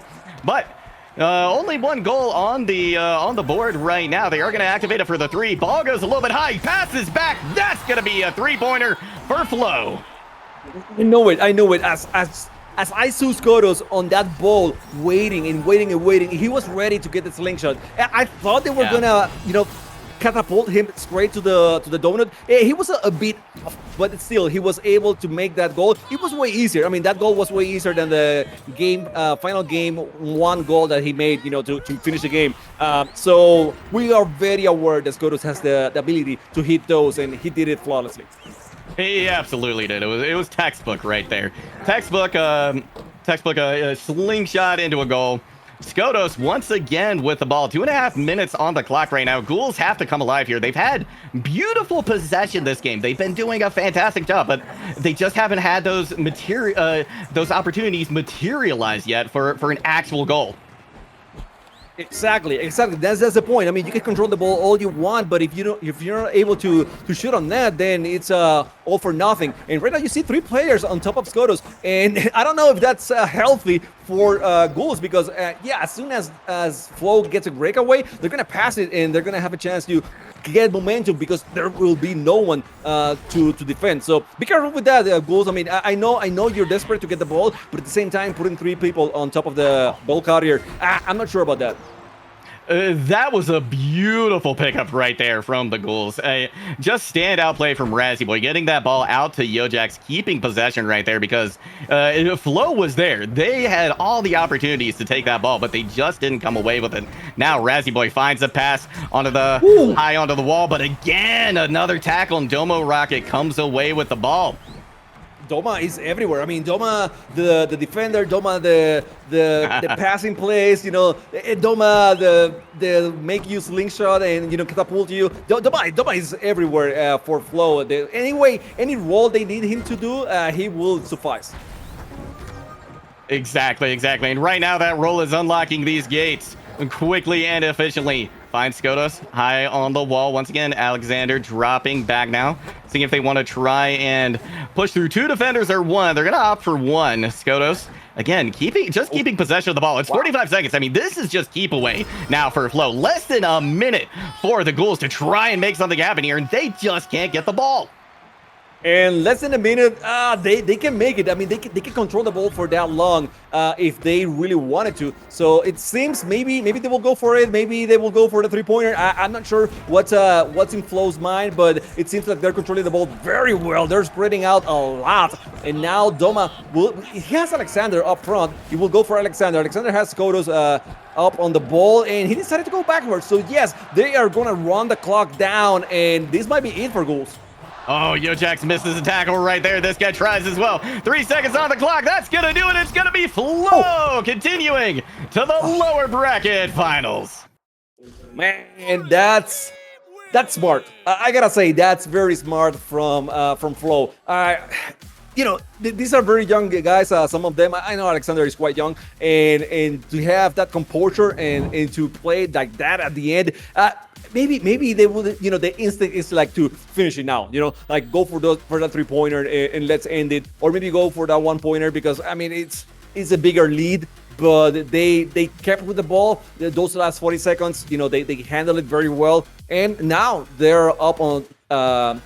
They're passing now to the losers final, so they are top 3 in the tournament. What a game we just watched, going to distance, as you called it, Juggle. 2-1 for Flow. They are gonna advance into that lower losers final, and we have 3 teams left in the tournament. Flow, Golden Boys, and Focus. That is going to be your top 3. They have all secured some sort of prize pool. I want to go over a little bit of the stats that I'm getting bombarded with right now. Looks like in that last game, which was I think the most interesting one for me, looks like we had Scotus had 4 this guy had 4 tackles, and then Alex had 3 tackles. So this guy was again stepping up the defense, but it wasn't good enough. They needed more. They needed something more to stop Flow. And it just didn't happen, and Flow ended up just running away with it, holding the ball for way too long. Ghouls couldn't find a solution for that, honestly. No, they really couldn't. And honestly, I feel like they couldn't find a solution for Doma either. It looked like they were starting to handle him, right, towards the 3rd game. But especially in that first game, Doma was just skating circles around the Ghouls. And this is a player who, I mean, already is known, already a top name, but they're just pushing the envelope more and more. My question is, Nax, I mean, how do you stop Doma? How do you? I mean, he looked unbeatable. You just being the playmaker. It's a role that fits so well into him, and he's so happy to do it. Because we don't usually see roles like that in Roller Championship. I mean, at least not up until that point. We have seen goalkeepers, but not people that are passing the play and you know, making plays happen. Well, in my opinion, Doma and Alexander are probably the 2 hardest people to tackle in the game right now. It's extremely difficult to land any sort of tackle on Doma or Alex. So honestly, your best chance of winning a game against Flow is going to be getting those opportunities that you do land a tackle. You have to make the most of the little chances that you will end up getting, because otherwise they are just going to run away with it. They're going to keep that ball. Doma's going to continue to slow down the play. They're going to go opposite. They're going to go backwards. They're going to go reverse. They're going to pass the ball very well, and their pickups are also on point. So the only way to really beat this team is to take those few chances that you do end up getting, maybe go for a 3, maybe go for a 5 here and there, take an open goal here and there. And that's Ghouls just were able to accomplish that in one of the games. They were able to hold on to that ball and go for more laps. But that is what I'm going to have to see out of Golden Boys or Focus, whoever's going to go to this losers of final. So yeah, that's probably the only way you're going to stop this team right now. It's a tough endeavor for anyone who's gonna try that. I mean, we got world-class defenders in Ghouls, I mean, in Golden Boys and in Focus. So maybe whoever goes down to the losers bracket will be able to, to stop Doma and Alexander. One thing's for sure, there's no easy games left for anybody in this tournament right now. I mean, it's going to be such small margins by which these teams, I think, are going to win here. It's going to be very exciting to see, because all of these players, they're playing to their best of their abilities. And these 3 teams coming up, right, they've got the complete package, right? They've got the defense, they've got the offense, they've got the big brain plays. It's just going to be who's going to execute best, I think, today. Yeah, I think we're gonna see that, and you said it. There's no easy games. I think there haven't been easy games since yesterday, to be honest. All these teams have been performing so well. I do want to ship it over to a short break, and then when we get back, we will have that winners final game between the Golden Boys and Focus.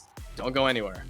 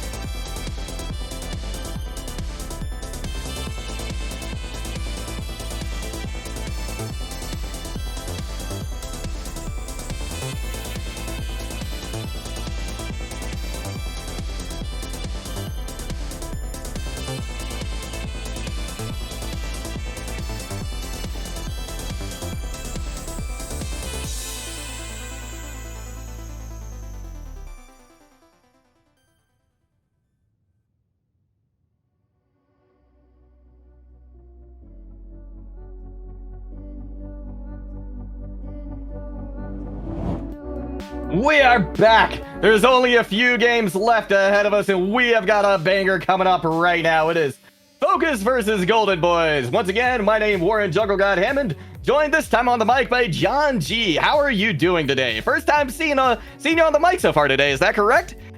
Second time now. Second time. No, that's right. That's right. Yeah.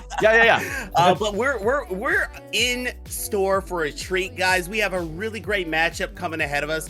We have Golden Boys, who I'd like to say have not dropped a single game in the Solcup, and if they could go all the way through to win it without dropping a game, they'll be the second team ever in history, aside from Focus, to do this. Focus did this over on Midnight Madness 2. They went through the entire tournament without dropping a single game. So both these teams are actually perfect for one another here in the finals. And I cannot wait to see what happens. Looking at a couple players, Paul Lang's here. Absolutely amazing mechanical player. He also won the Umi Bowl. And if he wins this one, then he's going to be the only player to have every win in every Infinity Cup so far. Yeah, my apologies too on the last game. Misidentified that player. It is in fact Paul Lang. So thank you for bringing that up, because I think that's such a cool thing right here, right? Such a cool opportunity for Paul. Another one of the players I'm really excited to watch play today is Rawful. And you know, maybe it's a little biased because you know, he's an older guy. Not as old as I am, but he's an older gamer, and I just love seeing the older gamers get into it. He's 32 years old, so still bringing the A game, still performing at the top of the field. I mean, that goes to show you anybody can do it, right? So can't wait to see them play, especially how Rawful is going to enable each of their teammates, right? Because that's one of the great things about Rawful is he's fantastic at generating opportunities for his teammates, and when you generate opportunities for especially for players like Paul Langs and Karakta, great things are going to happen. Yes, they are. And I do want to take a moment here to mention a poll Infinity has put up on Twitter. We are running a poll. So if you guys want to go ahead, go over to Twitter. It's hashtag SoulCup2022. It'll be their latest post. Go ahead and interact with the poll and get your votes in. Let's see who wins this.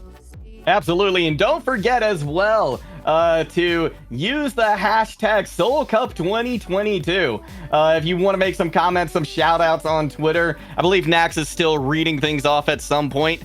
Yeah, I just found that in the notes. So be sure to tag that in your post. Let us know what you're thinking. Let us know how you think the tournament's going, what you think is going to happen. Now, Golden Boys, let's talk about them for a minute, John G.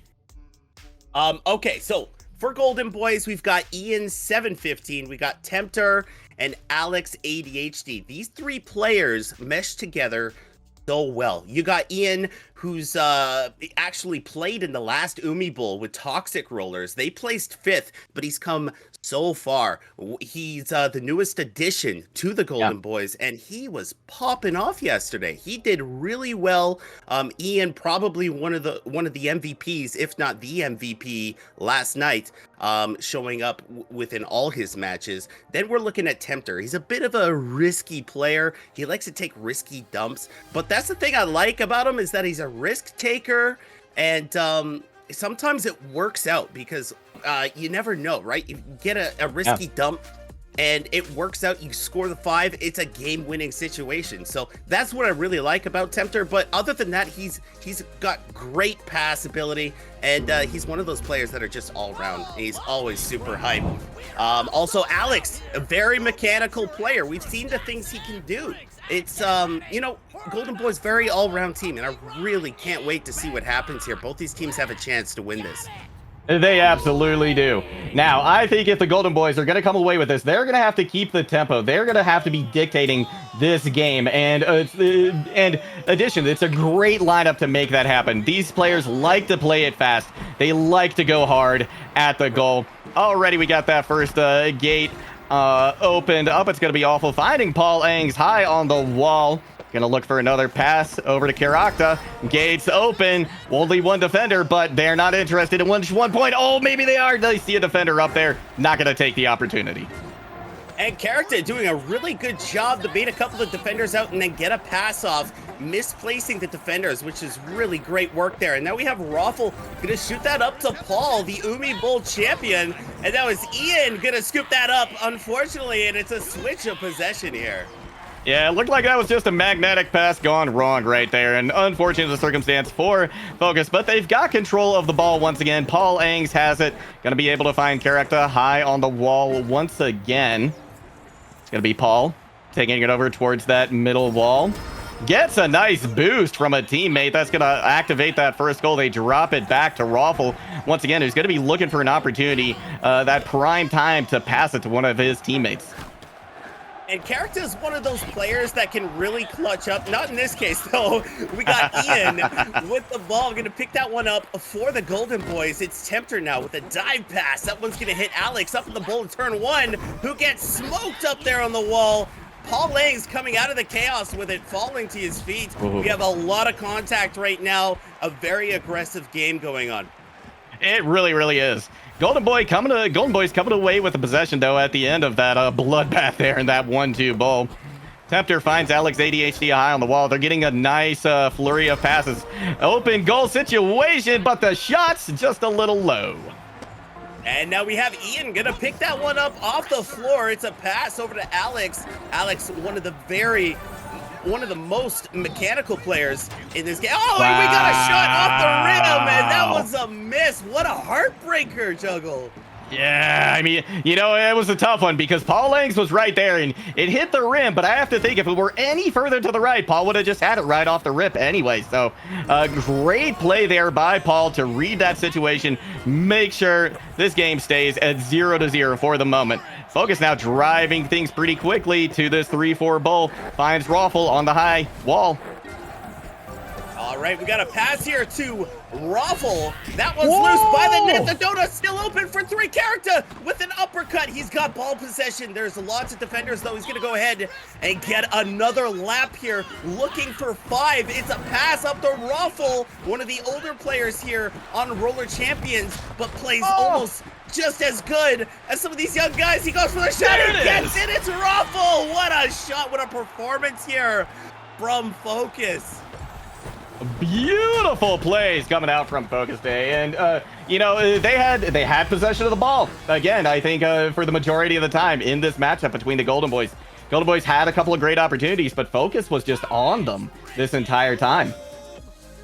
That was it was a very good show of performance there from both teams. And it looks like Focus is going to come out on top, just barely, though. Both those teams were fighting tooth and nail. We saw a lot of contact. There was a lot of tackling going on. Honestly, I lost count after 10, I think.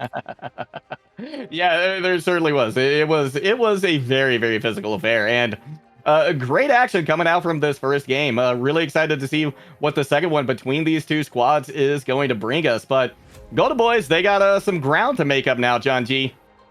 They really do. And I do want to talk a little bit about the players from Focus here. We've got Raffle, Paul Angs, and Character. These three guys, they mesh together so well. You got Paul with great mechanics. He kind of came down a notch after the patch, but I feel like he's found newer mechanics to use. He's kind of tweaked them in a way that he's still very mechanical, and I really appreciate that about Paul. And then you're looking at Raffle. He's coming into this game 32 years old. I mean, most of these guys are teenagers playing this game, and Raffle keeps up, if not even plays better than some of these guys. And then you're looking at Character. He's one of the playmakers. He can really clutch up when you need him to, especially high up on the wall. So I really enjoy this matchup. We've got so much to happen. I think Golden Boys can come back in the second round. They just need to make some adjustments. It's what I like to call the adaptation round. I think they can make the thing, like, I think they can make the changes to win in the second round. I'm calling it. Yeah, you know, like I was saying with, like Tamako and I were talking about in the last match, right? All of these teams, they're gonna be able to, they're gonna have that mental fortitude, right? None of these final three teams are any stranger to high level, high stakes competition where the pressure is on and you just have to keep your A game. And you know, talking about mental as well, Paul Angs has a very, very strong mental. He's the kind of guy who's going to be in there keeping things calm, saying, you know, like you know, even if they're down, which they're not at the moment, but if they were down, he's going to be the person keeping the spirits up, making sure that everybody stays in a positive mindset. And yeah, he's so good with it. And Golden Boys, unfortunately, that was a very heartbreaking moment because they lost the record. They almost had a full tournament without dropping a game, right? So they just lost that opportunity. So Focus defended their title. Focus is still the only team to do it, and that's got to be heartbreaking for the Golden Boys. Yeah, but they're just gonna have to shrug it off and get back up, dust themselves off, try again, because Focus, they're not gonna slow down in this next match at all. And you know, one thing I want to talk about real quick is how do you think the Golden Boys can improve their, you know, the time that they have the ball? Because right now Focus just seems to have control of it for the majority of the time. You know, is it one player in particular that they need to neutralize? Do they just need to work on their cohesion, their communication a little bit? Because honestly, this feels a little unusual coming out from Golden Boys. This is not the Golden Boys that I'm used to seeing. You know, I think what they need to do is play a bit more safe, take their time, cut back when you need, wait for a teammate. It seems like they're forcing a few of the gates, and I think if they just take a step back and think about what they're doing, they could definitely overcome Focus's pressure here. But first step is just getting ball control. They got to get it back from Focus. That they do. Getting ready to go into the second game. Gonna see if they can get that ball control here. That is the Golden Boys at least. All of the players hugging up high on that wall as the ball comes out and possession goes to Golden Boys right off the rip. And we've got Tempter, the risk taker. He's going to go ahead and pass it, though, nice and safely up to Alex. And now we have Alex moving back, looking for a pass, but that was going to be picked up by Paul Langs for a change of possession. Yeah, that was a beautiful read on that pass right there. Paul Langs made it look easy finding that ball, so kudos to him. It's going to be Ian now trying to find something, but Kirakta just a little too quick, finds that tackle. Possession going back and forth, though, quite a bit in this 3-4 bowl. And now we have Alex looking for a pass. He's going to find Ian upside inside the bowl. And another pass over to Tempter. Back pass to Ian. Oh my god, these chain passes. They're really going off quickly. I think, see, these are some of the fine-tuned things. Oh no, and now we got Golden Boys finally getting their opportunity. But like I said, you see that? He needed to cut back there. They're forcing too many opportunities, and I think that's what's kicking them in the butt here. It might be. It's going to be Focus with an opportunity at a goal, but they say no. And Tempter says, you're not going to get another opportunity to try on this one. And yeah, like you said, Golden Boys, they do seem to still be trying to force a few things here. Just need to take a couple breaths, remember to breathe, and take it slow. Play smart. That's right. And this is their first game tonight. So who knows? Maybe they're just not warmed up. Maybe we just gotta, give them some time because they did do really good in day one. So day two, I do believe they can turn this one around, and it seems like they might be doing that. They're close behind Raffle here, trying to close them in, almost getting him. Defenders all around, and Raffle just stepping around them. My goodness. What's a running back character? That's a running back. Oh no, looks like we have a bit of a networking issue here. We're gonna work on this, and we'll get things back in just a moment. So what do you think, from what we saw just there, Juggle God, who do you think's gonna come away with game 2? Just based on what I've seen, I think Flow is still in control of things right now. There was a little bit of an overcommit, I think, to I forget who had the possession on Flow at the moment, but they were down in that 3-4 gate, right? And like you said, like all of a sudden, all the pressure was on them. They had 3 defenders there, but that just left the whole rest of the rink wide open for Flow to find a pass to one of their teammates, right? So, you know what? Here's what I think is I want to see a little bit better zoning defense coming out from Golden Boys right here, because right now I think that they're going a little too hard in on just one player, right? They're playing honestly a little too aggressively. Yes, I agree with that. And like on defense, I feel like kind of like over in Rocket League, ball chasing. You don't want to do that. You want to stay separated, zone yourself out, give yourself availability. If you are going to go extremely offensive on defense, put 2 people after the ball. Leave one guy back. Leave at least one guy back, so that you have that guy there in case they pass it.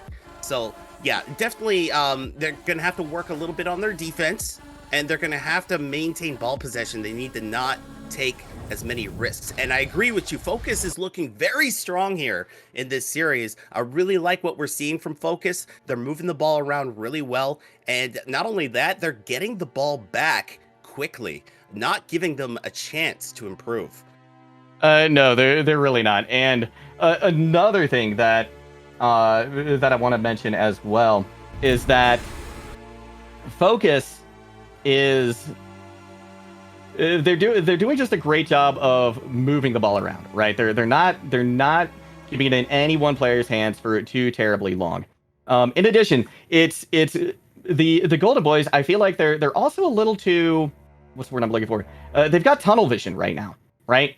There's been a couple opportunities where they've had the gate open, they've had the donut open, right? There's an opportunity to score, but just because they're not aware of where the players on Focus are, they've been taken by surprise. Couple of tackles, right? We saw 2 times that I can remember distinctly where the gate, the donut was open, Golden Boys had possession, but just they weren't aware. They weren't aware that a defensive player was there, and a tackle came in, and they just lost any chance they had of scoring that goal. That's right. And I'm actually quite surprised that it almost seems like Focus is dominating right now, because both these teams have very, very similar records. You've got, you've got, for instance, Golden Boys. They won 4 TFLs in a row, 4-time TFL winners. Plus they got 3rd place in the Derby of Destruction, right? And then you're looking at Focus, and their record here is 4 tournament winners, and they've won 2 Midnight Madnesses and 2 TFLs. So both teams with relatively the same record, also both on the verge of getting that not dropping a game record all the way through. Unfortunately, Golden Boys lost that chance today, but both these teams are very similar in nature. They're competitive, and honestly, it's like they're built for one another. So it's really interesting, and I can't wait to see what happens next. Neither can I. We're just working on reloading that lobby. So we're going to set about 5 minutes on the clock, and Focus is going to have possession of the ball. So we're just waiting to get that set up right now. But is there, in your opinion, Janji, is there any one player right now on Focus that you think is causing more problems than another for the Golden Boys, or has this just been a team effort so far? It's been mostly a team effort, but I gotta give it to Paul. Honestly, he's been so patient, and like you were saying earlier, his mental is amazing. He can stay calm in high pressure situations, and that's the difference sometimes between players.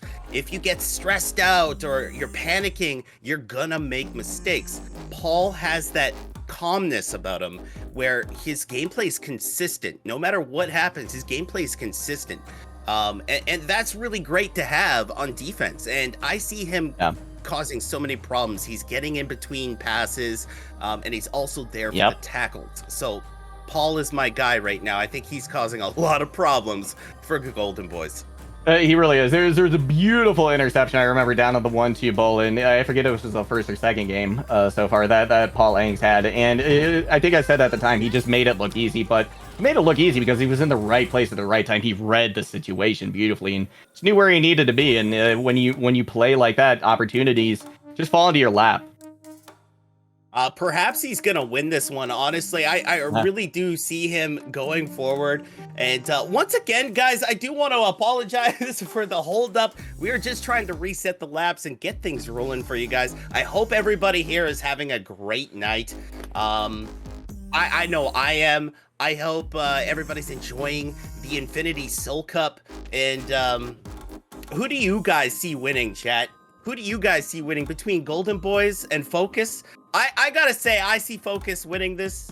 I really do. But I want to get your input as well. And Golden Boys and Focus, who also do you think might come up from the loser bracket today, Juggle God? Yeah, you know, that is a very, very good question as well, right? Because none of these teams are out of it at this point, right? Let's talk about Focus and Golden Boys, right? Because even if they lose this match right here, they got a second shot, right? They go down to the lower bracket. They go down to the lower bracket finals. But you know, it's not an easy stop there, right? They've got to go up against Flo, who we just saw dominate really the Ghouls in their matchup. It did go to 3 games, but at the end of the day, it was, I believe, 12 points to 5 at the end. So Flo really showing that they're a top-notch team, an elite team. So regardless of who goes down there, Focus or Golden Boys, it's going to be a tough road ahead of them. And honestly, I'm starting to hop on the Flo train here. I think there is a strong chance Flo comes in and takes the whole thing. And as that train flows down the track, I would like to hop on board with that too, because you know what? Flo has been playing so well. They won the last TFL before this one by beating GSL. They also beat GSL again here in the lower brackets, proving they are the better team. And now they're moving forward. And now whoever ends up losing this match is going to end up going down to the lower brackets as well. But yeah, honestly, I see Golden Boys, if they do get eliminated here, I've seen them turn up. I've seen them turn up the volume and get things done in the loser bracket. So maybe we'll see a comeback if they do lose this.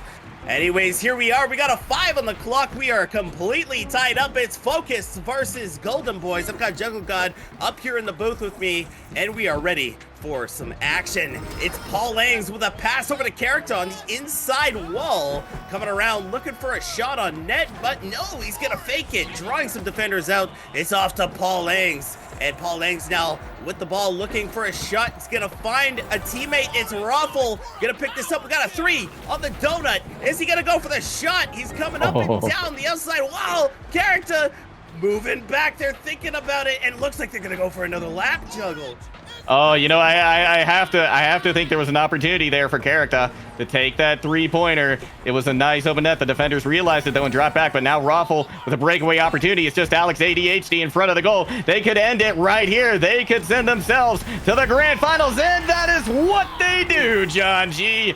5 points for Focus and the series. I cannot believe my eyes. That was so fast, and Raffle, like I said, plays just as good as any other player. And my goodness, he's quickly becoming one of my favorites here. Raffle with a really good game ender there. That is Focus moving forward to the grand finals.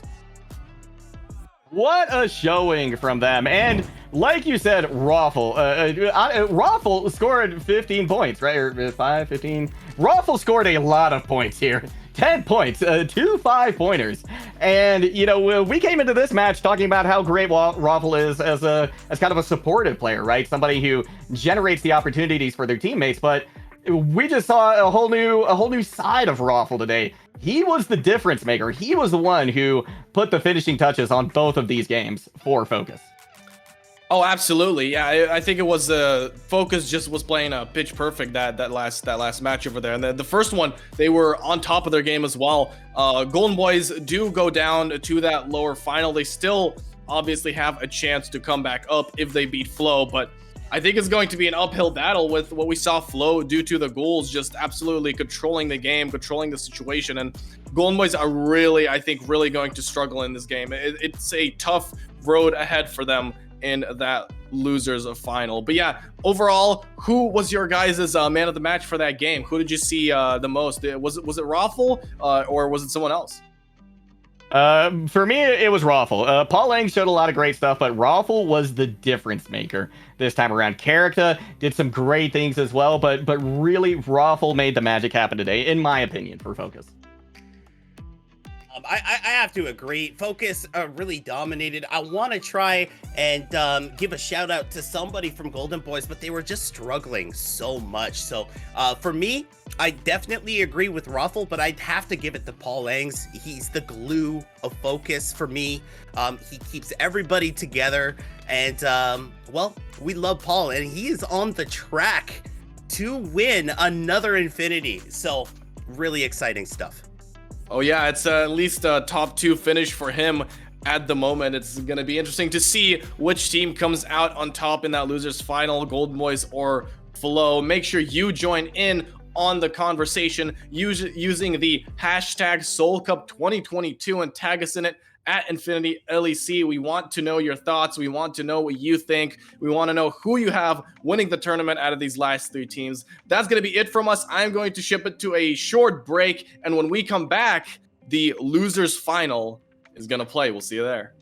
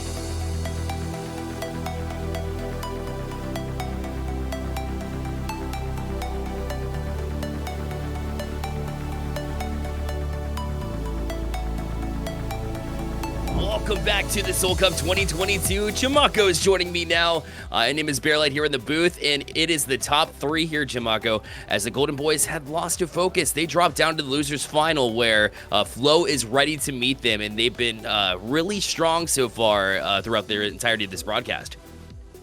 Today, Flow has been on a roll. They have looked amazing. Very fast when they need to. Very composed when they have to do as well. It's not only about being predictable and fast and pushing forward the whole time. They can be so unpredictable that it's quite tough to know. Even if they're going for the fiver, we saw against the Ghouls where it seems like they were half away of going for the fiver and then turn the way back and go for the 3-pointer. So they have been very unpredictable. Golden Boys. They came from the loss. They surely want to win this one and have the revenge in the grand finals. But let me tell you, it's going to be a tough one for any of these teams. It will be. And for me, Golden Boys had such a strong day yesterday that you want to transition that into day number 2. But that first game, remember, that's just the first match that both of them played. So both Focus and Golden Boys, that is. For Golden Boys, start off a little bit slow, but perhaps they can pick it up here late. We've seen them drop to the lower side for TFL a couple of times and then work their way through the bottom side and still get a win. So I'm not counting them out quite yet. I think Flow is the better team in this one, but that does not mean that they're going to win. The last time I bet against the Golden Boys here at Chimako, I was proven wrong. The Golden Boys took it to their opponents and they played great, and that's one of the reasons why they went to the winners finals in the first place. That's why they're golden. I mean, they know how to do things. I was talking about before about Ghouls, how they are veterans, how they have all this experience, and the same thing can be said about the Golden Boys. Maybe one of the teams that have the best the biggest wins, the most wins in the region is the Golden Boys, and this is not gonna be the last time that we see them get to this point. So they know how to get here. They have an amazing defense, and we were talking about how difficult it is to stop Doma and Alexander. I think a guy like Tempter has the chance to do so because he's so good at reading their opponents and getting the tackles and intercepting the ball that maybe he will be the clue to stop Doma and maybe stop Alexander as well, and then with that said, maybe slow the flow of the offense from Flow team. Oh, love that. And also you make a great point because, they were missing Ulu, right? And so their defense was already kind of a little bit, kind of basic. They weren't able to really have that fire that Ulu's able to bring, but they actually did because Ian was able to come in, and he was the goaltender here. And when you can step in as a sub and fill in a role that really needs to be filled, that's impressive to me. And for Golden Boys, I love that they were able to do that, and they'll look to carry it into this one. But it's hard to slow the Flow. Baby, I got to go with the Flow here. I think the Flow might be able to take it here. I hate to go against the Golden Boys, but here we go again. They're going to be out on a mission to try to prove me wrong here. But we'll start up here momentarily. The top 3 here, Chimako. If you're going to choose, which one of these 3, including Focus up top already in the winner's bracket, do you think is going to win? I gotta say, I gotta go with the Enya gang. I mean, that's a no-brainer for me here. Being Latino myself, I gotta go with Paul Angs over there. I love his style. I love what he does. I love Nick. He's not Nick for me. He's Nick as well. So, but they're great. But at the same time, I mean, nothing is given. There's not a given in here. All these 3 teams, and I mean, we're talking about top 6 here in A. They are all incredible. But right now, we got Flow and we got Golden Boys, and they are gonna bring it here in the next 7 minutes. For the next 7 minutes, I should say. And now it is time. Who is going to meet Focus and get their shot at the grand finals? This best of 3 losers final is underway now, as Tempter will grab the first possession here for Golden Boys and hit the first gate, but Alex with a great challenge already. So pretty quick from Flow, able to get that one back, but those challenges that you were talking about, Chimako, that Tempter able to get those tackles, and now Alex ADHD gets possession here for the Golden Boys. Yeah, he's such a clue. I mean, he's just such a big player for the Golden Boys. Tempter, he's the one that allows them to start defending and build offense. So you see Tempter, once again, on that ball, just being very aggressive on top of the ball and not allowing the passes, the passing plays or the ball carrier to move on and get something going. So Flow was forced to go backwards. They went away from Tempter, and he still got the ball. I mean, I'm talking about this guy. He's making me look good by looking good himself. That's amazing. And Timter, I talked to him after day number 1 of the Soul Cup, and the one thing that he said to me was like, when I heard that you were going against the Golden Boys, we had to prove you wrong. I had to prove you wrong. And so now that I'm going against him, betting against him, look as he performs really early in this one, Shamako. Coincidence? Maybe, but still good sign here for the Golden Boys, though we are still even at 0. They're very competitive. They are, I mean, if you look at them, if you watch him on stream or whatever, they seem very friendly, and they are all, I mean, they're good people, but at the same time, that competitive switch is right on their brain, so whenever they have to do something to prove anyone wrong, they'll be happy to do so. Certainly will. Alex with another challenge, though. So just when Golden Boys are able to make a little bit of progress, here comes Alexander and his amazing challenges as well. Though that auto pass was a little bit off the mark somehow. It looks like he was a little bit off when he was looking. So this one will be loose play into the second bowl as well. But both members of Flow on the offensive able to get to it now. So the first gate has been open, or the first net has been opened, rather. As Alexander will throw it high, it's Skodos. He's on the inner wall. Will transfer down to deck. Now up to the outer wall. He'll find Doma with that pass as well. He looks high. It's Skodos. Outer wall again. They have 3 points open if they want it. Domo back up to Alex. He circles backside, but he'll keep it going here. They won 5. They might go back. We don't know yet. Alexander has the ball, and he's going for Doma. Doma, playmaker. Will he shoot? Will he pass? We don't know yet. He's waiting patiently. Alexander has a shot over the donut, and he got it. And it's all over. Flow with the 5 points, and they make quick job of the Golden Boys. So the last time I saw a big play happening against the Golden Boys, Ian was able to make that last second save, but it's hard to do that whenever Flow is absolutely controlling the pace of play. They got those 3 laps without basically any kind of struggle there. Flow looking really strong here. Doesn't look like a team that's deserved to be in the lowers to begin off this day. It looks like they were supposed to be there. They know it, and so they're going to transition to a mindset where they're going to be winners. And they have one more game to close out, though. The Golden Boys, they looked a little bit weak in this one, but they never go anywhere. I'm expecting a game 3, regardless of how strong it was for Flow. I wouldn't say Golden Boys look weak. They were doing great on those first minute and a half, maybe 2 minutes of the match, where they were able to defend that ball very well and not allow Flow to get the momentum, right? But as soon as Flow got the momentum, they were able to pass the ball and then advance. And Doma, we have seen that over and over. He's such a good playmaker. When he got the ball and the donut was open for the 5er, he waited and waited and waited. He gave all the time, all the space for Alexander to jump over the donut and position himself for a good shot. It was such a good team effort. But again, I wouldn't call Golden Boys weak. I think their defense had brilliance in it. It's just that whenever you allow one lap for Flow, then things start getting a little bit scary. Yeah, you definitely make a good point. Okay, I wouldn't call them weak, but anybody looks a little bit less strong whenever you're facing this team, because you're right. Overall, for me, Domo was the individual called out as the pre-game or the pre-Soul Cup MVP, or the player to look out for, right? I think he's definitely filling that role, and if he can continue this streak here for Flow, if they get to the grand finals and end up winning, Doma might very well be a nominee for that, because he's been that strong. So I think you're absolutely right here. Game number 2 about to start off. A chance to close out here now for Flow and hit the grand finals. And Golden Boys a chance to step back. You're right. Their challenges early were great, but it takes a full 7 minutes, or at least as long as it takes to win the game in order to really establish a win here. And Golden Boys will look to try to start off strong, perhaps looking for maybe a 1-point play instead of looking for 3. Just anything on the board at this point would be great for them. Yeah, they do have to do something really quick. I would say, start putting the pressure yourselves, and then allow Flow to feel a little bit intimidated. Like, yes, they can do something against us. Even so, Flow has proven to be maybe they don't have the same experience as everyone else, but they're cold-blooded, it seems like they will perform the same either way. You can be up front, you can be on the back burner, and they still feel happy, knowing that they still have a chance. So it's weird. It's like they have nothing to lose, they have nothing to prove. They just believe in themselves, and like we said before, the trust that they have on Doma, that he will do the right thing for the team is incredible. So yes, I think finding a way to handle Doma is key for Golden Boys.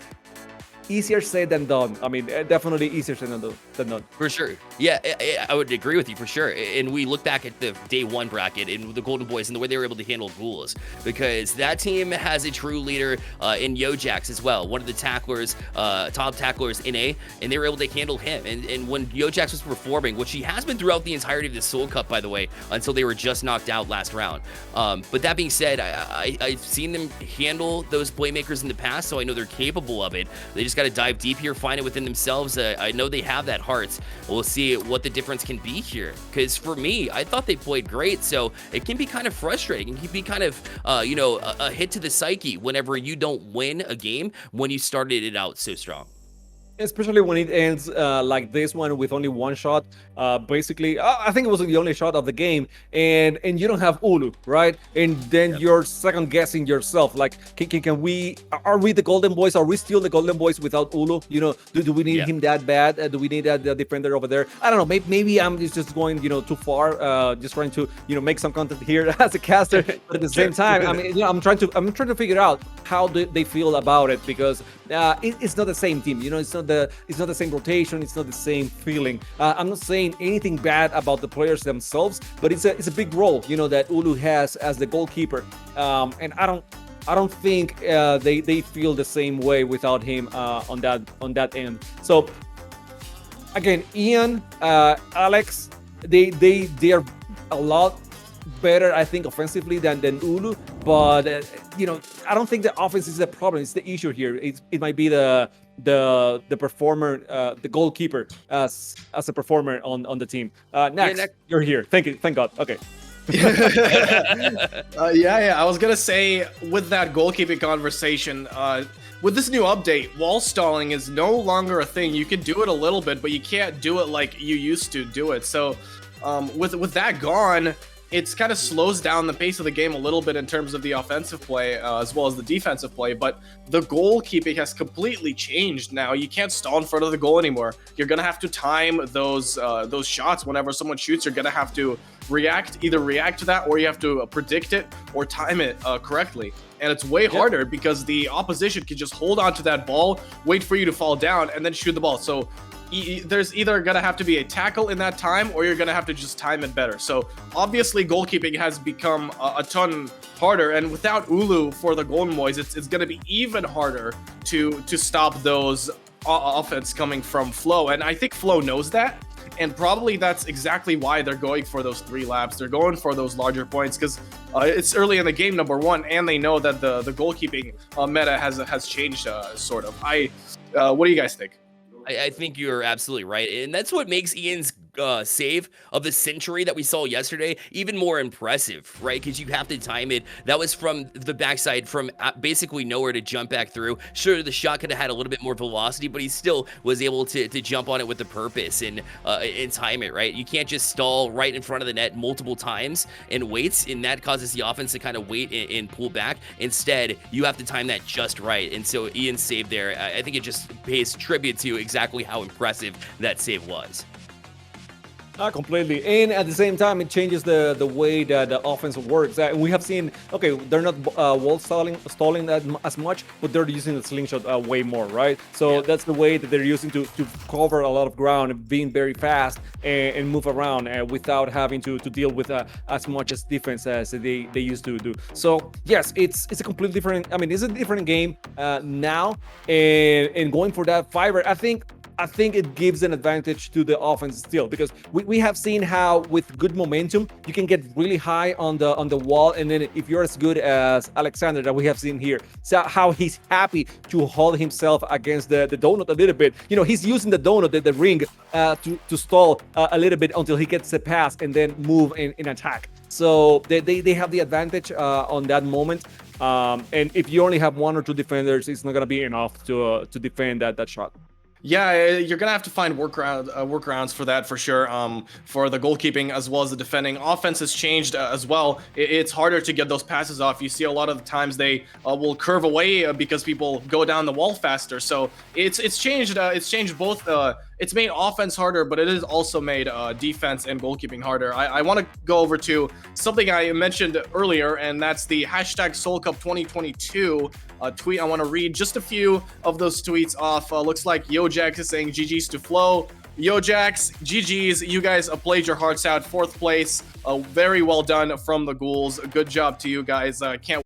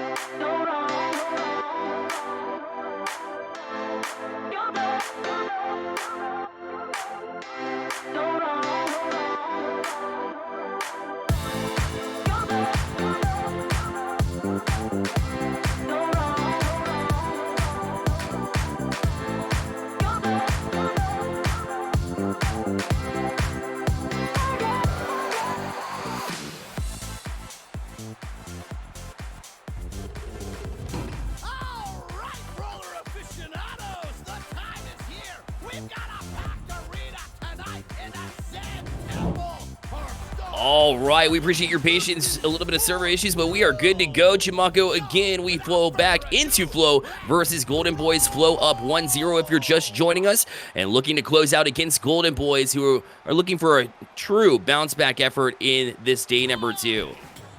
Yeah, we were talking about before the break how difficult it is to defend at this moment, how much the game has changed, at least on goaltending. So yeah, Golden Boys will have to depend a little bit more on Tempter and his ability to take away the ball from the ball carrier.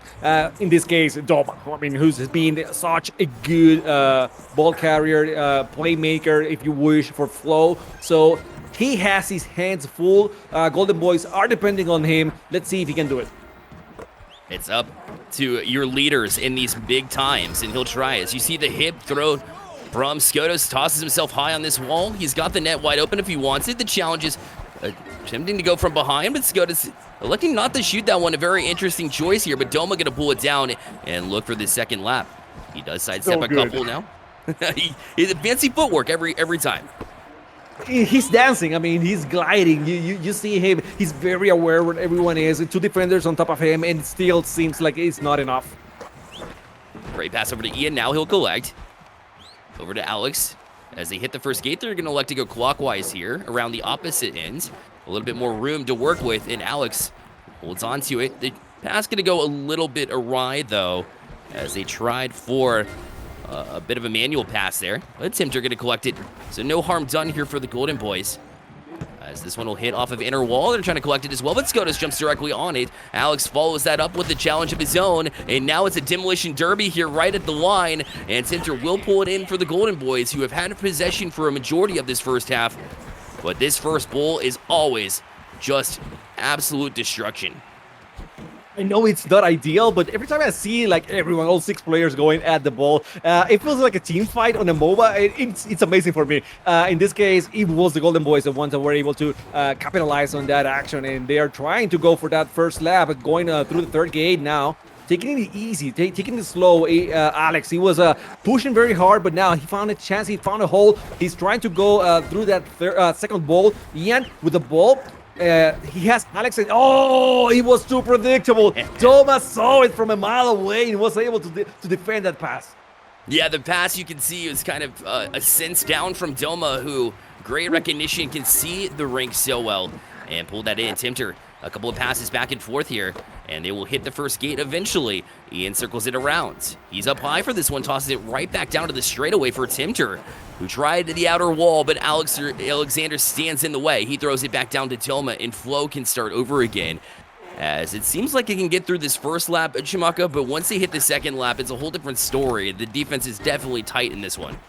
Yeah, the interceptions have been great. I mean, they're reading the passes. They are when you read the pass, it's not only knowing where the pass is going, but you have to understand where the receiver is, right? So you can do something about it. Be at the same height as that person to receive that ball. So it's quite tricky. It's not easy, but both teams have been doing an amazing job so far. Now Flo going for that second lap, and we know them. They might go for the 3-pointer or maybe continue and go for the 5.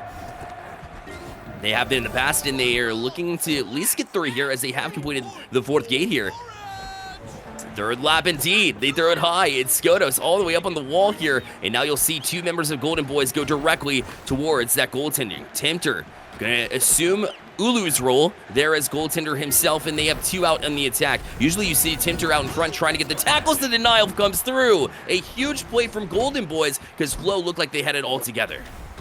I gotta say, it worked for them, for Golden Boys in the situation, but really, I don't like to see Tempter as a goaltender, because he's so good at attacking the ball, at getting the tackles, at getting the interceptions, that you really want him. I mean, in my case, if I was a coach, I want him pushing and forcing someone to do anything, and then Alex or Ian going in after that read and get that ball. But it seems like Alex and Ian, they are pushing very well in this game. They are not only relying on Tempter, so it's more like a team effort defense now than what we had seen before from the Golden Boys. Absolutely, they continue to try and throw some tackles here towards Flo, who has gotten a little bit more of the possession game going here, as Doma is up high. Down from the bottom side, we'll toss it high to Alexander. He's also back up high to Doma, who's in her wall, but a great tackle again. From this time, it's Ian, but the denial is not officially confirmed because they never got possession. So still a 1-point play. It's over to Doma. He pulled it down, had a chance at that 1-point play, but they are never satisfied with that 1-point play, are they? They are not. Actually, as soon as Doma got the ball, he had to break a little bit to go under the donut, because had he kept the momentum, he probably would have gone through the donut, and he definitely didn't want that 1-pointer. So he actually break a little bit to avoid that 1-pointer. Love seeing Ian involved in the defensive play as well. We saw that yesterday, and they need a lot more of it here today as well, as Alex from his back here tripped a little bit, but nobody really challenges Doma, and then we're waiting back. They know that the Golden Boys like to bowl it cross rink, and so they were waiting to maybe collect that loose change on an easy play, but he held on to it nicely. So great rink recognition from him to keep it there. And now it's over to Ian. He's got the hip. He uses it to get to the deck now, and now there's just one member of Flow back left. It's Doma, and he does a great job defending. Ian, thinking about it, returns the favor. It's over to Timter, and he sees everybody commit there from Flow on the defensive side, so he's going to sidestep them, think twice. And it's over to Alex ADHD. He's got the hit. Throws it high to Ian. He's got a chance. Doma in the background. It's Alexander on the backside of the net as well. He holds on to it right there at the stripe. The shot and in. 3-0 for Golden Boys with just a minute remaining. It's so tough to defend Ian. You know, as much as I talk about Doma, he was doing basically the same. You know, that zigzag, that little bit of a dance here and there, and you don't know, you never know. I mean, what side he's gonna shoot towards the donut. So very good effort. Everyone from Flow, they were, you know, just saw those pencil dives and everything. They were trying to tackle him, but it was complicated. So they are up now, Golden Boys, 3-0 on the last minute of the game. Well played, absolutely. Good breakdown of that as well as Golden Boys. Now hold on to it, it's Alex. Will swing by the stripe. Gets the first gate, hangs on to it. Doma waiting back. The challenge from Skodos was a little bit wide, and so he was able to toss it over to Ian. Great timing on that pass as well. And he's got a member of Flow kind of hanging in the waters, waiting for the pass to Alex ADHD, but they're not able to collect it. He's back down. Fakes the pass, and another shot, another goal. 4-0 Golden Boys. That's the beauty of Golden Boys. They are happy with that 1-pointer. They're gonna make you suffer if you allow them to. And I love this play by Alex because he had the chance to pass it, and he saw two defenders going at the ball, trying to go for the interception. So he was very smart. He decided, I'm not gonna be this predictable this time. I'm not gonna allow you to get that pass interception. So I'm gonna keep the ball, hold it for a little bit longer, and then when the time was right, he went for the shot. Perfectly timed, and just knew exactly where in the rink he was in order to find the target, and then just toss it to him. Doesn't even have to look. He's got that game sense down to a science. The Flow going to try to match that too as Doma will circle around. Just 10 seconds left on the clock, and they need to go around all 3 times if they want a shot. We'll see if they can do it. We know that they're capable. We've seen it multiple times throughout this bracket. Doma looking to circle around. He's got Skodos. He'll hit the second gate. This is just the second lap. They'll need one more, but they're doing pretty good, making progress in the meantime. They got it. They got the fiber. Now it's a matter of shooting on time, and Doma has the ball. He's the playmaker. He's going to wait for his teammates to be ready for the action. He's going for the pass. Now Skodos has the chance. He's gone! He got it! Oh my God!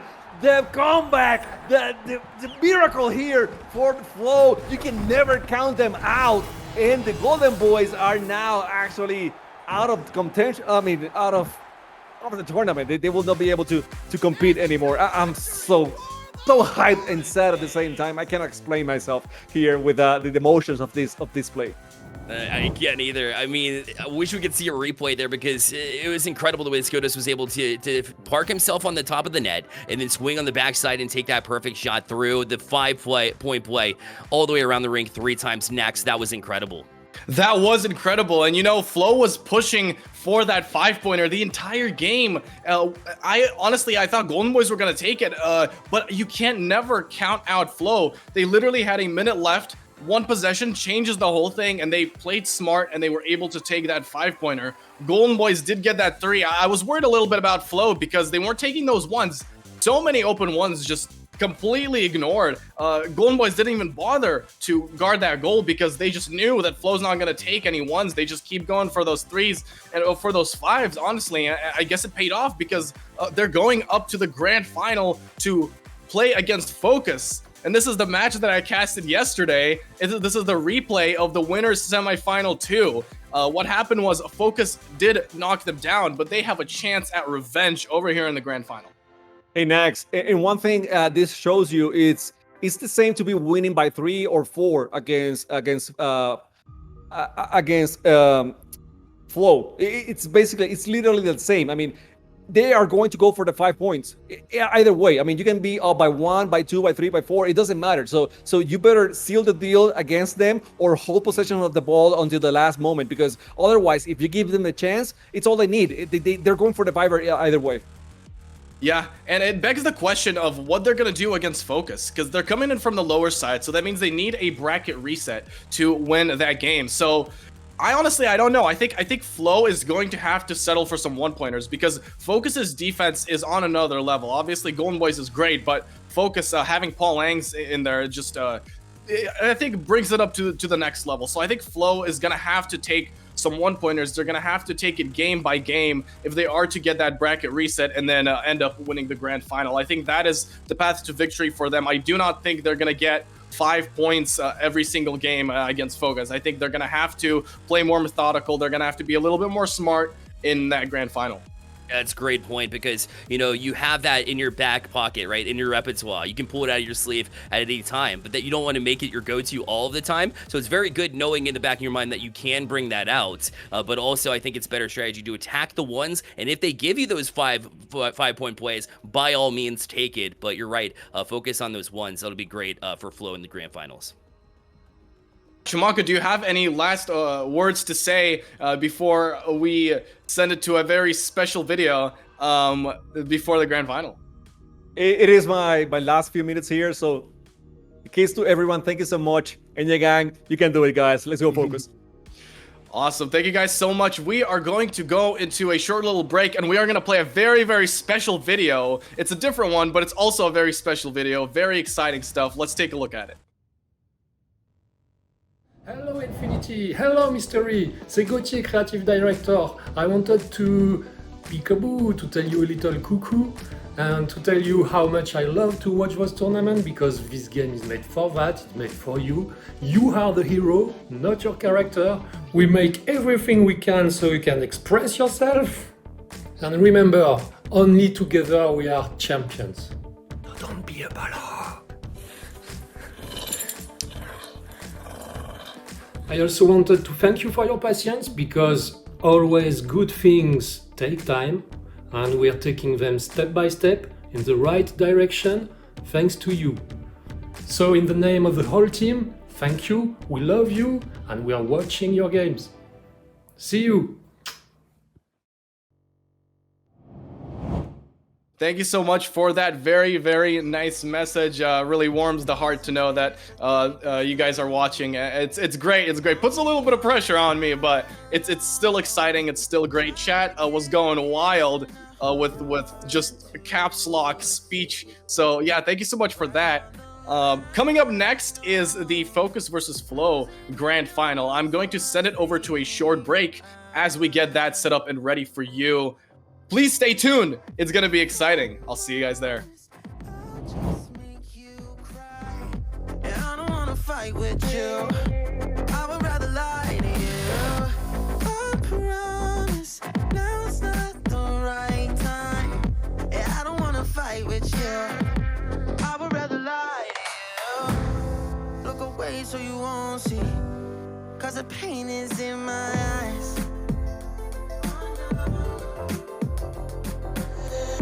Feels like I could break at any moment and shatter your insides. If you feel my mind, call me all night long. Try to give you hints that are not hard to see. Right on the line, no. Losing it on you's the last thing I know. If I'm honest, I'll just make you cry. And I don't wanna fight with you. I would rather lie to you. I promise now's not the right time. And I don't wanna fight with you. I would rather lie.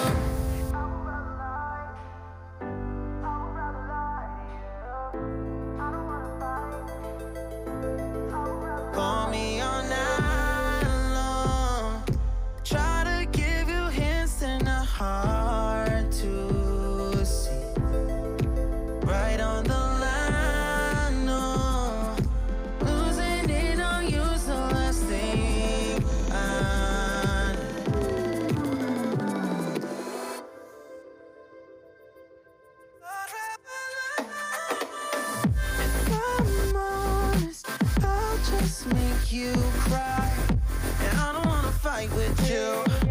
I would rather lie to you.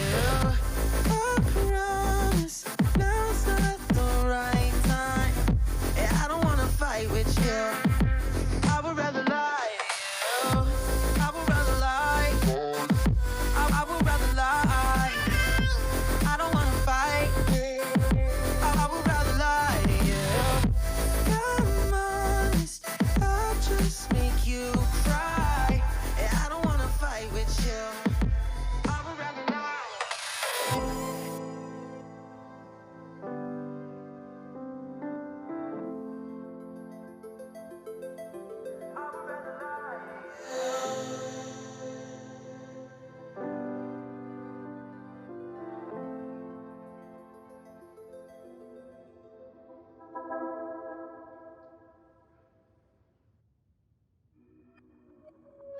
Yeah, it hurts, but it could always hurt a little more. And now that I don't have to tell you the score. Oh, oh, oh. Yeah, it hurts, but it could always hurt a little more. And now that I don't have to tell you the score.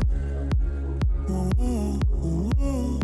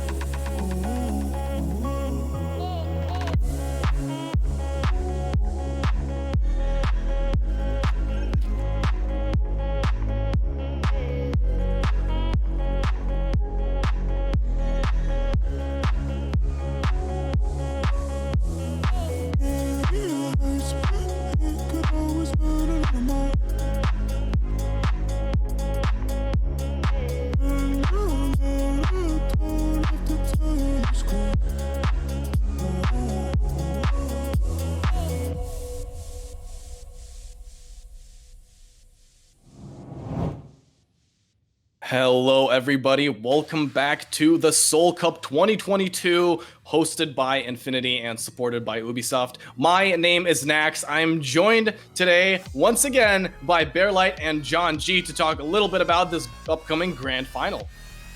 Excited for this grand final, of course. It's the biggest moment of the tournament, but it's because the two teams that I figured would be here are here, and they put on a show the last time that these two played. In fact, Next, you and I had the chance to cast that one, and what a showing it was. Between these two teams, man, I kind of want to get your ideas going.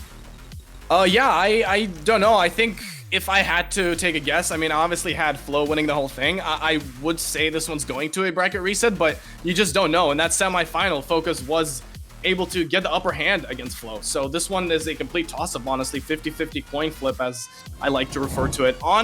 If you'd like to join in on the conversation, there is a poll on the InfinityLEC Twitter right now where you can go and vote for who is going to win this grand final. Make sure you go vote right now. Right now. It's going to close. I don't know when it's closing, but it's going to close at some point. So get your votes in right now. John, What are you thinking?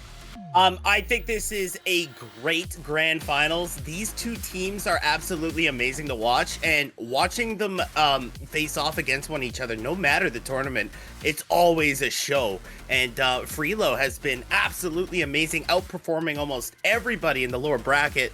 And you know what? Focus has been sitting pretty up there, waiting for an opponent worthy, and Freelo is coming. I see a bracket reset coming. But I got to admit, I'm cheering for Focus. I really want Paul Langs to get that record for the Infinities. I'm with you there, and I think that Flow has a great opportunity to get there. But that being said, they have to really dive into the weeds and figure out what it is that's making Focus so great, because they've been so strong throughout this bracket, haven't dropped anything as of yet.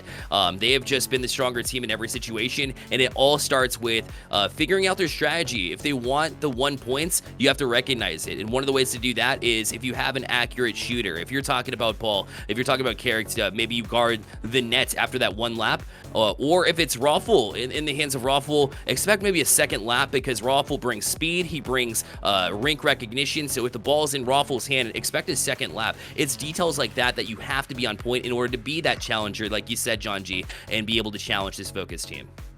Yeah, and it's, I think, gonna come down to those ball pickups at the end of the day. Who can pick up the loose balls? Who can pick up the loose balls? Who can score those possessions off of those loose balls? I am gonna toss it over to Z-Max, who's gonna help me cast this grand final. John and Bear, thank you guys so much for joining me on this little analysis desk before the grand final. It's been a pleasure, guys. Let's bring it over to Z-Max. Hey there, Z-Max. Looks like you're joining me for the grand final. It was only gonna end this way. Yes, it is. This time I'm not muted. I definitely, this time, got that mic unmuted, but it was only going to end this way. We got history on the line. We got Focus versus Flow. I think I'm gonna have to go with Focus here, because this matchup has already happened and Focus did take the dub. I think they will see it out this time again. But you never know, because Flow has been really, I mean, they have been with the flow. But will it be hashtag Flow No Mo after this best of 5? I don't know. I guess we'll have to wait and see. If the past has anything to tell us, it's that Focus is able to take games off of Flow. They beat them. They knocked them down. They were the team that knocked them down, the team that gave them the most trouble. Flow today has been performing very well. Ran into a couple hiccups here and there against the Ghouls, but we're able to clean up that game, and now they're playing for that first place. It's a $300 series of Roller Champions right here. It's going to be very, very interesting. Of course it will. And who do you guys have? Hashtag Focus Up or hashtag Go With The Flow. They also use Flow Here We Go. So both of those definitely good ones to use. Drop those hashtags, or Flow No Mo. You know, you can do Flow No Mo if you want to. That's a custom Z-Max one there for ya. So let's get ready to rumble next. Let's get it off. Alexander is going to be the first one to get that kickoff. He's going to be going down the bowl. Skodos receiving it back to Alex. A lot of quick passing here from Flow. This is what we saw them do against the Ghouls. We saw them do this against the Golden Boys. No, Paul says not today. He's going to take him down and recover the ball, and that is that defense I was talking about earlier. Something that I've been seeing from the sidelines from these games, we have seen Flow play a lot more today, but yesterday Doma wasn't really showing up as much as he is for day 2. I think Doma has been the standout player for the Flow squad this time around, as opposed to maybe on day 1 he was a little bit more silent, but now it's Focus on the offensive. Paul using the break dodge to his advantage, but Doma right there yet again to get the key tackle when it matters most.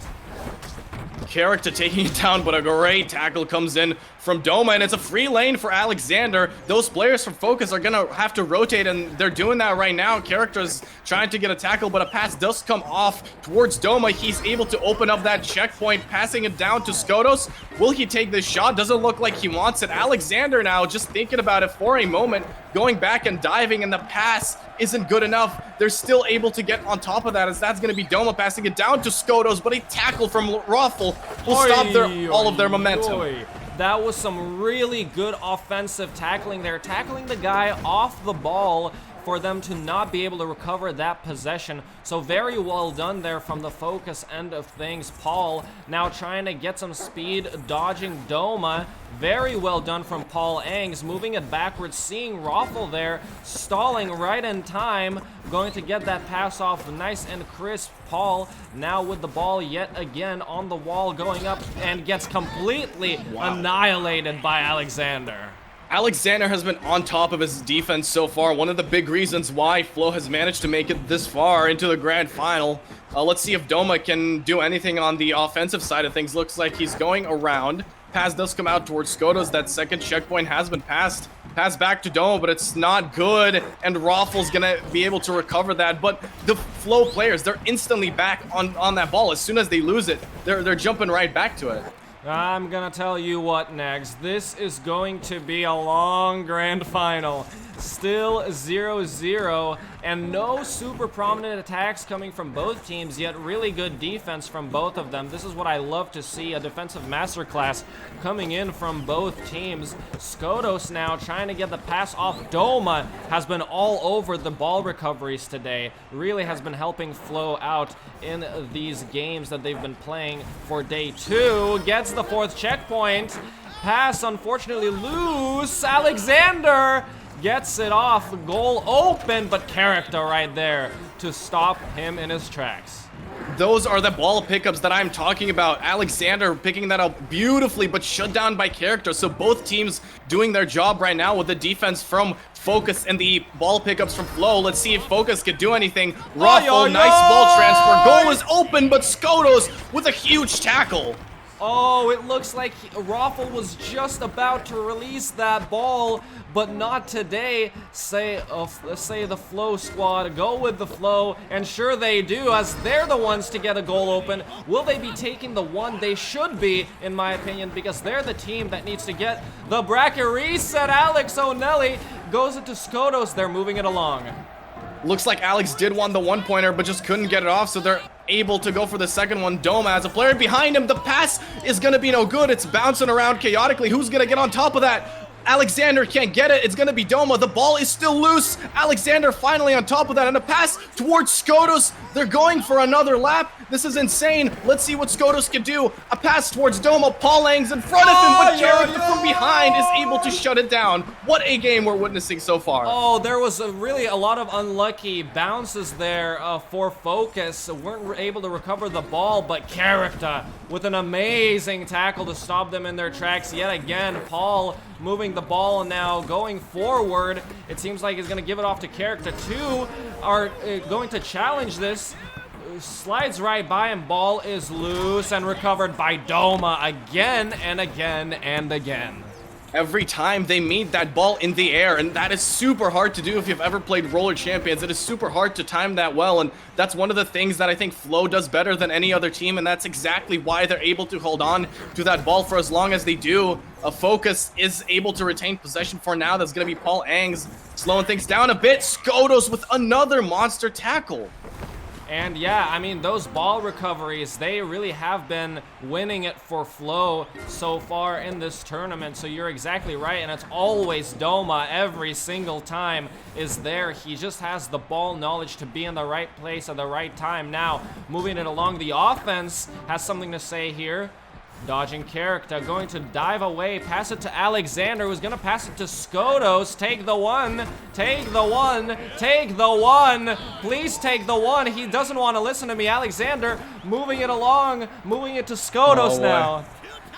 They're not taking the one. They're going to go for that three-pointer. It's going to be Skodos passing that up to Alexander. Raffle narrowly missing a tackle with a good break from Alexander. Let's see what he could do. There's one player in the net. That's going to be Paul Ang. Skodos lets one fly. 3 points on the board for Flo. Yeah, and call me crazy, but I'm just gonna say that's a lucky 3 because they have not been getting very many opportunities in that department, which is why I'm such a, advocate for one-pointers in these kind of clutch games where teams are super evenly matched. But this is going to play very well for them because now Focus are going to have to focus up and respond with a 3 of their own. There isn't enough time to go for 3 one-pointers, let alone considering the fact that they can't get as many attacks going as they could against other teams. Character now on the ball, pass it away to Paul Angs, moving forward. Great passing plays there, Alexander. Huge tackle from Alexander and huge pickup by Skodos. That ball was off the wall. It's a lot harder to pick it up when it's off the wall versus when it's just rolling down the wall. So you know he has the skill to do it. 30 seconds is all Flo needs, and they will be taking this first game and trying to trail back into that bracket reset that they so desperately want. The ball is loose. Raffle's going to be the first one to get to it. 15 seconds on the clock. This is probably going to be their last possession, last chance. Character now with it, going through the first checkpoint. It's back to Paul Angs. All 3 players from Flo are swarming him. Paul Angs is bunny hopping off the wall. Is going to toss one down towards Raffle. 1 second overtime, last chance for Raffle. He's going to toss it. The ball is bouncing around towards Alexander, who's just going to pick that one up. 3-0, game 1 to Flo. Unfortunate there that the pass just went a little bit wide there. Not the greatest stuff, but the passing plays were pretty good, to be fair. Just a little unlucky pass there, and Alexander all over it to get that ball back and get 1 game up for them. Just that last pass is what let Focus down. That last pass just wasn't there. The player moved too much, or the pass was a little bit off, bounces off the ball and right into Alexander's hands. And honestly, that's just very unfortunate. But Flo takes game number 1, and I just will remind you that they are coming from that loser's bracket, which means if they get to 3 wins, they have to play Focus again in a bracket reset because Focus hasn't lost in this tournament so far. So it's certainly a long road for Flo. However, they can do it, as we just witnessed them take this W. Yes, in fact, they did. Will they be able to keep up this pressure? That's the thing. I think Focus is one of those teams that doesn't fold under pressure, so this is a game that's just going to be they're just gonna brush it off their shoulder, I feel like. So let's see how game 2 of the grand final takes place. It is a long game, so there's no need to panic for Focus. They have a chance to bounce back for sure, and I think that's exactly what they're planning to do here. They're cool, calm, and collected going into this game too. As you can see on the scoreboard, those little suns are filling up, and creativity of Razzie there, thank you very much. So once 3 of those suns fill up, you know what that means. That means the team wins, and either it's going to be a bracket reset or Solcup 2022 will come to an end. Which way it's gonna go, I don't really know. I think Focus still have it. They're just gonna need to slow the game down a little bit or speed it way up. One or the other will do them good. Trying to kind of maybe confuse the other team, but we'll see what happens. And Doma going to be throwing that ball over. Let's see if Skodos can get on the end of it. Looks like he can. And with that dive, he's already halfway through, but Paul Angs is managing to come back in time, so he's going to slow them down. Doma now has to be more calculated. Never mind, he just says, forget that. I'm going to toss this one over towards Alexander. A pass does come out towards Skodos. No one can get on it. Once again, Doma's able to pick up that loose ball, and I think this is why Flo has been on top of this game. Do we have Christian on those stats? Because I would really want to see how many loose balls who picks up, because Doma is probably in the double digits for sure. It looks like, is this going to be a repeat of the Umi Bowl? I'm not sure. It feels like I'm getting a little bit of deja vu with maybe a 3-0 bracket reset, but now the 5-pointer is going to open up. Doma trying to push the offensive forward, going to slow the game down. It's a master. He really likes to do that. He's a master of slowing the game down. It's open. No, it's unguarded completely. What a goal. Game number 2 it just ended as soon as it started for Flow, and that's going to be 2-0 for them. They are only 1 game away from bracket resetting Focus. This is incredible play. Flow is playing so well. They're doing everything, and I think it's because Doma was able to step up when it mattered most. Yesterday, he was a little bit quiet in that game against Focus. I saw Alexander doing more, but today it's all Doma. It's all Doma with the pickups. It's him leading the charge for Flow, and this is how I think it should be on this team, and this is exactly why they have made it so far, and exactly why this score is 2-0 right now in the series. I think I'm just bad at predicting next. I'm not gonna lie. I think I'm just bad at predicting what team is going to do well in these Infinity tournaments, because every time I just seem to get it wrong. Flow now 2 games up in the first best of 5. If they win the next game, you know what that means. It's a bracket reset next. Absolutely, yes. And that bracket reset, I think there's a shadow of that bracket reset, or maybe even more than a shadow, coming in now, because 2-0 to Flow, I think it's almost certain at this point, unless Focus can push a reverse sweep, and either way, it's going to be extremely exciting if that does go to Game 5. But Focus is going to need more. They're going to need more from those players. I'm going to need to see Paul step up in the tackling department. I'm going to need to see Raffle take charge. I'm going to need to see Character push that offense to its limits. Otherwise, this one's going to slip away. Yes, it will. You are exactly correct. But I still believe. I think that Focus isn't one of those teams that's going to give up easily. They just need to pace the game in a way that they can control it. Obviously, oh, there's some yellow armor I saw on the character. Paul's favorite cosmetic. Obviously, he's trolling, but it's a good luck charm, it's a good one, yeah. Definitely a good luck charm. They're trying to switch some stuff up. Let's see what Paul Angst can do here. It looks like the first checkpoint is live. He's trying to make it over towards the second. Going to be a little difficult with all these players. The pass does come out. Character, a quick hit and change of direction. But once again, Alexander with a roundhouse tackle to shut it down. There it is. The yellow armor on Character. Will it help him take more hits? Perhaps maybe it gives you maybe like a +1 invincibility or something. Maybe you can tank a tackle. That would be very interesting. But now Alexander going to pass it off to Dome as they hit gate 1, going up to Skodos, forming an attack. Just get grazed.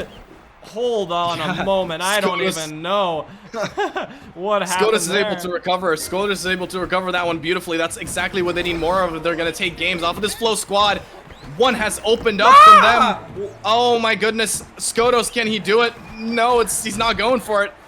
Yeah, and he's just can't make up his mind, as I can't make up my mind on what to say, and Character looks like he's gonna shut him down. Rightfully so. They come away with the possession because it seemed like at one point one of their players turned into a ghoul, into a ghost, and just completely tanked a tackle. I think my theory about the yellow armor might be true. I'm gonna have to go and watch that one back. It was still scoreless though. Still scoreless with 5 minutes 30 left on the clock. It's going to be Skodos passing it down. The pass was lower, so this one's going to not be good enough as Character's able to get on the end of it.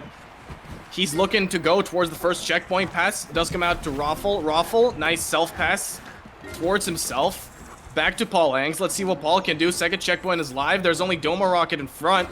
Pass does come out towards Character. This one's expected. Let's see what he can do. Back towards Paul Angst. A lot more team play here from Focus, but a tackle does come out. They can't get on the end of it. Doma, once again, a strike tackle comes out.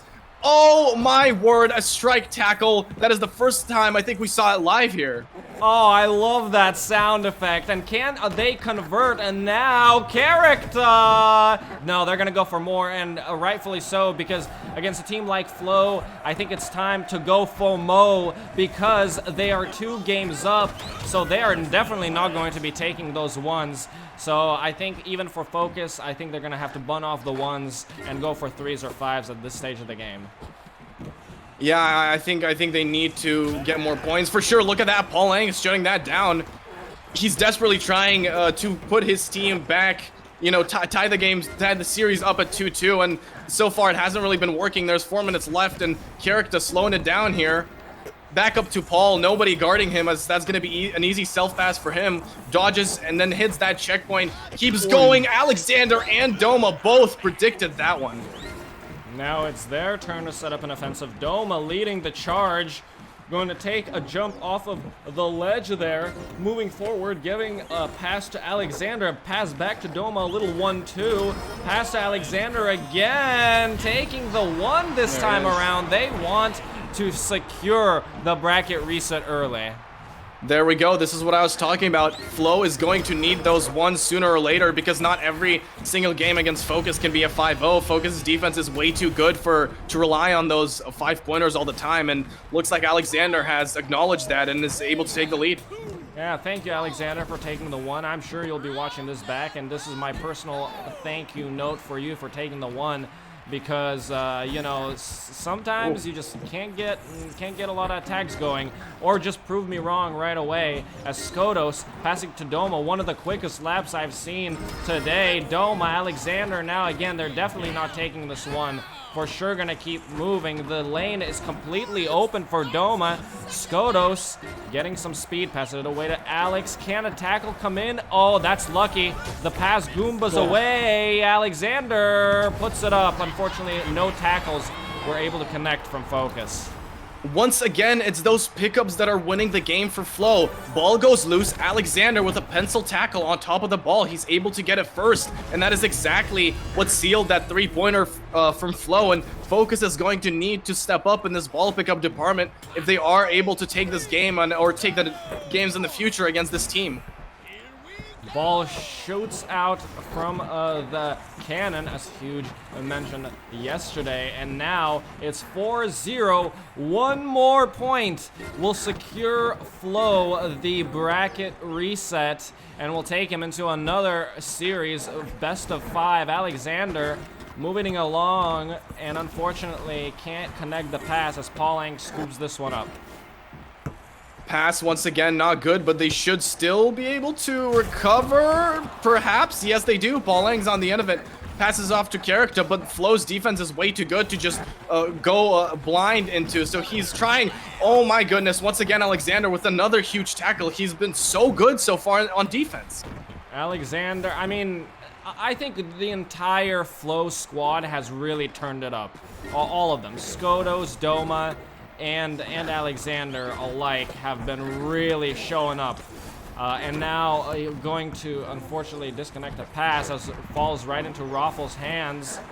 Moving it along, no one's there for the dump. He's gonna have to slow it down, wait for Character to get up, but he's tackled by Alexander. Raffle dancing around, and Character just keeps getting bullied by Alexander, stalling out the pass. Raffle unable to get it. Character releases the ball. Who is going to get on the end of it? It's completely changing left and right.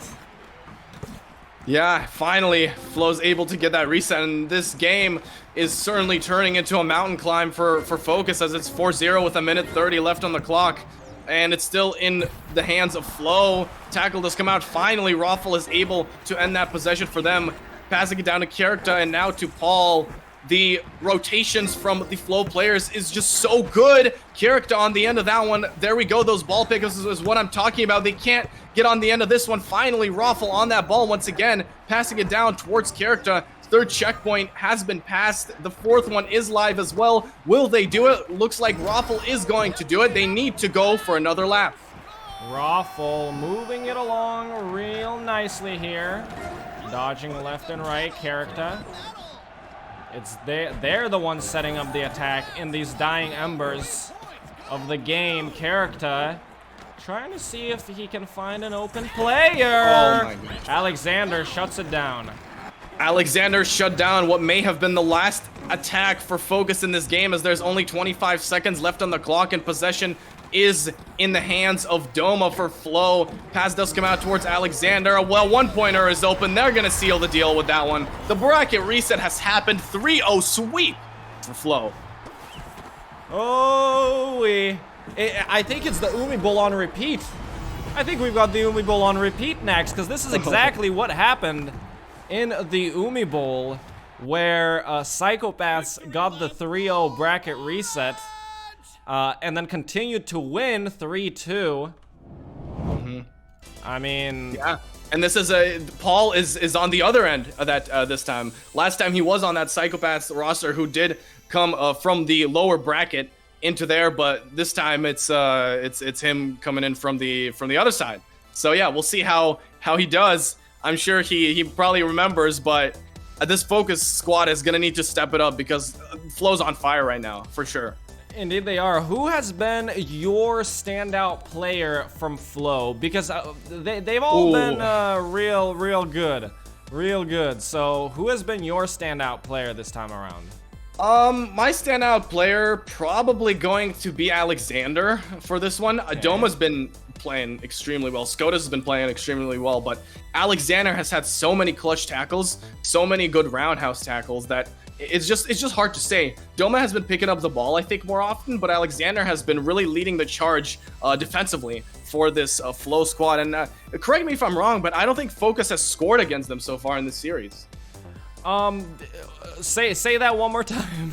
I don't think Focus has scored against Flow so far. Christian, hello. Can we get the stat man in here? But I think you're right. I think you're exactly right.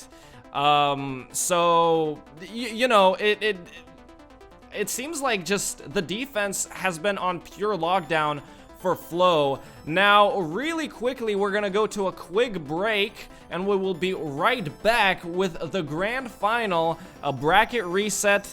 So I will see you all very shortly. Don't go anywhere.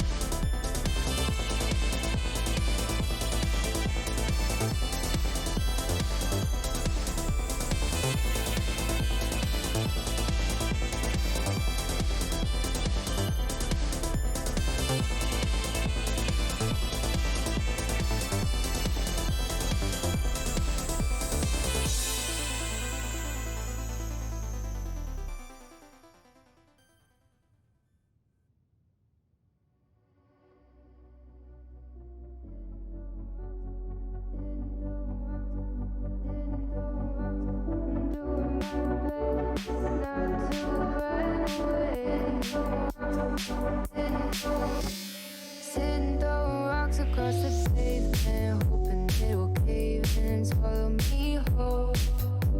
Wondering why my mind keeps on spinning. This isn't how living to me was told. Why am I like this? Something's always amiss. Can't put my finger on it, but it's there. Wait for it to subside, but my mind won't apply. Waiting for the clear. Is it bad sometimes? I like it when I lose control. There's something in it that's so beautiful.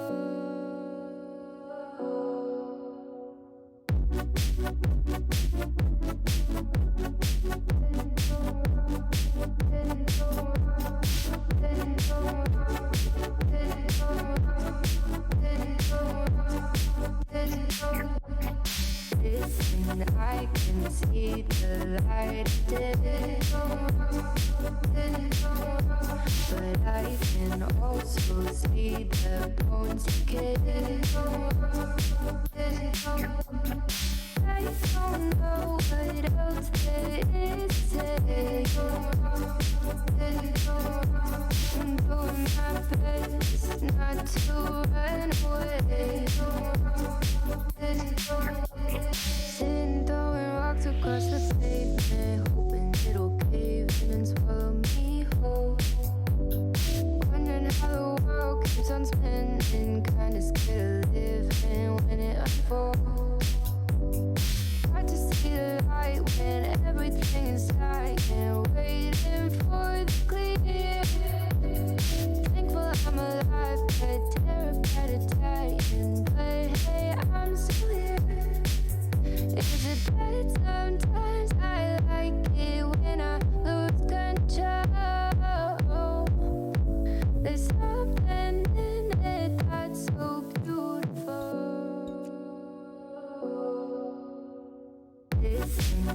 can see the light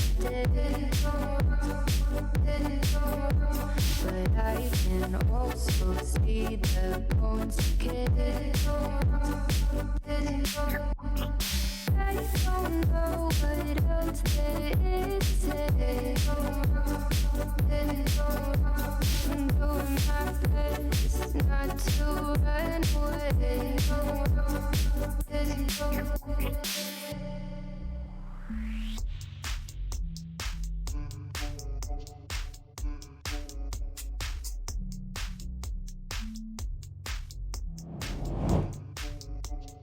Hello, everybody. Welcome back to the Solcup 2022, hosted by Infinity and supported by Ubisoft. My name is Nax, and with me is ZMax to join me for the grand final bracket reset between Flow and Focus. Hello, everybody. It is coming down to the wire.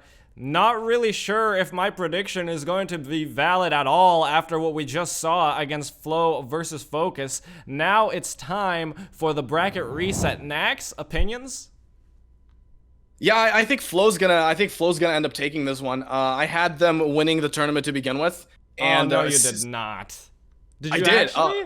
For Flow? Yeah, I did. I said Flow was gonna take it. Are you gonna be 2 for 2 predicting Infinity tournaments?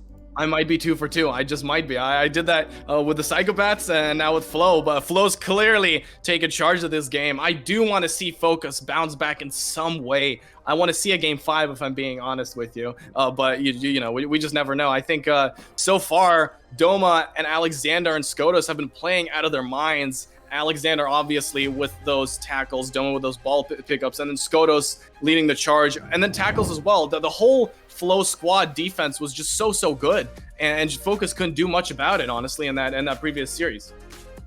Yeah, I mean, it was really a one-team show there. Flow completely taking everything by hand, and I just hope that Focus can bounce back from that, and I think they will. Yeah, I think we'll see. I think we'll see at least some sort of life. I really do want to see some life out of Focus. Looks like we're jumping into this game number 1. Let's see if they can do this. Let's see who's gonna take the Solcup 2022. The grand final bracket reset starts now. Mexico Arena, Paul, this is for you, man. This is for you. The man that has taken Umi Bowl by storm, and can he do it now with Solcup? That is the question. Oh, Nelly, Skotos with the interception off of Paul. Paul will be, if he does win with Focus, will be the only player to hold both wins of the Infinity tournaments. It's like he's hearing me talk, and maybe I'm bringing him more motivation.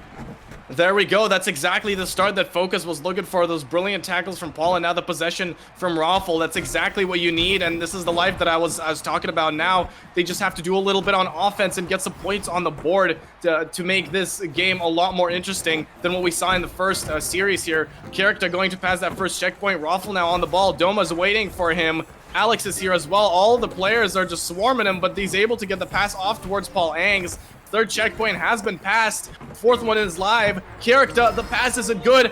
Ball is bouncing around, and Skotos on that pickup. Clutch pickup there from Skotos to reset possession, but that doesn't mean that he has completely stopped Focus, because they have the possession again, and I think they focused up. I think they have focused up for it. Well, okay. Doma, you didn't have to ruin it.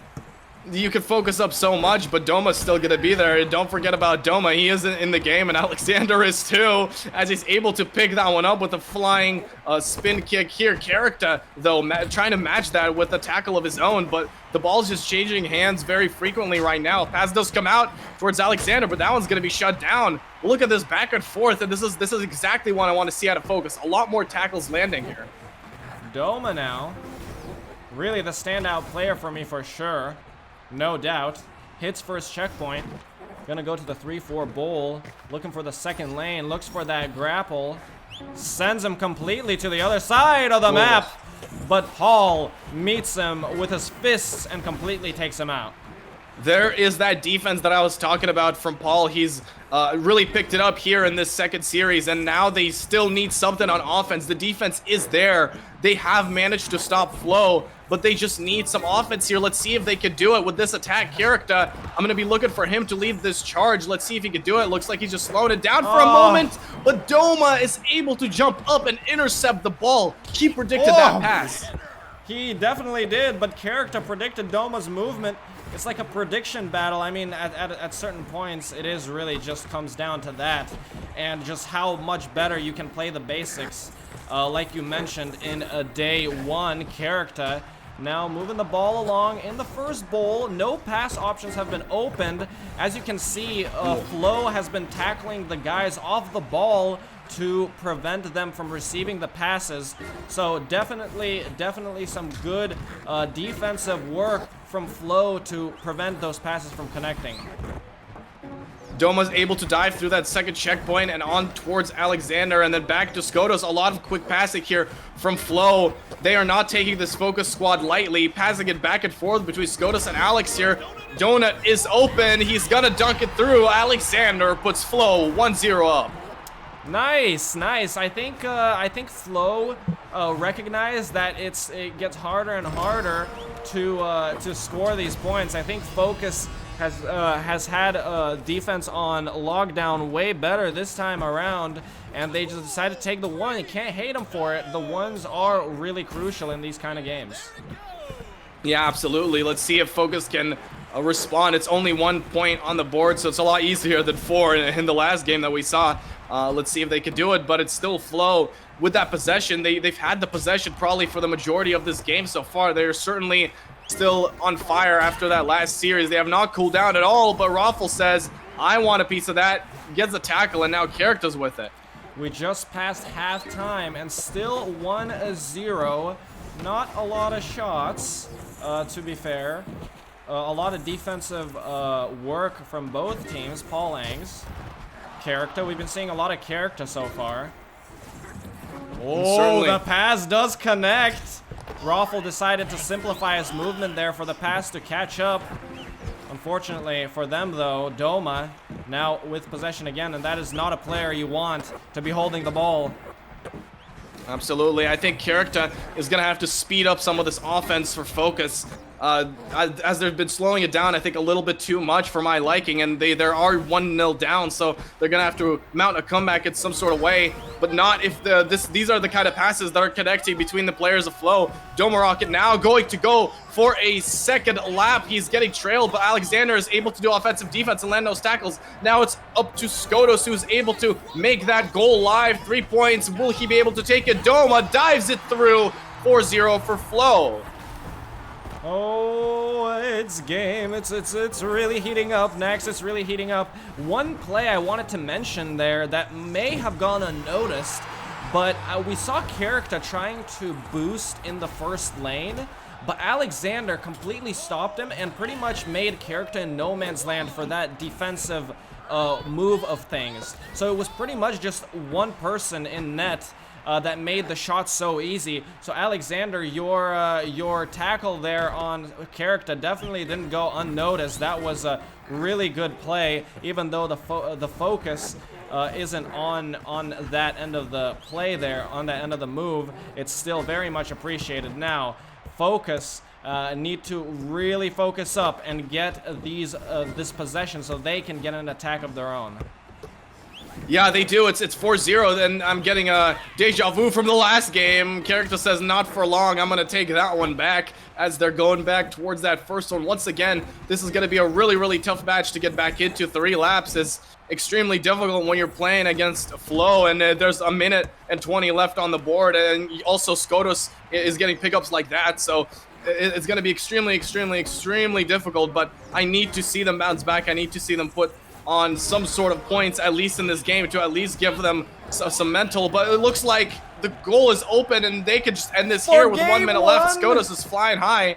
He's not going to take the shot quite yet. Looks like he's just waiting for those players to pop back down. Another pass towards Skotos. He lets one fly once again. 5-0 for Flow. They're taking the first game of the bracket reset. Focus hasn't scored. Focus has not scored. And that's correct, right? Yeah, that is correct. Oi, oi, oi. Oi, oi, oi. Next, you're gonna have to talk to me. I don't know. Flo's just been extremely on fire for this whole day. Taking out GSL Alpha, obviously, first, then going down to Ghouls, playing that game 2-1, and then the Golden Boys shortly after. And then the grand final, 3-0. So far, they went 10-1 in terms of games, 10-1 in terms of games today. So just absolutely almost pitch perfect out of Flo, and it's gonna be harder and harder for Focus to respond to this, I think. Yeah, so I want to kind of go back to the match you casted with Bear, which was between these two teams, Flo and Focus. How are we getting such a different result here, Nax? I think it's just Flo. I think they seem to want it more, and also they've been playing such hard teams tonight. Focus only had one game against the Golden Boys, whereas Flo had to take on GSL Alpha, Ghouls, and then Golden Boys, and all three of those matchups are extremely difficult matchups. And I think this is what warmed them up sort of for Focus. I think they're playing the best they can play, and I think you're really seeing that right now with this 1-0 scoreboard on the series. Yeah, they really had a hell bracket, honestly, and I think that's just warmed them up for this match. I think you're exactly right in that regard. It's just been all Flo. Flo, here we go. Yeah, Flo, here we go indeed. Will they be able to take this second game? It's going to be a tough road, I think, ahead of Focus with how well Flo has been playing. It's going to be really difficult to get back into this one, but we got to see some life from them. As I keep saying, sooner or later, we should see something out of them, but I just don't know. Flo's just been playing so well. It's so hard to land tackles on these players that it's just very difficult for Focus to do anything. Yeah, oh, great tackle from Raffle, but there you go. Doma, again, it's the same thing. Like, sure, you get tackled, but Doma is just there in the right position to get that one. Ball is loose. Doma seems like lagged out, so we're gonna have to reset. Reset, indeed.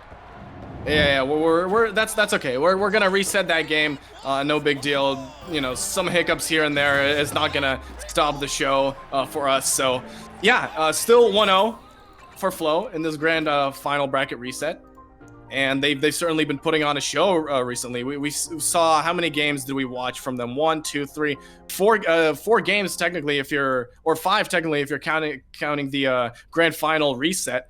And they've just been playing very well, I think, and certainly in this game it's no different.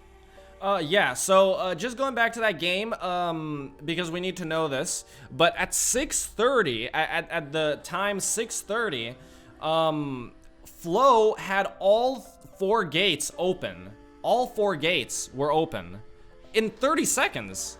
So we're gonna have to see how we handle this. So next, if you can just go to a single screen real quick, I do want to see how we're gonna go ahead and handle this. So just handing it over to you for a second. Yeah, it's no big deal. We're gonna get that up and running as soon as we can. Obviously, yeah, there's been some issues, but that's fine. We still have a great grand final on our hands, and honestly, extremely impressive stuff from the boys over at Flo. Alexander and Doma and Skotos have been performing super well. I was talking to Doma yesterday, just saying that I had predicted them winning the tournament, and he's like, I'm gonna try not to disappoint you. I'm like, yeah, you better not.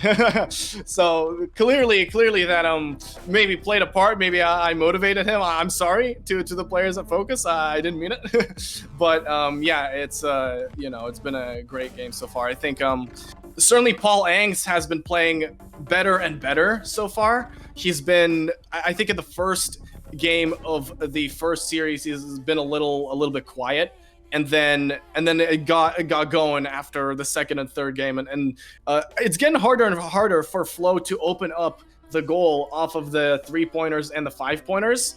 So clearly that shows some sort of adjustment that Focus made, but it's not enough. I keep saying they need more. They need I will say this again, they need character to lead their offense, and character's been slowing it down a lot, and I don't think that's going to work against the flow players.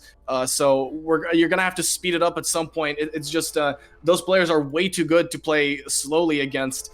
You could play slowly, obviously, sometimes, but at a certain point, you're going to need to take that last gate and take that goal. So, yeah, that's going to be, I think, the path to victory to Focus. Obviously, they still have 2 games to do it in.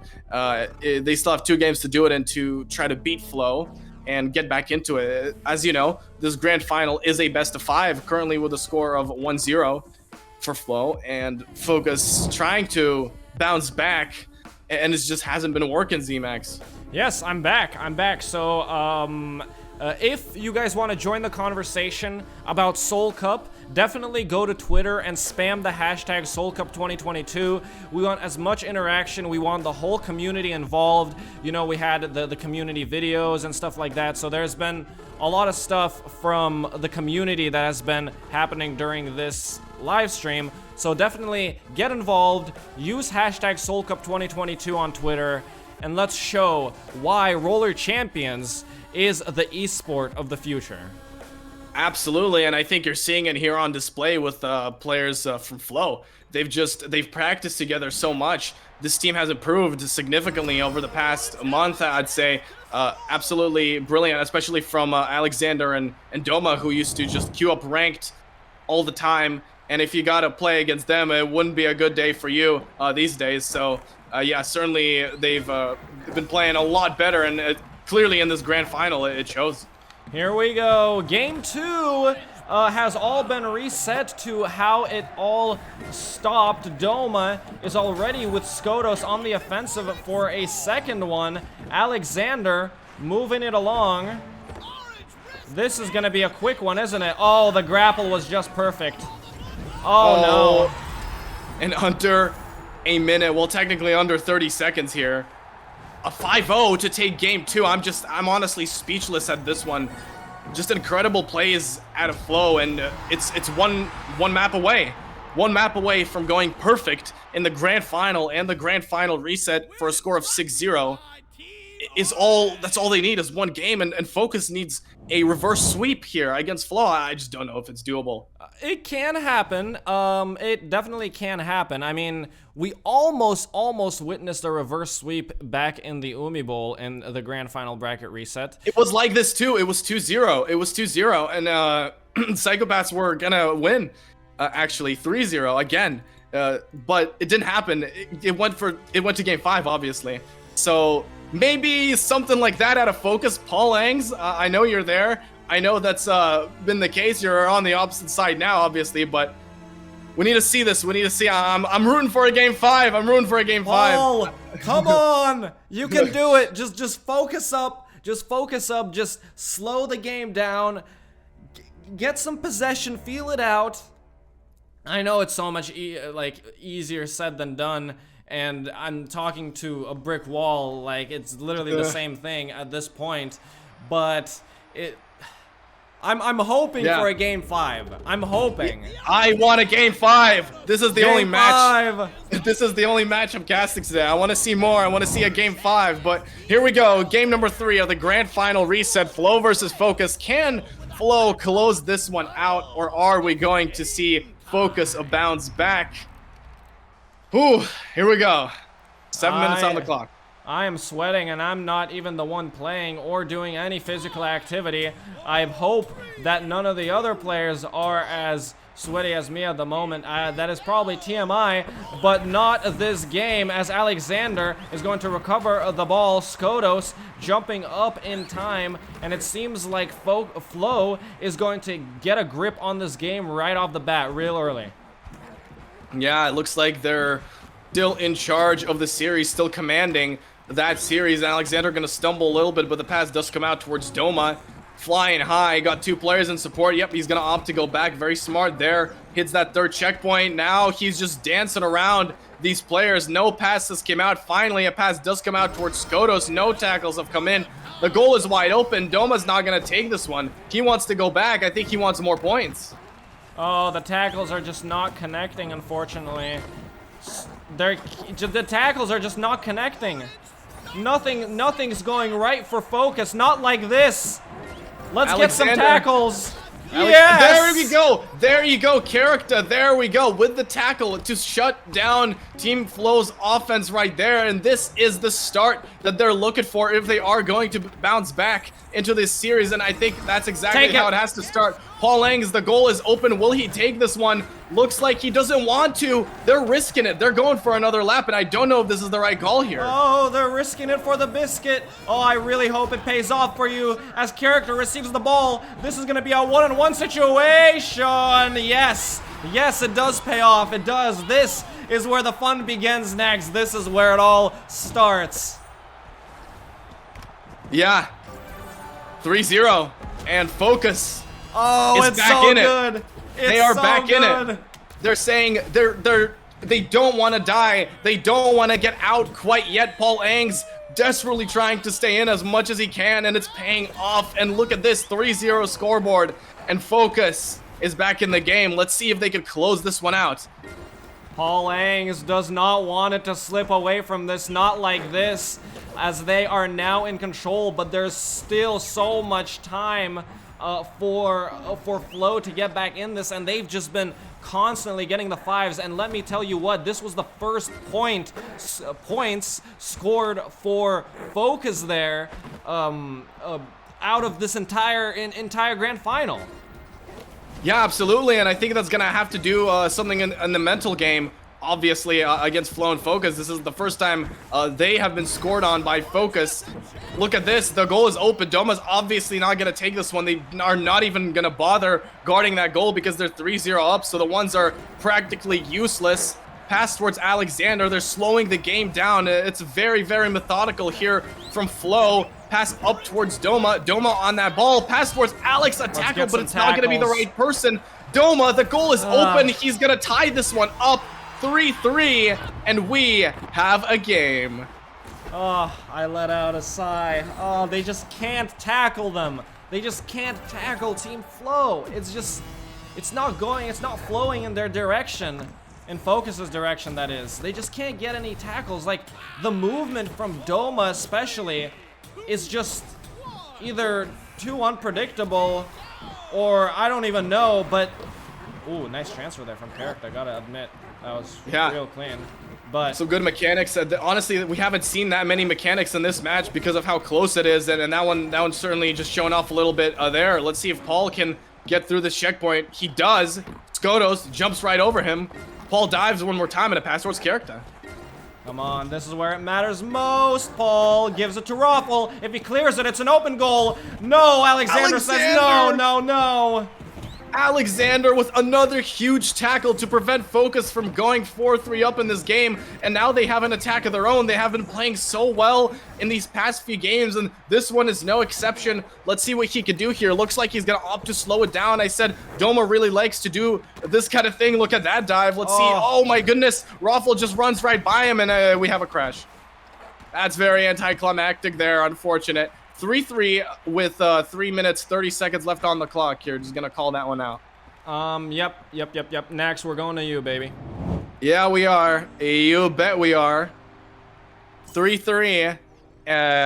What was the time? I totally forgot what the time was. 3:30 on the clock. 3-3. Unfortunate for Doma there, but not really unfortunate in this series as they're 2-0 up and did just tie up this game. So we'll see if they can close this one out or Focus can bounce back. Really exciting stuff there. Focus getting some points on the board. I have some hope for a game 5 once again. So we'll see how this one concludes shortly as we're getting that reset up as fast as we can. Why now out of any time? Yeah, Doma, right? But well, it happens. It's all right. It's all right. We're on it. We're getting that reset up. And yeah, I saw a lot of good play out of Focus there. I saw a lot better play than what we saw in the past, 5 games. I saw a lot more defense, and I saw them push that offense towards its limits, and that's how they were able to get this 3-pointer. And I think they're gonna need some ones as well against this Flow squad because these attacks have been few and far between for Focus. So obviously very, very tough against a Flow team that's just completely on fire in this day 2 of the Soul Cup 2022. So yeah, I'm gonna need to see probably some ones, probably more ball holding on the side of Focus. I'm gonna need to see Paul Angs holding on to that ball. I know he's extremely good at that. He needs to take charge of this game, not give the ball to Flow as much. I think that is how they win this game and send this one to a game 4. I think that's the only way. They got to take it possession by possession, tackle by tackle, minute by minute, second by second, that sort of thing. Every tackle is going to count against this Flow team because they're just so good on offense. It's extremely hard to tackle them. As you've seen in the past few games, Focus is one of the best defensive teams in NA, and they're struggling super hard with this Flow team, especially on defense. Flow's just been sort of running through those laps almost every time and taking charge of that game pretty much the entire time.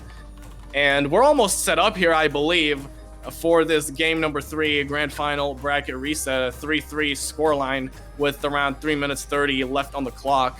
We're just getting back into it as soon as we can. I'm gonna blabber on for a little bit more to give our players some time to get into this lobby here. So yeah, exciting stuff. Honestly, this whole tournament has been great. We saw a lot of good games. We saw Team Insanity's passing, which I think maybe Flow took some inspiration from today.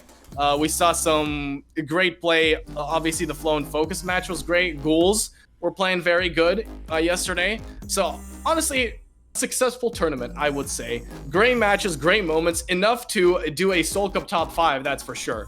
It looks like we're finally loading into this match. I'm hearing the clicking sound going into the match. Ooh, the Z-Max Ghost looms over your camera. But they are going to be resetting it, so just give it some time.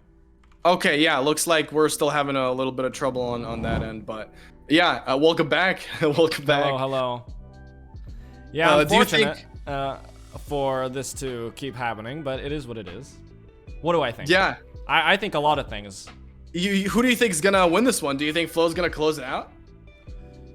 Well, I don't know, man. At this point, I have no idea, because it's one of those things that I want Focus to win, because I want the best of 5, but I can't call it. I'm in no right mind to call it. Yeah. Looks like I have a tweet here from #SoulCup2022. Yes. From Flix saying Flow equals dub. Okay. Nice. Thank you for that. If you want to join in on the conversation, make sure you send out a tweet with #SoulCup2022. And then maybe if I have some time, I'll read it on stream. Maybe not, because we're running out of time here. It's maybe our last game here in the Soul Cup. It very much could be. That's for sure. But it is tied. It is tied 3-3. So, you know, while it very much could be, you never know. You never know. And I mean, what's an extra 2 games? What's some more Roller Champions? I do, yeah. I really do want a game 5. Someone says, Kaysen says in the chat, Flow won. I went to the to Future. Oh. So, what kind of time machine did he have? I wonder. I don't know. I guess we'll find out in the future. But well, hey, if you're wrong, I won't forget that. I'll hold you to it. But if he is wrong, we're gonna have one of the craziest series I think Roller Champions has ever seen, and I do want to see Focus bounce back into this one. We saw some life out of them in this game 3 with obviously that 3-pointer and those tackles. But Flow quickly bouncing right back into it and is able to tie up the game. So yeah, it's just it's been all Flow on all the games except this last one. Looks like we're finally jumping right back into it. Paul Angs sitting there below the net. Oh my god! Gonna score this one 3:30.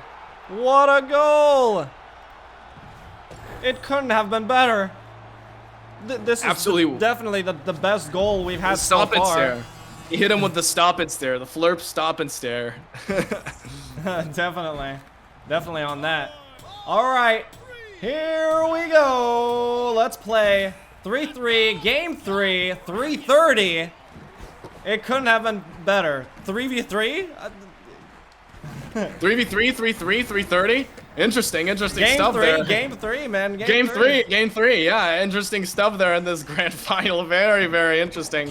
Let's see if the game will be as interesting. It looks like it is with that tackle from Doma. A recovery from Paul Ang. So those look what is happening. Doma with like a graze tackle and then a roundhouse tackle to get that one back. Insane stuff there. Perfect there from Character to tackle Alexander from the back. Now moving down the inside wall, passing it up to Paul Angs, who's got extreme height, hitting checkpoint number 1, going from the inside to the outside, building some speed. Raffle transferring there, trying to get open. Character is the one in a better position, though. Alexander just hit a drop kick and demon canceled out of it. That is phenomenal stuff.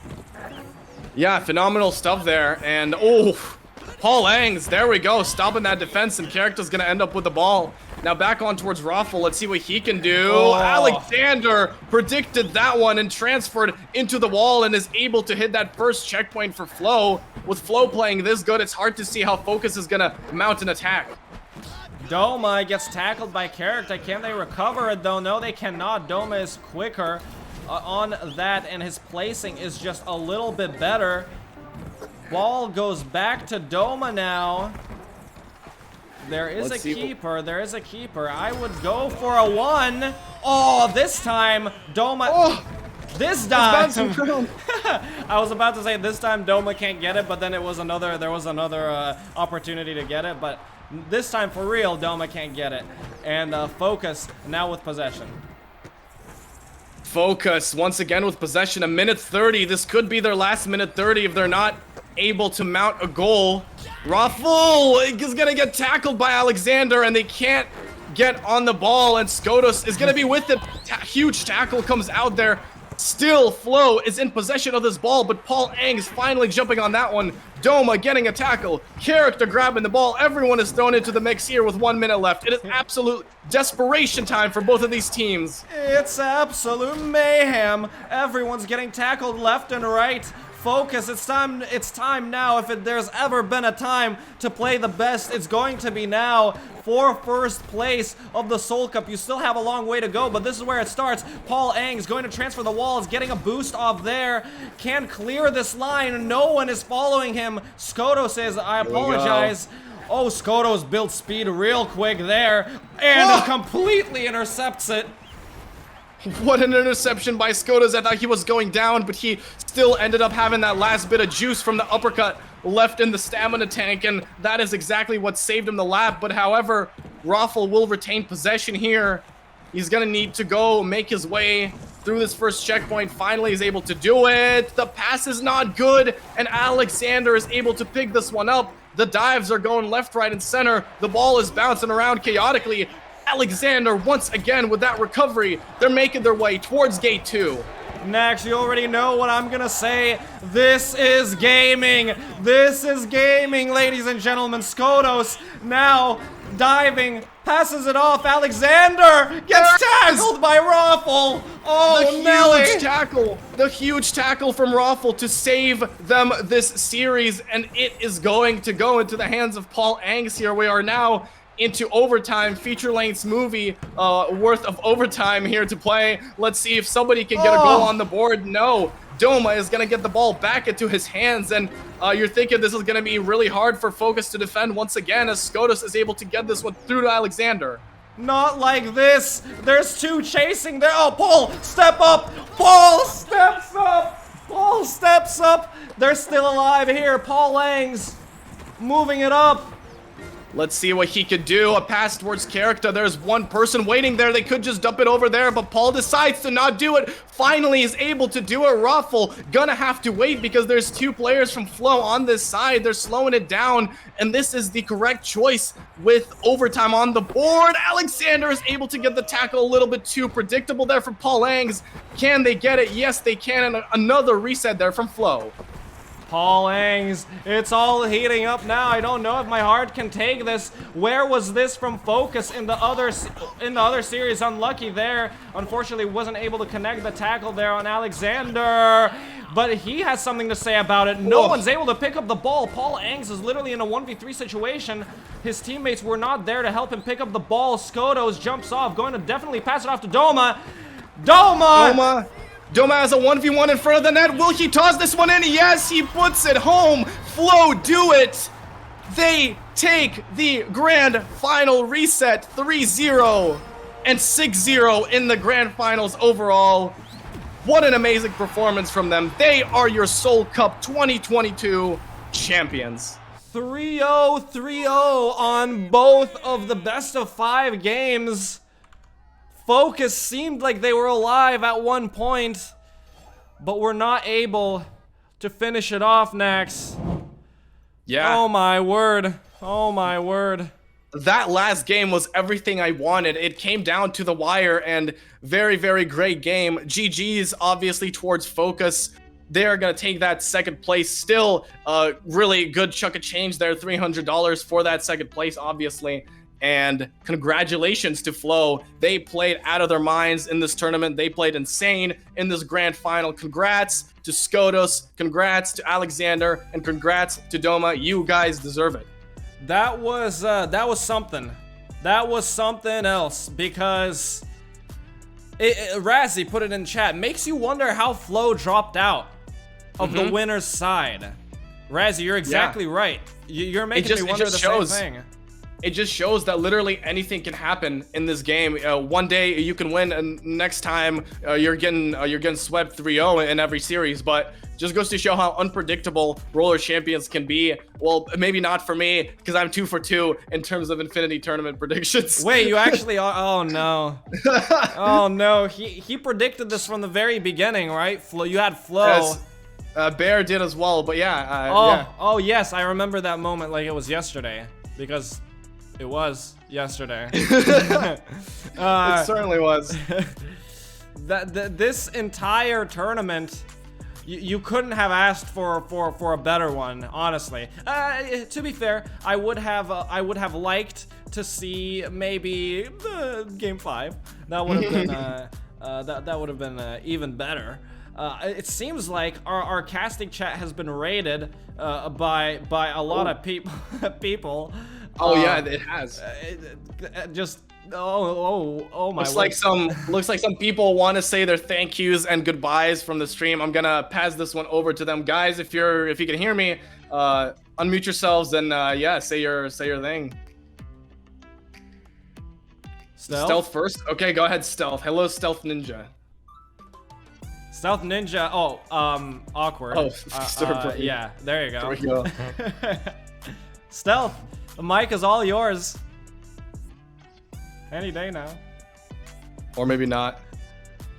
And I'm talking, testing. 1, 2, 3. Oh, go ahead, guys. Thank This is the part you don't see. Everybody being here in Soul Cup, all the teams that came out to join us. Absolutely amazing show. I'd like to give a big congratulations to Flo for the win. Big round of applause for that. And then Focus come in second place, and then I believe Golden Boys third, right? So great showmanship, great sportsmanship, and all-round great event. A special thank you to Nax and ZMax for putting this together. Mystery in the back end, along with all the other help. It's been amazing. I'm so happy to be part of this. And until next time, guys, I'm John G, and we'll see you next time. It's been a pleasure, John. Have you gotten less camera shy now? What's up? Oh? Stealth? What's up? There you go. The mic is yours. Whoa. Say what you'd like.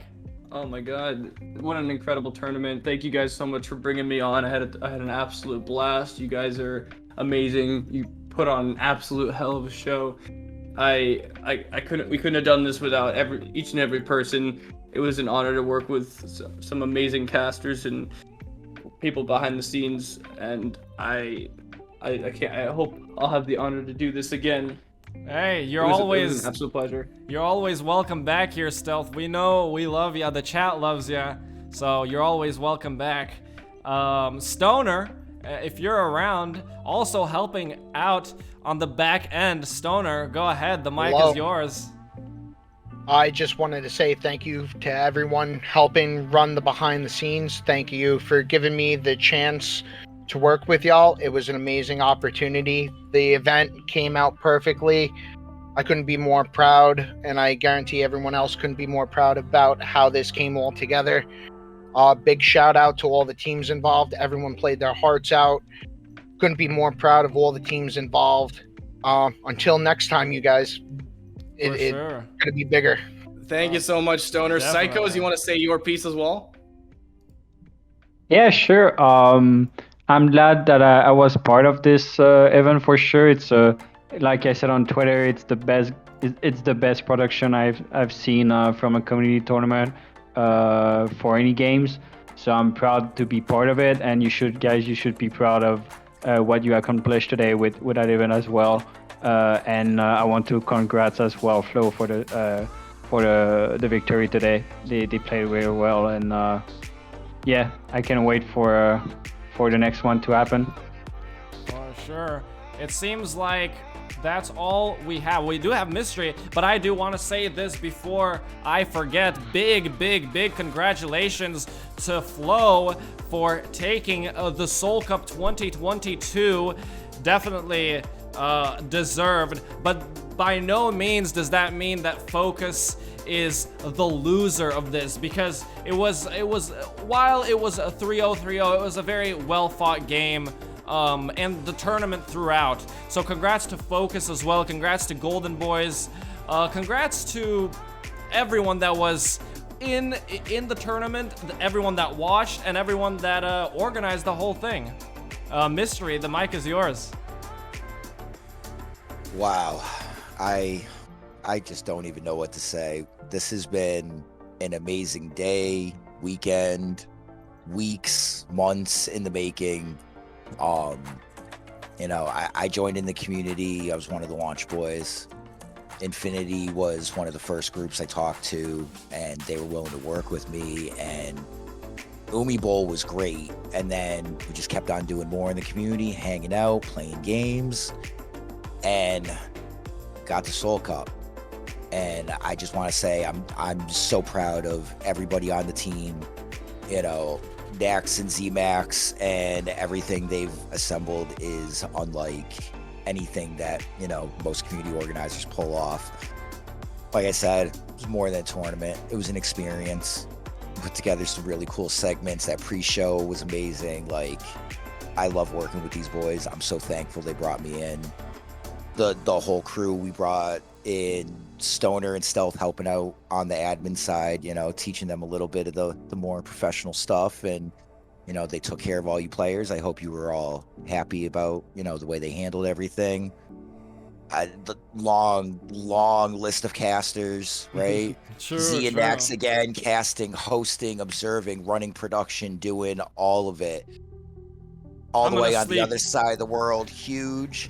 I'm gonna sleep good today. Our showman Juggle, right? Bearlight, Chamako, very, very special man. Everyone in the community loves him. John, the best talent crew, hands down. I thank all of you guys. You performed great. And I really want to just send big thank yous to everybody at Ubisoft that has been working with the community and trying to fix things. You know, like, it's getting better. I always tell you guys, have a little faith. We make big moves, and this weekend was a big one. It's been a rough time getting through some things lately, and the love you guys show, the passion in this community, it really comes around full circle. So on that note, I just want to say I love everybody here. I'm looking forward, and I'm super excited to everything we do together, because, you know, we know we are. We know we are. And quickly, before it slips my mind, yes, Alano, the graphics, you are in the credits for sure, but I wanted to do a quick shout out to you as well. Alano and Razzie. And Razzie, of course. Razzie, I'm sorry. I forgot. My bad. I love you guys. This logo, this beautiful logo right here is thanks to Razzie, of course. I would definitely love to have you back, maybe for something bigger. So keep your DMs open for me. Next, I think it's time. Yeah, I think it's time to close this one out. This was an extremely exciting event. I had a lot of fun. I hope you guys had fun as well. I hope the participants had fun.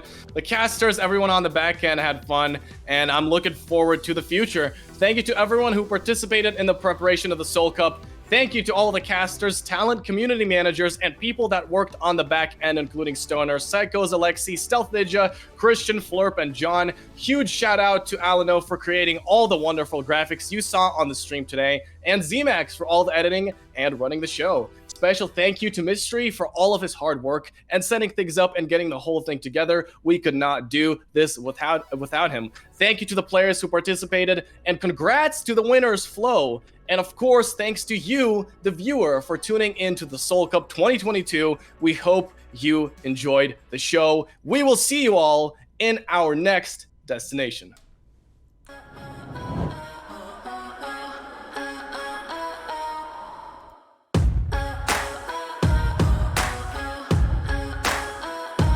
Think you got fire flowing through your veins, dreaming of flying through the acid rain, rolling up in style, bringing our A game, taking it higher, never be the same.